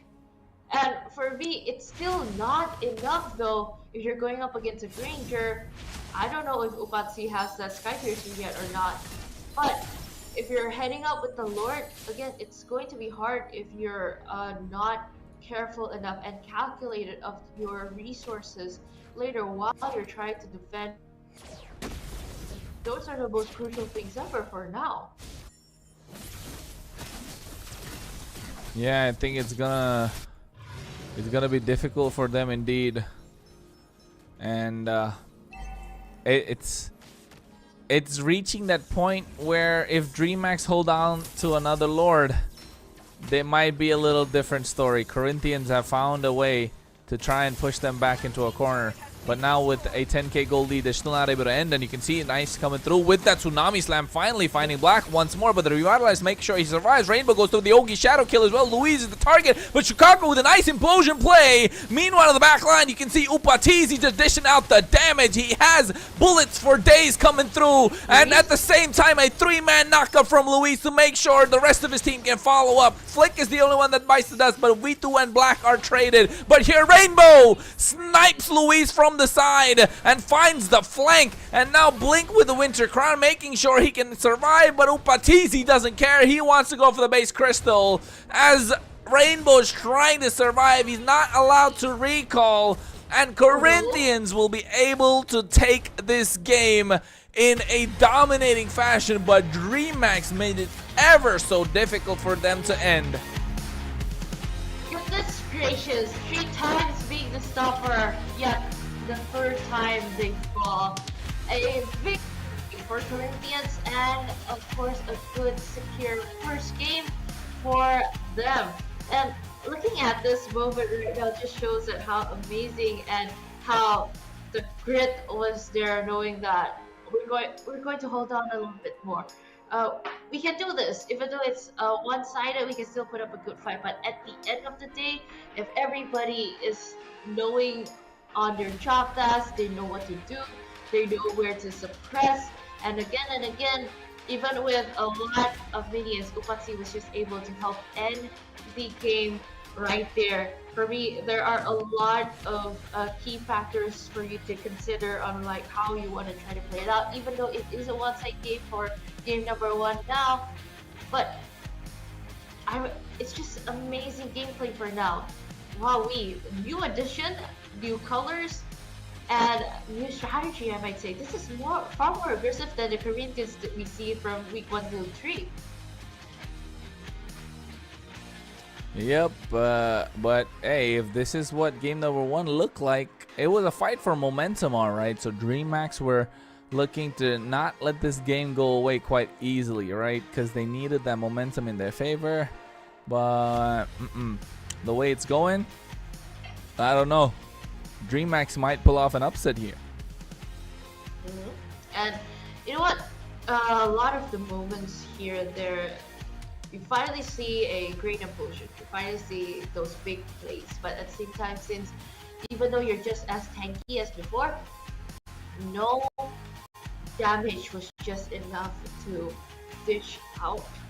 At the end of the day, you couldn't hold on so late until the game ends. But I would like to say overall, both sides of these teams with their drafts, both are actually good. But some of those conditions just weren't met for DreamHack to just unlock the full potential of their drafts. With the Hilda, the Haya, the Chusin, the Kareth, and also the Chigirl. Overall, it was a very satisfying thing to see. I would really like to see how DreamHack just like pounce back the moment later on in the second game. Are they gonna bounce back though?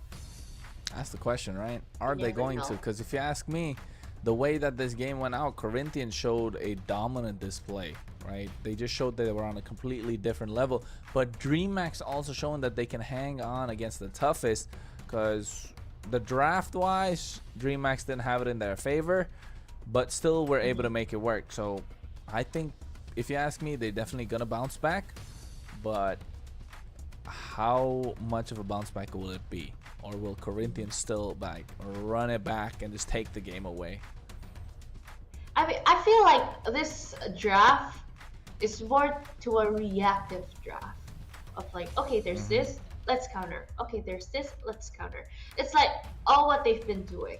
So is solely countering on the draft the solution, or you're just going to like, hey, okay, this is a little bit of a counter, but I'm more comfortable playing this and that, this and that. So is it better for a signature composition, or is it better to just counter react to that? I think you gotta play with your composition, right? You definitely have to. I don't see a reason why you kind of don't I don't see a reason why you don't work it out for yourself that way, where you want to play your own draft at this point. So Corinthians definitely know how to dictate the pace of the draft. They know how to dictate the pace of the game. But DreamHack, I don't know. Still looking to find a way to get their footing. Because if they're going reactive, especially when on the red side, you're already like 2 steps behind. Not just 1 step, but 2 steps behind. And I mean, so far itemization wise, it's still very template, I might say. So wouldn't be a big problem though if they really want to try to bring things up. But wouldn't say this is a low kill game, because it ended up for like 16 and 10. So I think at the end of the day it just works out, because Corinthians gets to get more of the early advantage. So it's either way, they really can get aggressive with that draft. Yeah, they definitely can get aggressive indeed. And with the way it's going out, I just feel like it's only game number 1 though. It's a little too early, right? It's a little too early to say anything at this point. I think it's just a little too early to say anything. Let's just wait it out and see how it'll work. But if you ask me, it's come down to the point of having Corinthians just a big boost of confidence, especially with Flick joining the fray. I mean, it just kind of clearly shows on like how they want to do it, because again, they timed everything perfectly, from the Lord, from the rotations that I've seen before. And so it was a very fun knick-knack mini thing to play during that for the details. And of course, we would like to see the MVP of the game. For today, it is Flick, the new player here with a 515 KDA. He was a menace on the Joy. It's not the typical emblem though, but this Joy is fully unlocked, blazing with the war cry. And wowee, even with the items, it's just full penetration and burn. Yeah, I think at this point, do we really have anything to say with the way Joy was playing? With the way Flick just played this game. We've seen 2 Joy games come out, if I'm not wrong, that were just absolutely monstrous without a single counter present on the other side. Just good drafting, good understanding of the game, and Flick looked like a natural, just fit like a hand in a glove. It just fits, huh? Flick's fit. Well, you know what? It's just some adaptations. It was still new colors to bring in. Was really happy to see that. If ever people keep on joining into the LATAM region, it means it is a growing scene. It is a growing region. So if ever everyone who is asking right now, we are on the English desk, and LATAM is Latin America, guys. So it composes of like a lot of countries here in Latin America. We have Brazil, we have Peru, we have Argentina, and there are many more coming in. And of course, it is a big region, so that's why it is just crammed into one, Latin America, LATAM for short. So who's watching right now, thank you so much for your support, and wherever you guys are watching. Because I mean, if you're in Asia, it's quite early to watch to see this actually for MLBB and MPL region going on. So it's pretty new here. And if ever you're on the Brazil time, it's your time, so it's normal for you. But I'm also excited to see the draft picks coming in for game number 2. And so far, Corinthians secured their first W in game number 1. Yeah, and not just that, right? I think let's not forget the fact that while we're bringing these games, hey, you guys can of course follow our socials as well. At G_Kronos for me. For Way, it's at its way here. So I get confused all the time. Right? Every time I say it's at its way here. Yeah, it's a tongue twister, but guess what? It kind of keeps me going. Indeed, helps me out when I gotta go and cast and just just go crazy with it. But you know who's gotta go crazy with it? Everyone, those who are watching, of course. So right now, you're going straight into the draft phase, as we can see. Corinthians on the blue side again, and DreamHack still sticking to the red. So they have a plan. It's just not working out. You know why? Because Coach Darkness is just spreading the darkness towards DreamHack, and they can't see how to draft. They just can't see it. The void is just too deep and dark. You really gotta try and dig it out, put some light into it. You gotta put that thunder in, Coach Thor. Pretty sure that he'll bring the thunder in. And lighting that place up, definitely seeing both of these amazing masterminds behind their crafts. And of course, the first ban through the Phobius. I think this match, instead of those typical respect of the signature heroes and whatnot, it's more to like, we also think about those heroes that can stop our draft from excelling. So that's why we see some of the Lucas bans, some of the Phobius bans, and so far right now we're just keeping an eye out on DMX's draft. We don't want to be always reactive or just always counter in, even though you do have the potential on the red side to do so. But if you keep on doing that, when will your own style come in?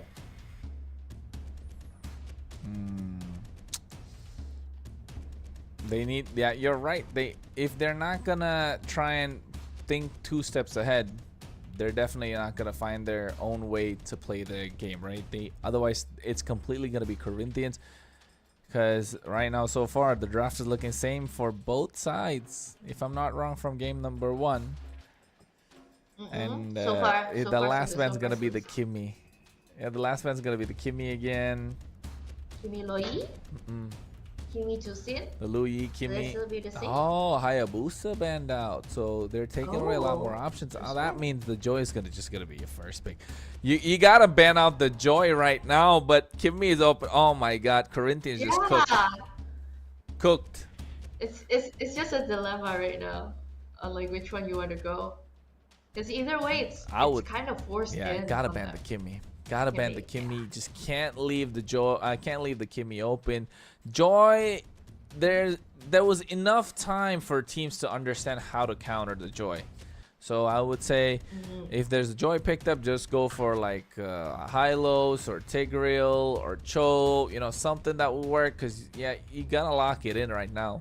It just works at this point. But on the other side, what are they? We better see like a Cho and something pop up right now. Otherwise, DreamHack just, again, shooting themselves in the foot right now. Granger Cho, Granger Jawhead, if they want to go aggressive, should be good. But taking away the Kalia though, I feel like it does a better matchup for Shukaku, and V2 securing the Harith. Ooh, one of his favorites. I hope it works well for him for this game this time. And Corinthians, if ever you want to go aggressive, the Jawhead Jaw combination is still there. The Gatot Kacha Badang combination is also there. So very, very wide open if ever they want to pick that up.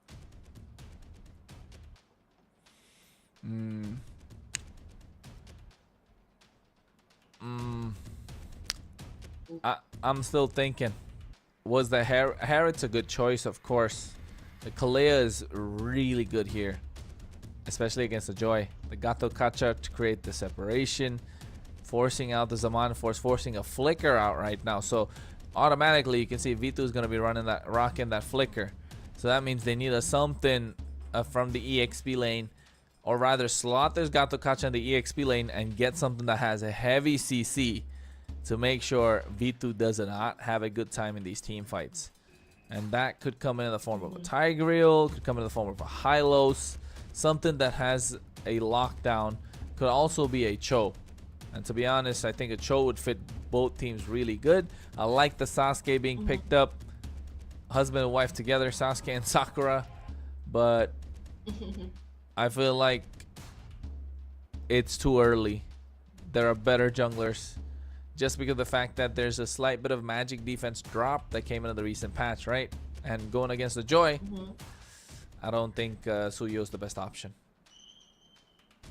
But at least you do have the mobility to just like try to keep up with the juggling patterns later on, even though we also know how aggressive Flick on the Joy still can be.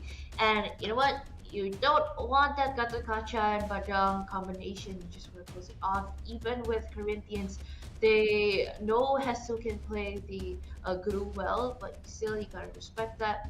You don't want to get too greedy out of it, because it is also a possibility that DreamX can pick it up and actually be a menace against their drafts. So at least let's just close that off for now. And if ever DreamX they do want to close off, like there's a possibility of like no more Loi, no more Farsha, if they do want to close that off, since there's no mid laners yet, but still want to focus on the EXP or even Rover, goodbye Hilda.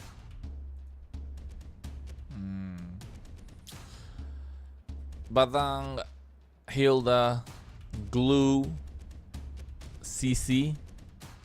CC's a really good shout out here, right? CC's a really good ban as well. I think CC is just a really good ban. At least you don't have anyone chunking down the Gato Gacha. Yeah, not just that, you're also making sure that the Joy doesn't get tied down, but the Chip's a really good shout as well. Chip being banned out over here. DreamX can really lock into CC as well. They don't have a lot of crowd control if they lock into CC, but they could bring that in the form of a really strong mid laner.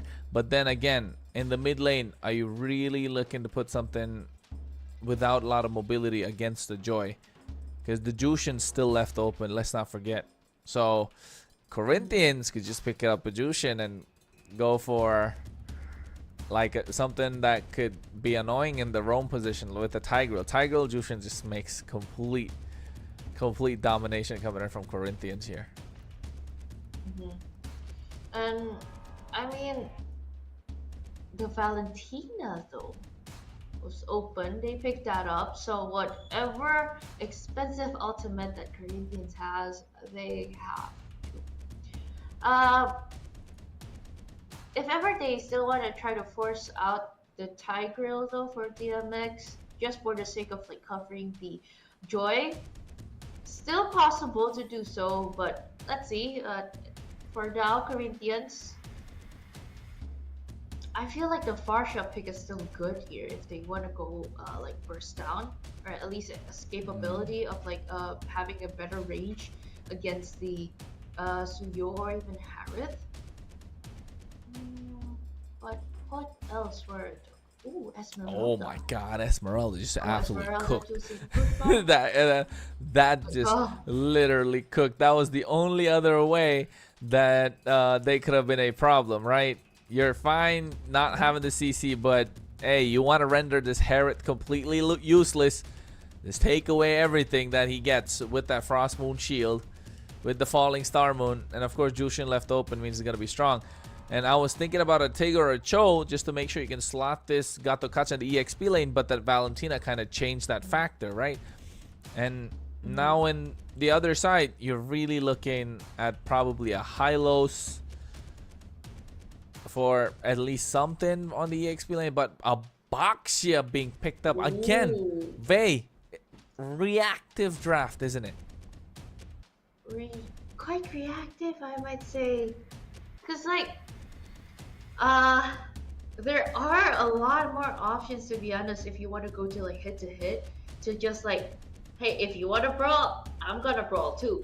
But at the same time, it's just always reacting to this draft by Corinthians. And since you are reacting, technically, even without going into the line of Dawn, technically, Corinthians are already dictating you on like where to play and how to play it later on, even before entering. So if ever they want to try to make it work, they really gotta watch out for those mid-game power spikes. Those are the times where Dreamax Esports can really shine. So let's see how it goes. Will it still go a little bit darker into the void of Coach Darkness' plans, or will they finally shine because you're bringing the God of Thunder? Let's see. Second game here for today, Corinthians versus Dreamax, because we are still on the desk. It's me, Faye, and also Kronos reporting for duty. Yeah, we're looking good right now when it comes to these emblem setups. You can see the Baxia wants to be as tanky as possible, needs a concussive blast to get the wave clear, but at the same time on the other side, support emblem rock by Esmeralda. Usually I like to see a basic common emblem just so that you can try to not build that enchanted talisman, but I feel like you need that extra bit of regen coming through anyway with an extra bit of HP. And also it's mainly the regen. So I feel like Corinthians are still looking good with their emblem setups, but you can see both these teams boot camped up, making sure their communication is strong, and they're gonna have a good game on our hands. And I mean, again, so far, even though your draft is kind of like reactive, you still got to like try at least to dictate. You secure early because you have the Suyo. You try to bait up for the mid game. At least your Hadrian can shine, because if right now all of the gameplay is like this, at least there you get that aggressive first blood for Dreamax, which is good. You don't want a revenge story though, but Louise is chasing Shukaku down very much up until the end, and finally securing a 1-for-1 trade.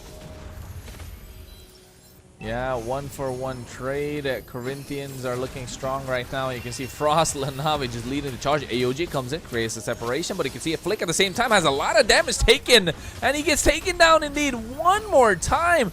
This early game is not in the favor of Corinthians, not what we made it out to be. Flick needs those items to hit the power spike, and right now, this Baxia has been the right answer.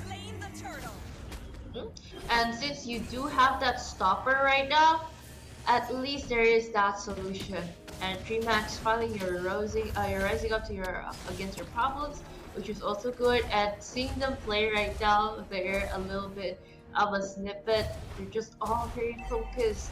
It's just all discussing about the shuffles and that's what to do and whatnot, because it is something that you're going to try to adapt. It is something that you're going to try to like find out for a solution. What can you do against Corinthians? Oh, the fight breaks out, but at the same time, you can see Hesu goes in the falling star moon, Flick in the back line, trying to melt down Shukaku. I'm not sure that's the right target. Has the rhythm to make it out as well. Louise was the only sacrifice early on. So at this point, seems like Dreamax have a slight bit of an advantage in terms of gold. Yes, a 1.5k lead, but that's not going to be for long, because Corinthians, with the help of Frost Lanave, are looking to dominate the river and dominate the mid lane. But Dreamax, the more they're balled up together, the stronger they are. And since you already know that's the answer, you gotta stay close together. So even with Hesu on the Esmeralda, I don't think that it is powerful enough yet to just like steal shields from the Baksha and also the Harith at the same time. Even with the Kalia. Goodness gracious, there's a lot of shields here. A lot of white blood cells. Yeah, at this point, it's... Did you just say a lot of white blood cells? Yeah, a lot of white blood cells. I was gonna say, it's not green. I was just making sure. I was just gonna say, I'm making sure I'm hearing it right, because hey, Wei likes to throw in some biology every now and then. For those of you who don't know what it is, you gotta go and get your education on point, ladies and gentlemen. But of course, here it is, the turtle's being brought up. Of course, the turtle camp brought to you by Bonoxis indeed. Make sure you go and recharge your diamonds through bonoxis.com. BNX MPL 3, that code to get you that 5% discount. And also, if you don't want to take part in tournaments, make sure you use community.io, communitygaming.io, to get all the facilities that's needed to take part as well as host tournaments, and also Techno to capture all your movement and all your gameplay, and making sure you look good not only in the game but also as an MVP in your photos. You want to have that pro player style, you want to have that pro player access, Techno is the way to go. And through all of those amazing sponsors that helped us here in MPL LATAM Season 3, we also do have an amazing gameplay because of that AOG trying to jump in. Oh, no setup yet, but at least the turn is down. Okay, do try to go head to head with that, but Flick entering a little bit late, trashing down a lot of damage here and there, but finally enough so to take V2 down. Black picking up, but not thick to just deal and take 4 people on the damage. But at the same time, since everybody's just busy there, 2 lanes are getting split pushed by GMAX, which is a very good distraction. Even though it's just a 1-2 retreat for the Corinthians, both are just stopped right there, right now. Yeah, I think right now it feels like Corinthians are finding their footing slowly, right? DreamHack had the early game in their favor, but Corinthians are pulling back. The 1.5k goal lead, or that deficit, has reached to 1k right now. Actually coming down to about 500 really fast, so basically non-existent at this point. And Corinthians are looking to take this game by storm. They're grouping up together as well, and they understand that they're stronger together. And now with the river control coming through as well, Black goes in.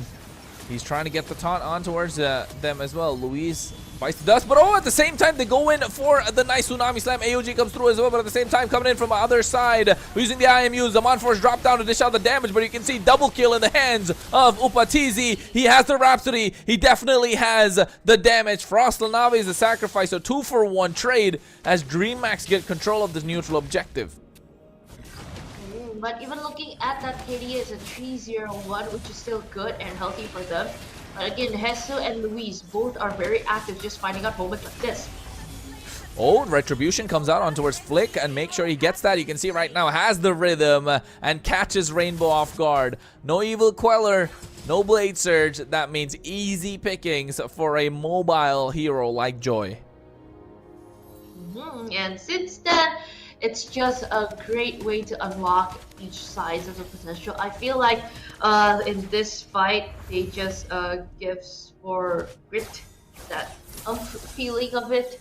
At least it's not that one-sided. It already has a solution here. It is the Baksha being the main crucial part here. And right now, even taking away it's Luis's Kalia, brings wonders for DreamHack's lineup for this game. This DreamHack's lineup is looking quite tanky, but they're really ultimate dependent, aren't they? Apart from Rainbow, it's a lot of ultimates that's important. But on the other side, that's the power of a Granger. You don't really need the ultimate all the time. Same thing with Hesu on this Esmeralda. Can just walk in, bob and weave, dance around like this mage should, and just walk out. I mean, like, I feel this one is more balanced, I might say, compared to the first game. I feel like it's just a shock to them, like how Flick plays, but since then they just adapt that quickly. because at the end of the day, you just want to try to outmaneuver each one of them and buy enough time for V2 to just hit his power spikes. So at least there is a chance for them to like take backs at the moment. Because if they somehow drag it into the late game, it's going to be hard again and again for DreamHack to just win this game from them.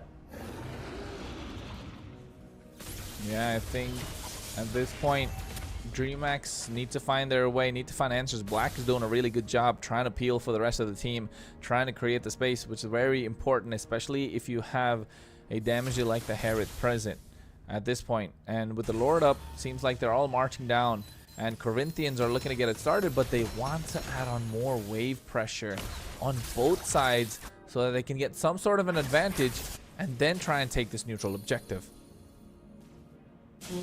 And even so, finding ways, and again, Hesu just opens up a great vision and zoned everybody out. Hence, a little bit late of an entry for DreamHack to just come in to take the neutral objective. Instead, so far it is a good gain for Corinthians to take up on that offer. Yeah, I love that Esmeralda skin, I'm not gonna lie. Probably one of my favorite heroes in the game as well. But so far, Corinthians get their hands on the Lord. The Lord is going to be marching down the bot side soon enough, and they need to add on the pressure, and the pressure is already being added on. They get that Tsunami Slam down, and right now Hesu has to run away. Purify already popped, and you can see they throw everything at him, but at the same time Luis goes in with the AOG, gets a taunt on towards Black as well, and that's a mega kill in the hands of Upatizi, and now looking to find a double, and he gets it quite easily indeed. With the help of the Sky Piercer, he definitely is looking much stronger right now. And you know what? Since that's a good investment for now, they really take back that moment. And even the Lord marching in again, those perfect time little things finally paid off. In this moment, they're just trying to take access to it. But I think that they will try to prioritize those mid and also top lanes at the same time. So if ever DreamHack is just busy down at the bottom lane, they can still try to take more tier 2s for their objective to take. Oh, Black right now is getting poked down. And you know, when you take a closer look at the composition, right?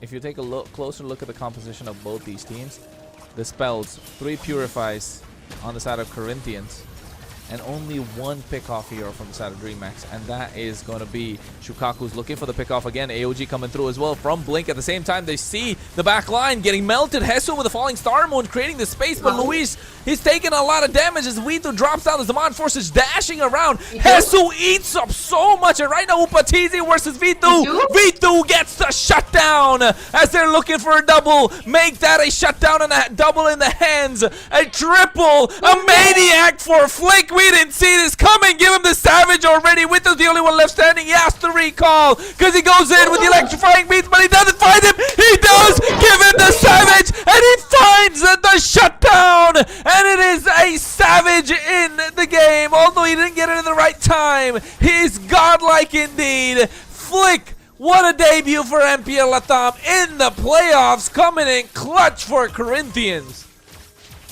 An unofficial Savage indeed. This guy is just straight up a menace on that joy. Oh my goodness, other than the Gibby, people should be afraid of this joy, and since he showcased it so well today, I'm pretty sure everybody's eyes is on his joy, and seeing how he plays this hero, I'm excited to see what other junglers can this guy do and play very well at too.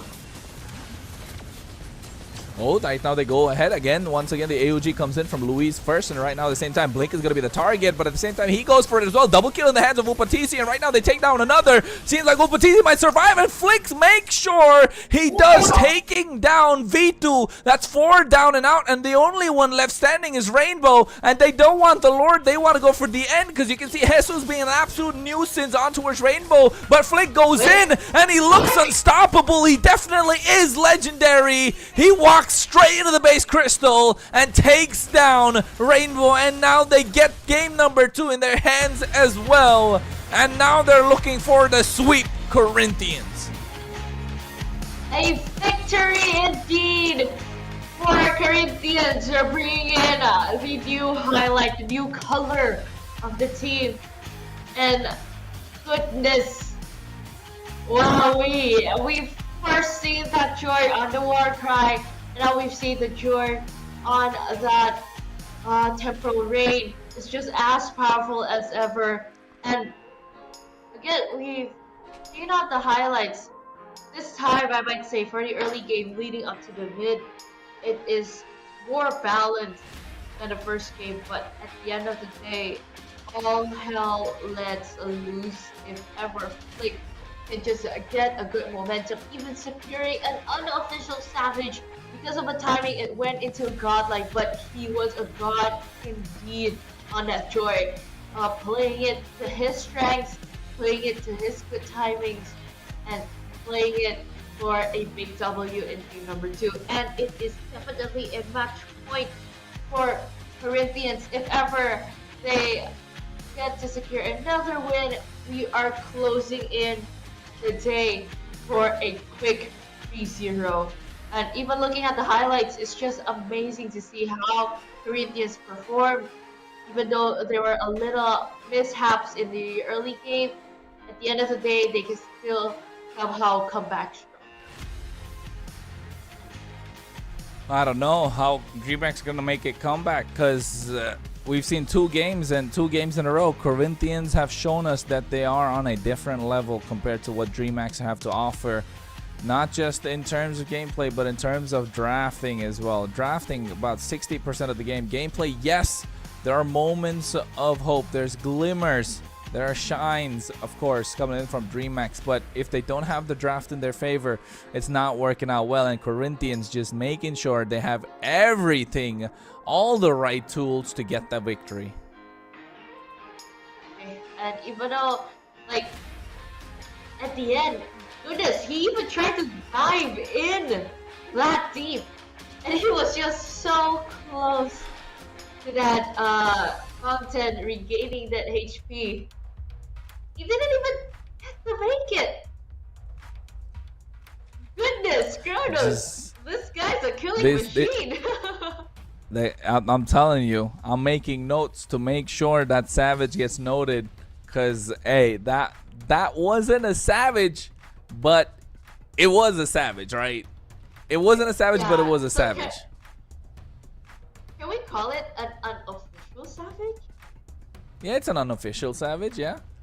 Yeah, but it's still a Savage though. He was there. It was just the timing though. It was just the timing of the title. But he was able to sniff that Harris out of the bush. It was recalling Kronos. If I was just like, my heart almost stopped, and it sank when the time that Flick just found that Harith hiding in that bush. But you know what? Kill wise, it wasn't really a huge gap. It was 18-12 with a 30-minute and also a 30-second game. It was quite fast, if I'd say also. Even though it wasn't a clean turtle and DreamHack got more of the objectives on the turtles, but Corinthians though, they know just when to click, and getting 7 turrets leading up to the end, and even helping Upatsi securing that Skypiercer in the early game, which was a good investment. But goodness gracious, for me the highlight of the game, I might say highlight of the day, Flick. I couldn't even stop talking about him on how amazing he was at the Joy. Oh, Flick did it. 2 games. What a debut. What a way to show up. Yeah, this guy is absolutely cooking, right? He has the right tools. He's got the spice. He definitely wants to make some adobo out of the DreamHack roster and have it for himself later on, because the way he's been doing it, oh my goodness, 2 games, 2 joys. Yeah, a joy ban is coming straight away right now.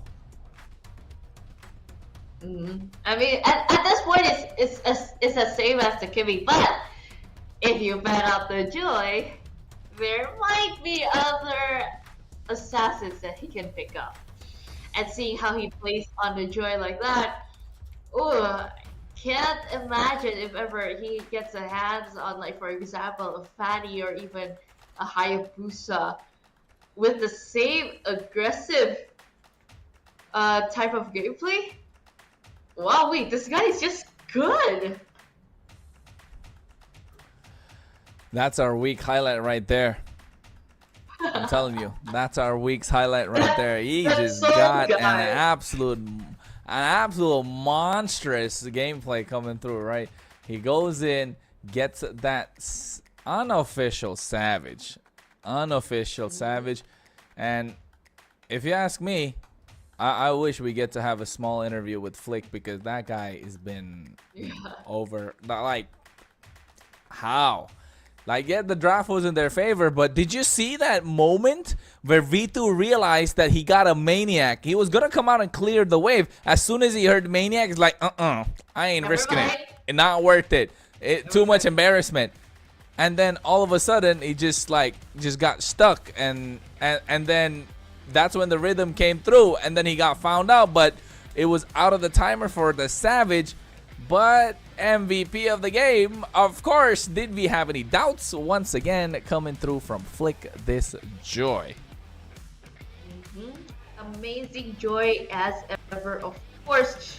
And, well, I may say, looking at the highlights as well, as you said, Kronos, though, this is not a typical highlight of the game. This is basically highlight of the week. And we haven't even finished with day number 1 or even started tomorrow, but this is just too good to let go, to be honest. And seeing how these are Joy was just fully unlocked and played, this dude was just a menace. So even if you respect on the Joy, again, other assassins, if you just give him those picks, would it be more horrid to face? Or would it be...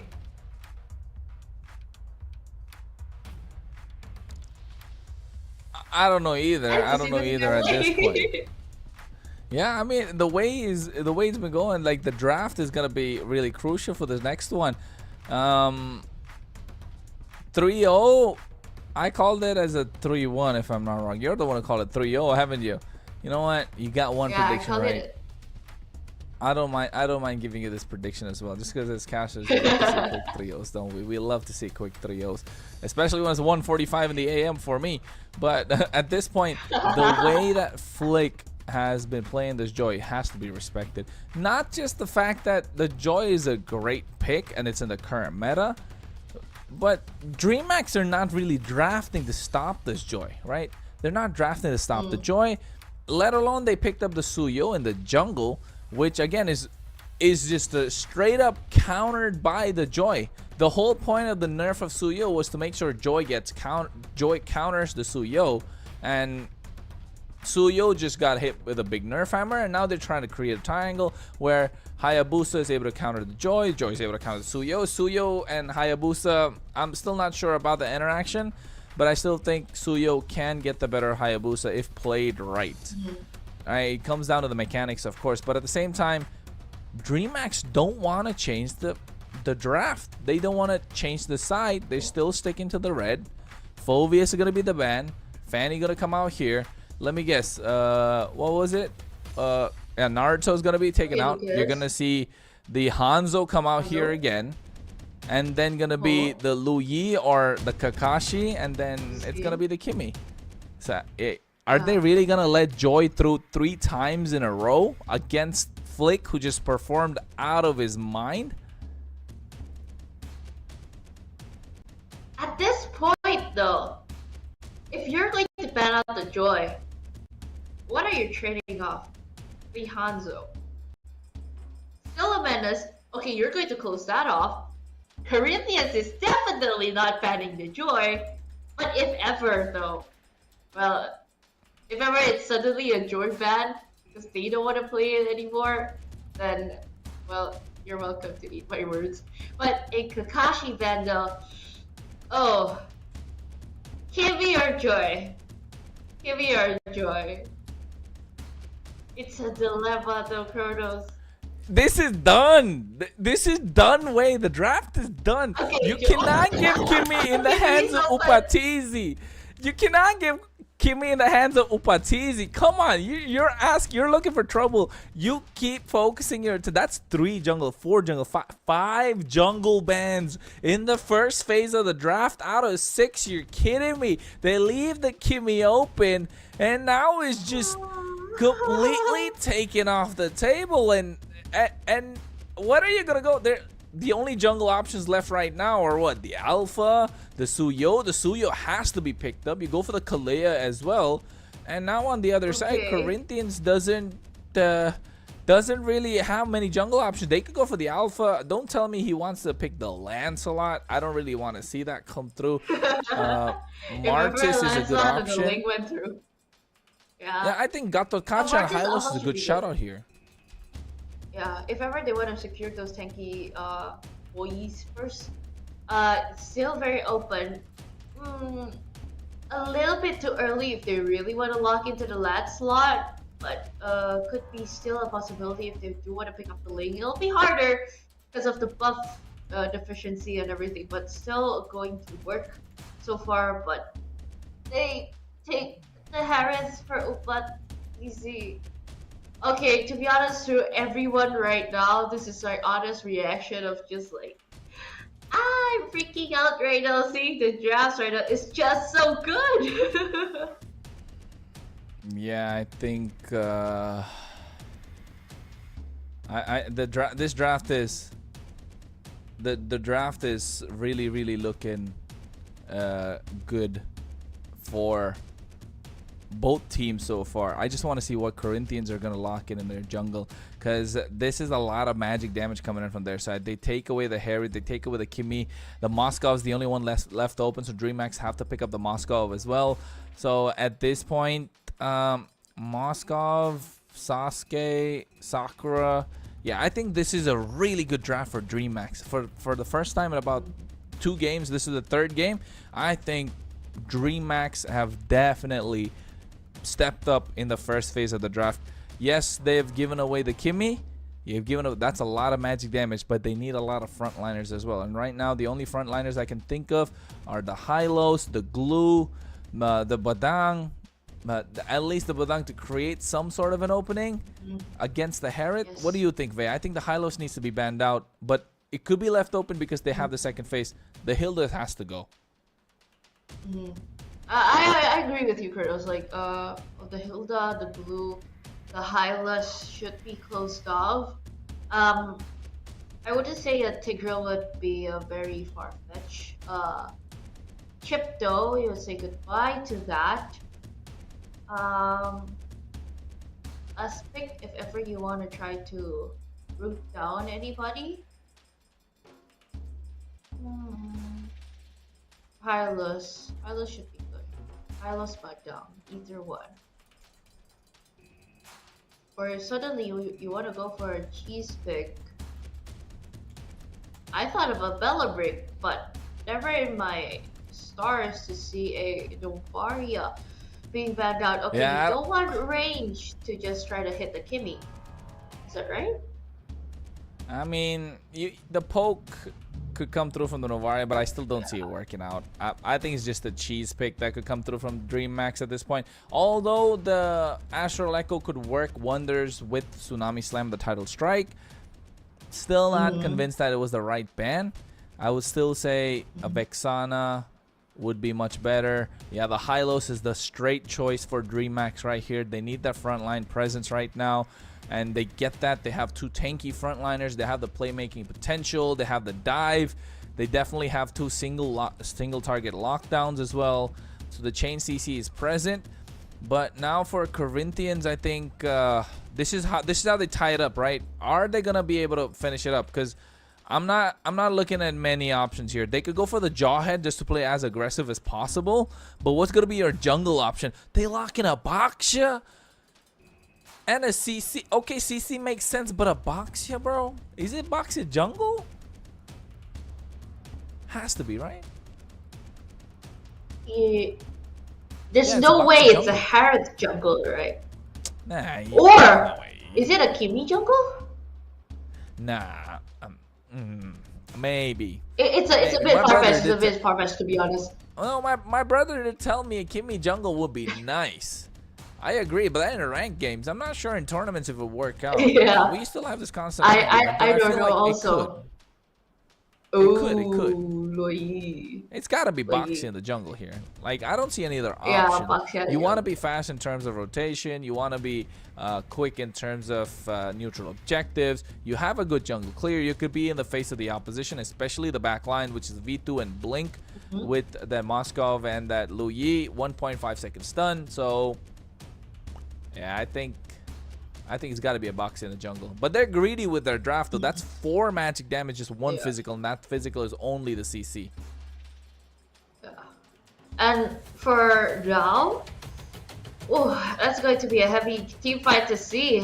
We are going to actually see how this draft adapts to Flick. We've seen him playing aggressive on that Joy with high damage heroes, but right now he gotta be a tank, he gotta be frontliner. He gotta go, if ever you want to go aggressive, you gotta bring that Harith and also Kimmy in. So let's see how it goes for now. So far, the drafts are in favor for the Dragons for this match. Match number 3 will be match point though. Winning home with a clean sweep for the Corinthians, or DreamHack prolonging their fight again and again. For now, still on the English, that's with McVay and also Kronos. It's Corinthians versus DreamHack Esports. Yeah, it's Corinthians match point. DreamHack still yet to open their account. As you can see, the emblem setups, nothing crazy, but again, V2 just rocking that Master Assassin. How many times have I seen a Master Assassin in the gold lane today? I mean, every time I've seen it, there's been a lot of victories on their side, and that means they want to play as aggressive as possible. And Hesu doing the same, making sure to keep Black in check. And Frost Lenave, hey, just going pew pew pew pew the entire time. At least you're shooting here and there, okay? I mean, it was a question though coming in to see that if ever the Kimmy can work in the mid lane, or is it best at the gold lane? We've seen it work in the gold lane so far. So if ever Corinthians gets to win this, at least they still secure a bit of a win rate for the Kimmy in the mid lane. Yeah, this Kimmy in the mid lane, I'm still doubting it, okay? I'm not gonna lie, I don't like a Kimmy in the mid lane. I've said it before, but here the taunt coming on towards Rainbow, he might get taken down. Has the Blade Surge to get out of harm's way as well. Oof, that was some fire coming through right there. And I think at this point, DreamHack already on the back foot. Nice stun coming through from Frost Lave.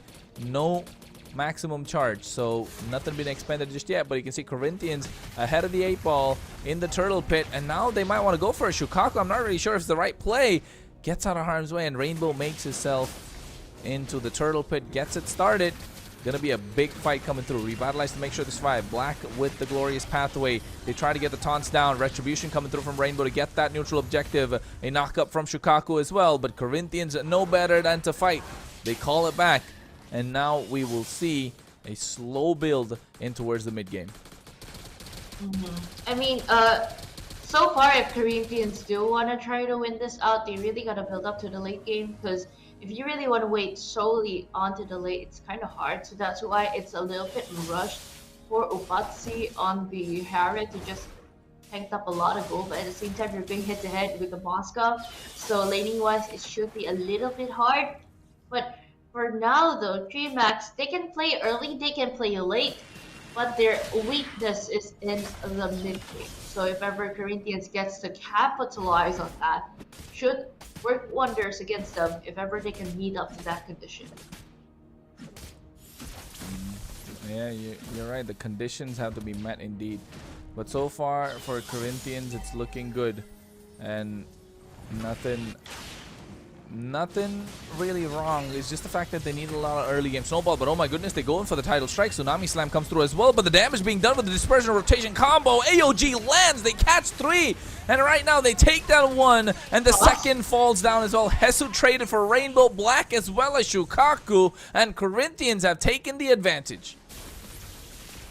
This is just brutal to watch, to see the Kibby just chunking down a lot of damage. that, and again, even right now in this position, funneling into that goal and getting that much free gold turret, wowee. Even, okay, 3 minutes, 57 seconds, getting that going one, this Kimmy's gonna hurt. Yeah, and right now Upatizi using the Zaman Force just to clear out the wave and get some jungle creeps as well. Corinthians looking strong right now. Maximum charge pulling them in place, but at the same time you see Glorious Pathway comes through and Flick goes into the back line. He catches Blink, and right in the blink of an eye he gets melted down, and now they find Black as well. 2 traded. Meanwhile, nice SOD connecting. Frostlanave still stands tall, and Corinthians will get their hands on the second turtle, while Flick also is invading into the jungle of the opposition, just doing 2 birds in 1 stone. Corinthians maximizing utility of a single hero, and right now you can see Louise is there in the back line as well. Rainbow can't really do anything. Tsunami Slam comes down as they trade 1 for 1. And now Corinthians, every time they trade, they are getting ahead. And even with the maximum charge, trying to chunk everybody down. Ooh, everybody's just getting away from the Kimmy, not even trying facing it head on. And with Flick on the Baxia, somehow, some way, can beat a 1-on-1 with V2. Wow, this is going to be a big problem though. His aggressiveness on the Joy is being brought back to a tanky and chunky guy. Wow, this is really happening right in front of my eyes. It definitely is, Vey. It definitely is. If you ask me, we're taking a look at what could be the upcoming of a new powerhouse in the LATAM region. They've made the right moves. They've made the right changes. And with that, they've bolstered the strength of their squads. And we're looking at Corinthians, who could possibly take it all. Not just today, but take it all. But I might speak too soon. I don't want to put in a curse already, but you can see the diversion play coming on the top side. Dream Max need to hold out, put up a fighting chance. Oh, maximum charge pulls them into place. Glorious Pathway comes out as well. Revitalize, a lot baited out in the blink of an eye, and now they're looking to hunt down Rainbow. Flick goes in, Torres' Poissons come through as well. Kurt call with the yo-yo blitz, and Flick should be able to get Rainbow quite easily. He's on a killing spree on a Baxia out of all heroes. Outmaneuvered indeed. You couldn't even get away even though you're on a Suyo. CC Baxia combo is just really broken indeed. But you know what? Shukaku getting melted down that easily. Okay, he got dispersed with that, which is good. Away from the maximum charge. But that was still a scary teamfight going head to head with the Kimmy there, right there. Yeah, I think at this point it's just looking dire.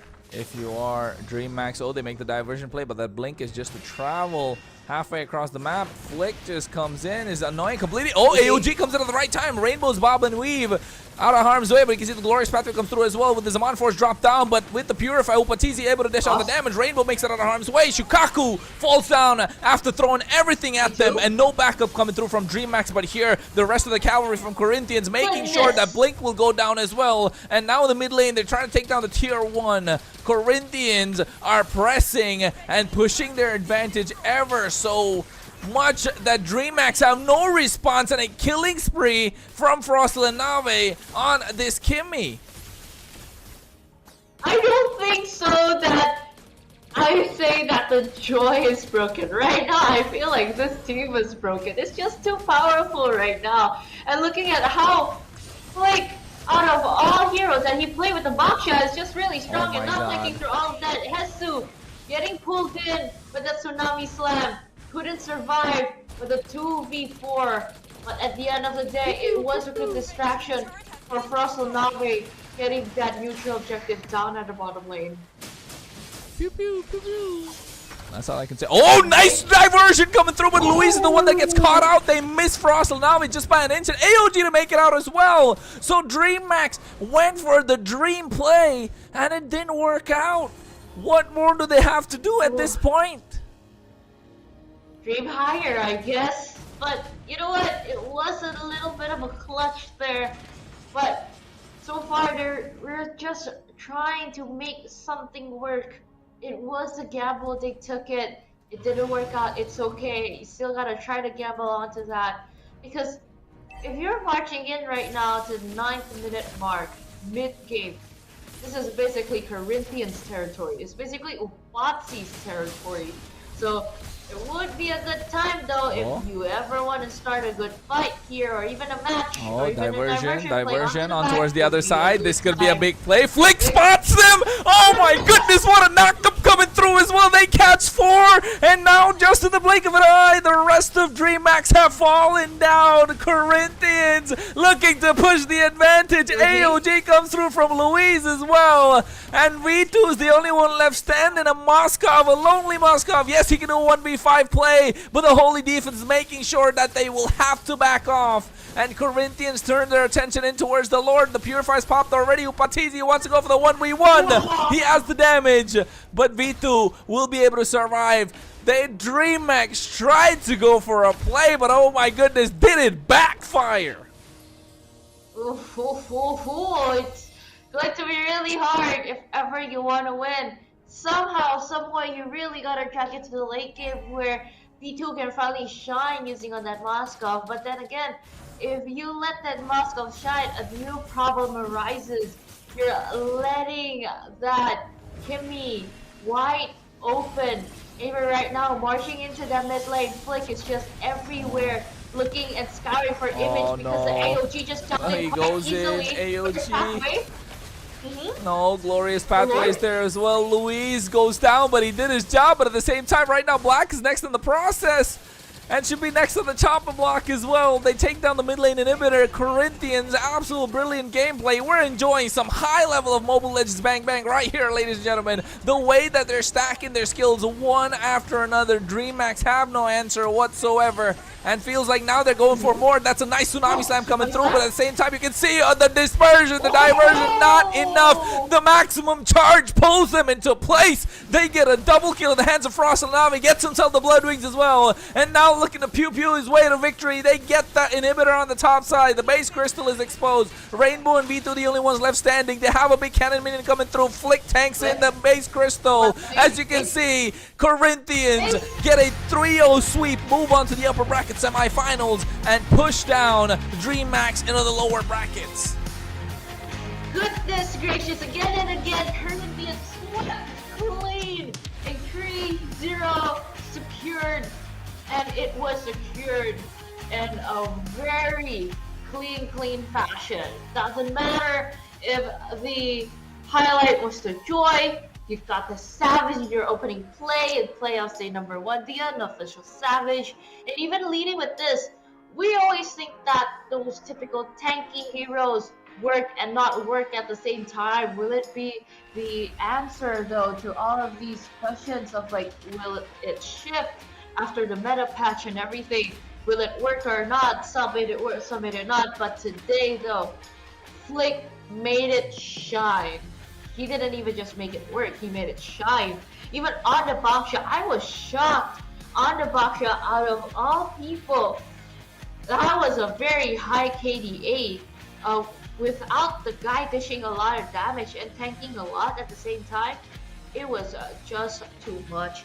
And with the combination of Frost Lanave playing on the Kimmy was just straight up broken. Even with the draft composition wise, this is just no brainer call, to be honest. It is a definite secure win for Corinthians, and even leading up to the day, this is just a wake-up call, even for me, literally, to see this type of peak MLBB gameplay here for MPL LATAM Season 3.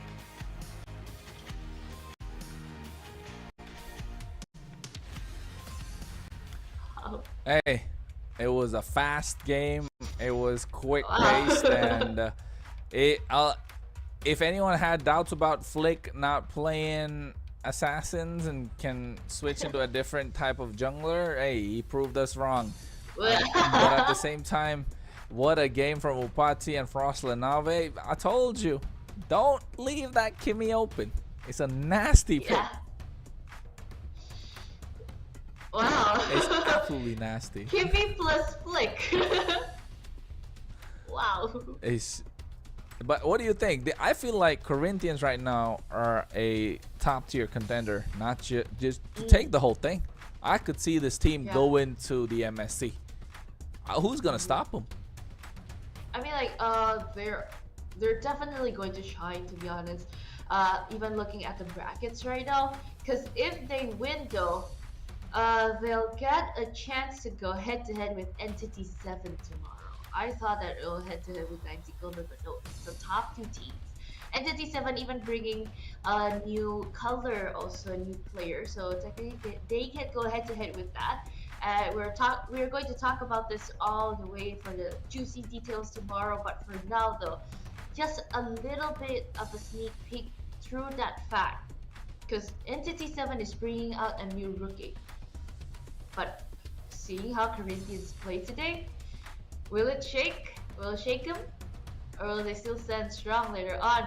Because, wow, it was a very satisfying match to see, and even Kronos transforming to Hesu.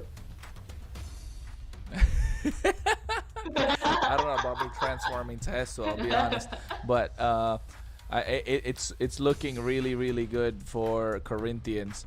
It's looking super strong indeed, because at this point I feel like Corinthians are able to probably take out the whole thing, and if I'm not wrong, we might get an interview. We might just get lucky with an interview here, guys, in the English stream. Again, not against. I was like, why we get someone? We might get Hesu, or we might get Flick. So, but before that, before we get a confirmation, let's look at the stats of the game, though. Like, looking at how Corinthians and DreamHack play, I wouldn't even talk about the draft. Again, both are good hero composition wise and everything. They do have a story. Even though DreamHack finally takes the leap of not just simply reacting and countering onto Corinthians' drafts, they finally made action to it. But at the same time, when the time you want to make action kind of was hard to go up against a very strong lineup, with other than Flick bringing into the LATAM region, bringing new colors and new strategies and everything. It's just Frost Navri on the case. Not just about the player, it was also about a overpowered hero being highlighted here. And plus, you're basically giving Upatizi a signature hero pick, which excelled very well. At the end of the day, it just wrapped up so well that even 3 games that Corinthians secured, all 3 games were very fast ending, and last one even quicker, I might say 11-27. I'm kind of curious though, the fastest game ever for MPL LATAM, how long is it? But so far, I think 11:27 is the quickest right now. Yeah, I think so far 11 minutes 27 seconds. I don't know if it's the fastest game or not, but definitely one of the quick games that we've seen. One of the fastest. Yeah, one of the fastest for sure, because Corinthians so far have been,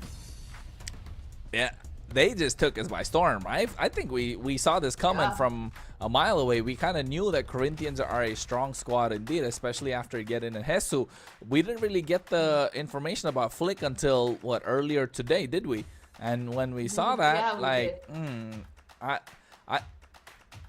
I thought it's just gonna be like a quick 3-0. Is it not? But hey, I still bet it on a 3-1, but still, the way that they played it, it just absolutely went berserk. And of course, with that, we got ourselves a bit of luck, ladies and gentlemen. We're gonna get an interview with the one and only Hesu from Corinthians. Hey, Bay, take it away. You begin. I might ask him a couple of questions, but hey, it's all you.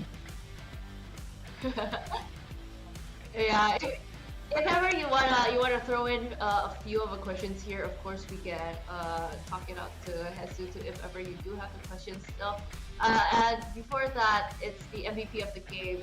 Definitely, it's on Flick. And I wouldn't even start to imagine how does the Baxia hit so many kills out of like all people, as you commented before though, and this is literally his skills on fleek, pun intended. And looking at how he tries to initiate and everything, it just wraps up so well because you know what, he is fully believing in Frost and also Upatsi to just dish out a lot of damage. He's just ready to be there as the front line, and hey, it worked out at the end of the day. It worked out to their favor. I'm telling you, Flick is a completely different beast. This guy came in on his first day at MPL LATAM, just got 3 games and he got 3 victories and he got 3 MVPs. And what a debut! What a debut indeed coming in from him. That is definitely a title to set. Yeah, I think not just that, they've come in and they've kind of stomped their way here, right? Because it feels like they put on a good display, and with the way that they're playing, although DreamHack did seem like they were putting up a good fight, let's be honest, it looked like DreamHack were nowhere close in terms of the way that the games went out, and especially in the draft, and also in the way that the execution of the draft took place. So Corinthians just looking super strong, and I'll be honest, if Flick is able to adjust so quickly and adapt so quickly, it's a completely different beast from now on as when we're looking at Corinthians. And seeing how they played today was just so amazing to watch. The new synergy, the new aggressiveness they try to highlight and bring out was just so sweet, if I'd say. So, oh wait, Kronos, are you satisfied with that game? Are you satisfied with that match? I'm definitely satisfied with the game and that match. The way that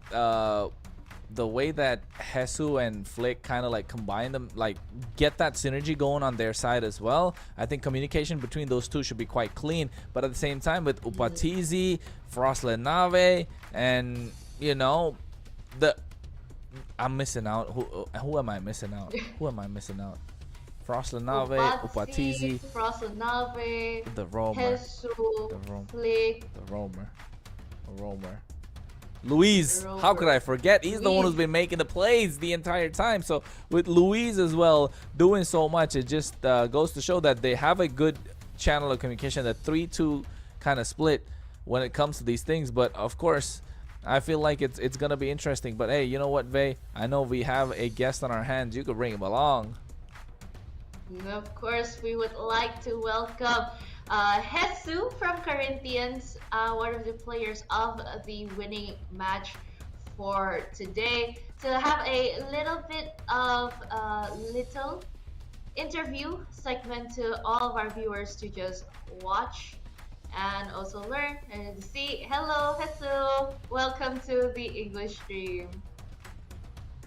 Yes, I think I have a little bit trouble of hearing you. They say mute. They cannot hear me. Yeah, okay. I can finally hear you. I can finally hear you. Okay. No? Okay, good. Okay. Can you hear me? Okay, good. Yeah, I can. Okay. And Can hear. Of course, for now, hello. We finally meet again on the stream after the interview from the second week. Jesus, I would have a few questions, to be honest. How are you adjusting well in Brazil after that 36-hour flight that you've mentioned before? But how are you now? I've adjusted very well, and I'm fully on myself. I fully accepted that the culture of Brazil. Yeah. Fully accepted the culture of Brazil. For example, yes. The food? Anything? The food is very good, yes. And I think my teammates are very good on communicating about everything about what's happening outside the game and inside the game. Okay, so building up synergy So I've wouldn't be a adjusted problem very for you guys. easily. Yeah. Okay. That's good for you. That's good for you. I do have a question too, though. Since you guys bringing in Flick into the team, was it hard for him to adjust, like between you and the other players? I think no, because for me, we treat each other like brothers, and when Flick and I go here, we are easily accepted, and they made us feel like brothers. Yeah, so it's easy for communication and everything else. Okay, that's amazing to know that the brotherhood bond was amazing for you guys also. I'm pretty happy to hear that. And for right now, how are you feeling going up against Entity 7 tomorrow? How do you feel? For me, this win is a big boost for us, for our confidence. And for all the upcoming matches, we are going to try our best, still going to try our best. And we are never going to underestimate an enemy. So good luck to all of our opponents. And I do have a little last question though for you, Hesu. This is from Kronos actually. How are you adapting to the new meta? And since you're playing with Flick now, do you have any insights or any bright lookings of hopefully getting into MSC? For me, the meta is still the same, and I think all of my teammates is very well educated on every hero. So even when the meta changes, we can adapt easily, and I hope we can go to MSC and represent the whole league. Okay, so MSC ready? Thumbs up from you? Yes. Okay, thumbs up from Hesu. Nice one. Now, we know that they are ready. The brotherhood is strong. Even the welcomeness to the two Filipino players opening up to the LATAM region was just so amazing. Thank you so much, Hesu. Thank you so much. And this interview also. Good luck for tomorrow. Wishing you all the best. And your team too. Wow, MSC I'm ready, telling baby. you, I'm a fan of Corinthians right now with the way that Hesu he's so clear and crisp with what he says. I'm gonna be honest, he's looking like a he's looking good. They're looking good right now. And if I were to bet my money on anyone, I'd be betting on Corinthians with the way that they've been playing. Because you can see the brackets right now, ladies and gentlemen, with the first match that took place, Influence Rage versus Infinity. Influence Rage move on to face 9Z Globant as Infinity move down towards the lower bracket. Same thing with Corinthians and DreamMax. Corinthians move on to face Entity 7 as DreamMax move to the lower bracket. So the matches coming in tomorrow is going to be 9Z Globant and Influence Rage, a best of 5. And the same with Entity 7 versus Corinthians, another best of 5. And with momentum, talking about momentum, nobody has better momentum moving in from now on up rather than Corinthians. They have all the momentum moving in right now, and a big confidence boost, just like what Hesu mentioned. And I'm pretty sure they are trying to fight it out. And since they already have their engines hot today, with some of the strategies on, they don't care if it's the assassin jungle meta or is it the fighter jungle meta. They are definitely ready to face Entity 7 tomorrow, and even quote-unquote MSC ready. So let's see how they play out tomorrow, because tomorrow we will still have a 2-match of a best of 5 series between 9Z Globant versus Influence Rage, and the second one is Entity 7 going up against Corinthians. And since today that we know that Team Infinity lost to Influence Rage and also DreamX lost to Corinthians, they both are now sitting and waiting at the lower brackets of this playoff seasons, waiting for their contenders later on from tomorrow's result. But so far right now, I feel tomorrow is just like a somewhat of a glimpse of a grand finals. Top two teams, and then two other teams who just fight it out hard. Could be. It could be or couldn't. It could be a one-sided stomp, to be honest, for both the games that's coming in tomorrow. Because Corinthians, Entity 7, and 9Z Global, I feel like, yes, they finished top 2. They're there, comfortable, but they don't have that practice. They haven't really played as much. And I don't think that'll be a problem because they're professionals, of course. But at the same time, momentum from coming in from yesterday, from today going into tomorrow, Corinthians have it on their side. I think Influence Rage just need to kind of not botch the draft, but apart from that, like, Influence Rage looks strong as well. Just a matter of time to see if 9Z Global can hold their own and if Entity 7 can do the same that they did in the Swiss brackets earlier on the season. So apart from that, hey, they're looking fantastic. The playoff bracket is looking fantastic. We're getting closer and closer to the better part of the competition as well, Vay. And hey, you know, while they're doing that, you got to make sure you go and buy diamonds and recharge diamonds from Bunoxes.com using the code BNX MPL 3. Because hey, it's super fast, it's secure, it's safe, it's easy, and also at the same time, a lot of players trust Bunoxes.com. So make sure you go and recharge there right now, because this code is valid only for a limited period. That's BNX MPL 3. Oh, it's here now again. Okay, so currently in the LATAM region, there is something called the caster standings. And this is the standings where you try to guess you get points after guessing correct predictions. But guys, remember, Kronos joined in late, so don't blame him anything. Cheating. He joined in late in week number 2. Technically, you're cheating because you missed out week 1. Y'all are cheating. But at least I get lucky number 7. At least I get lucky number 7.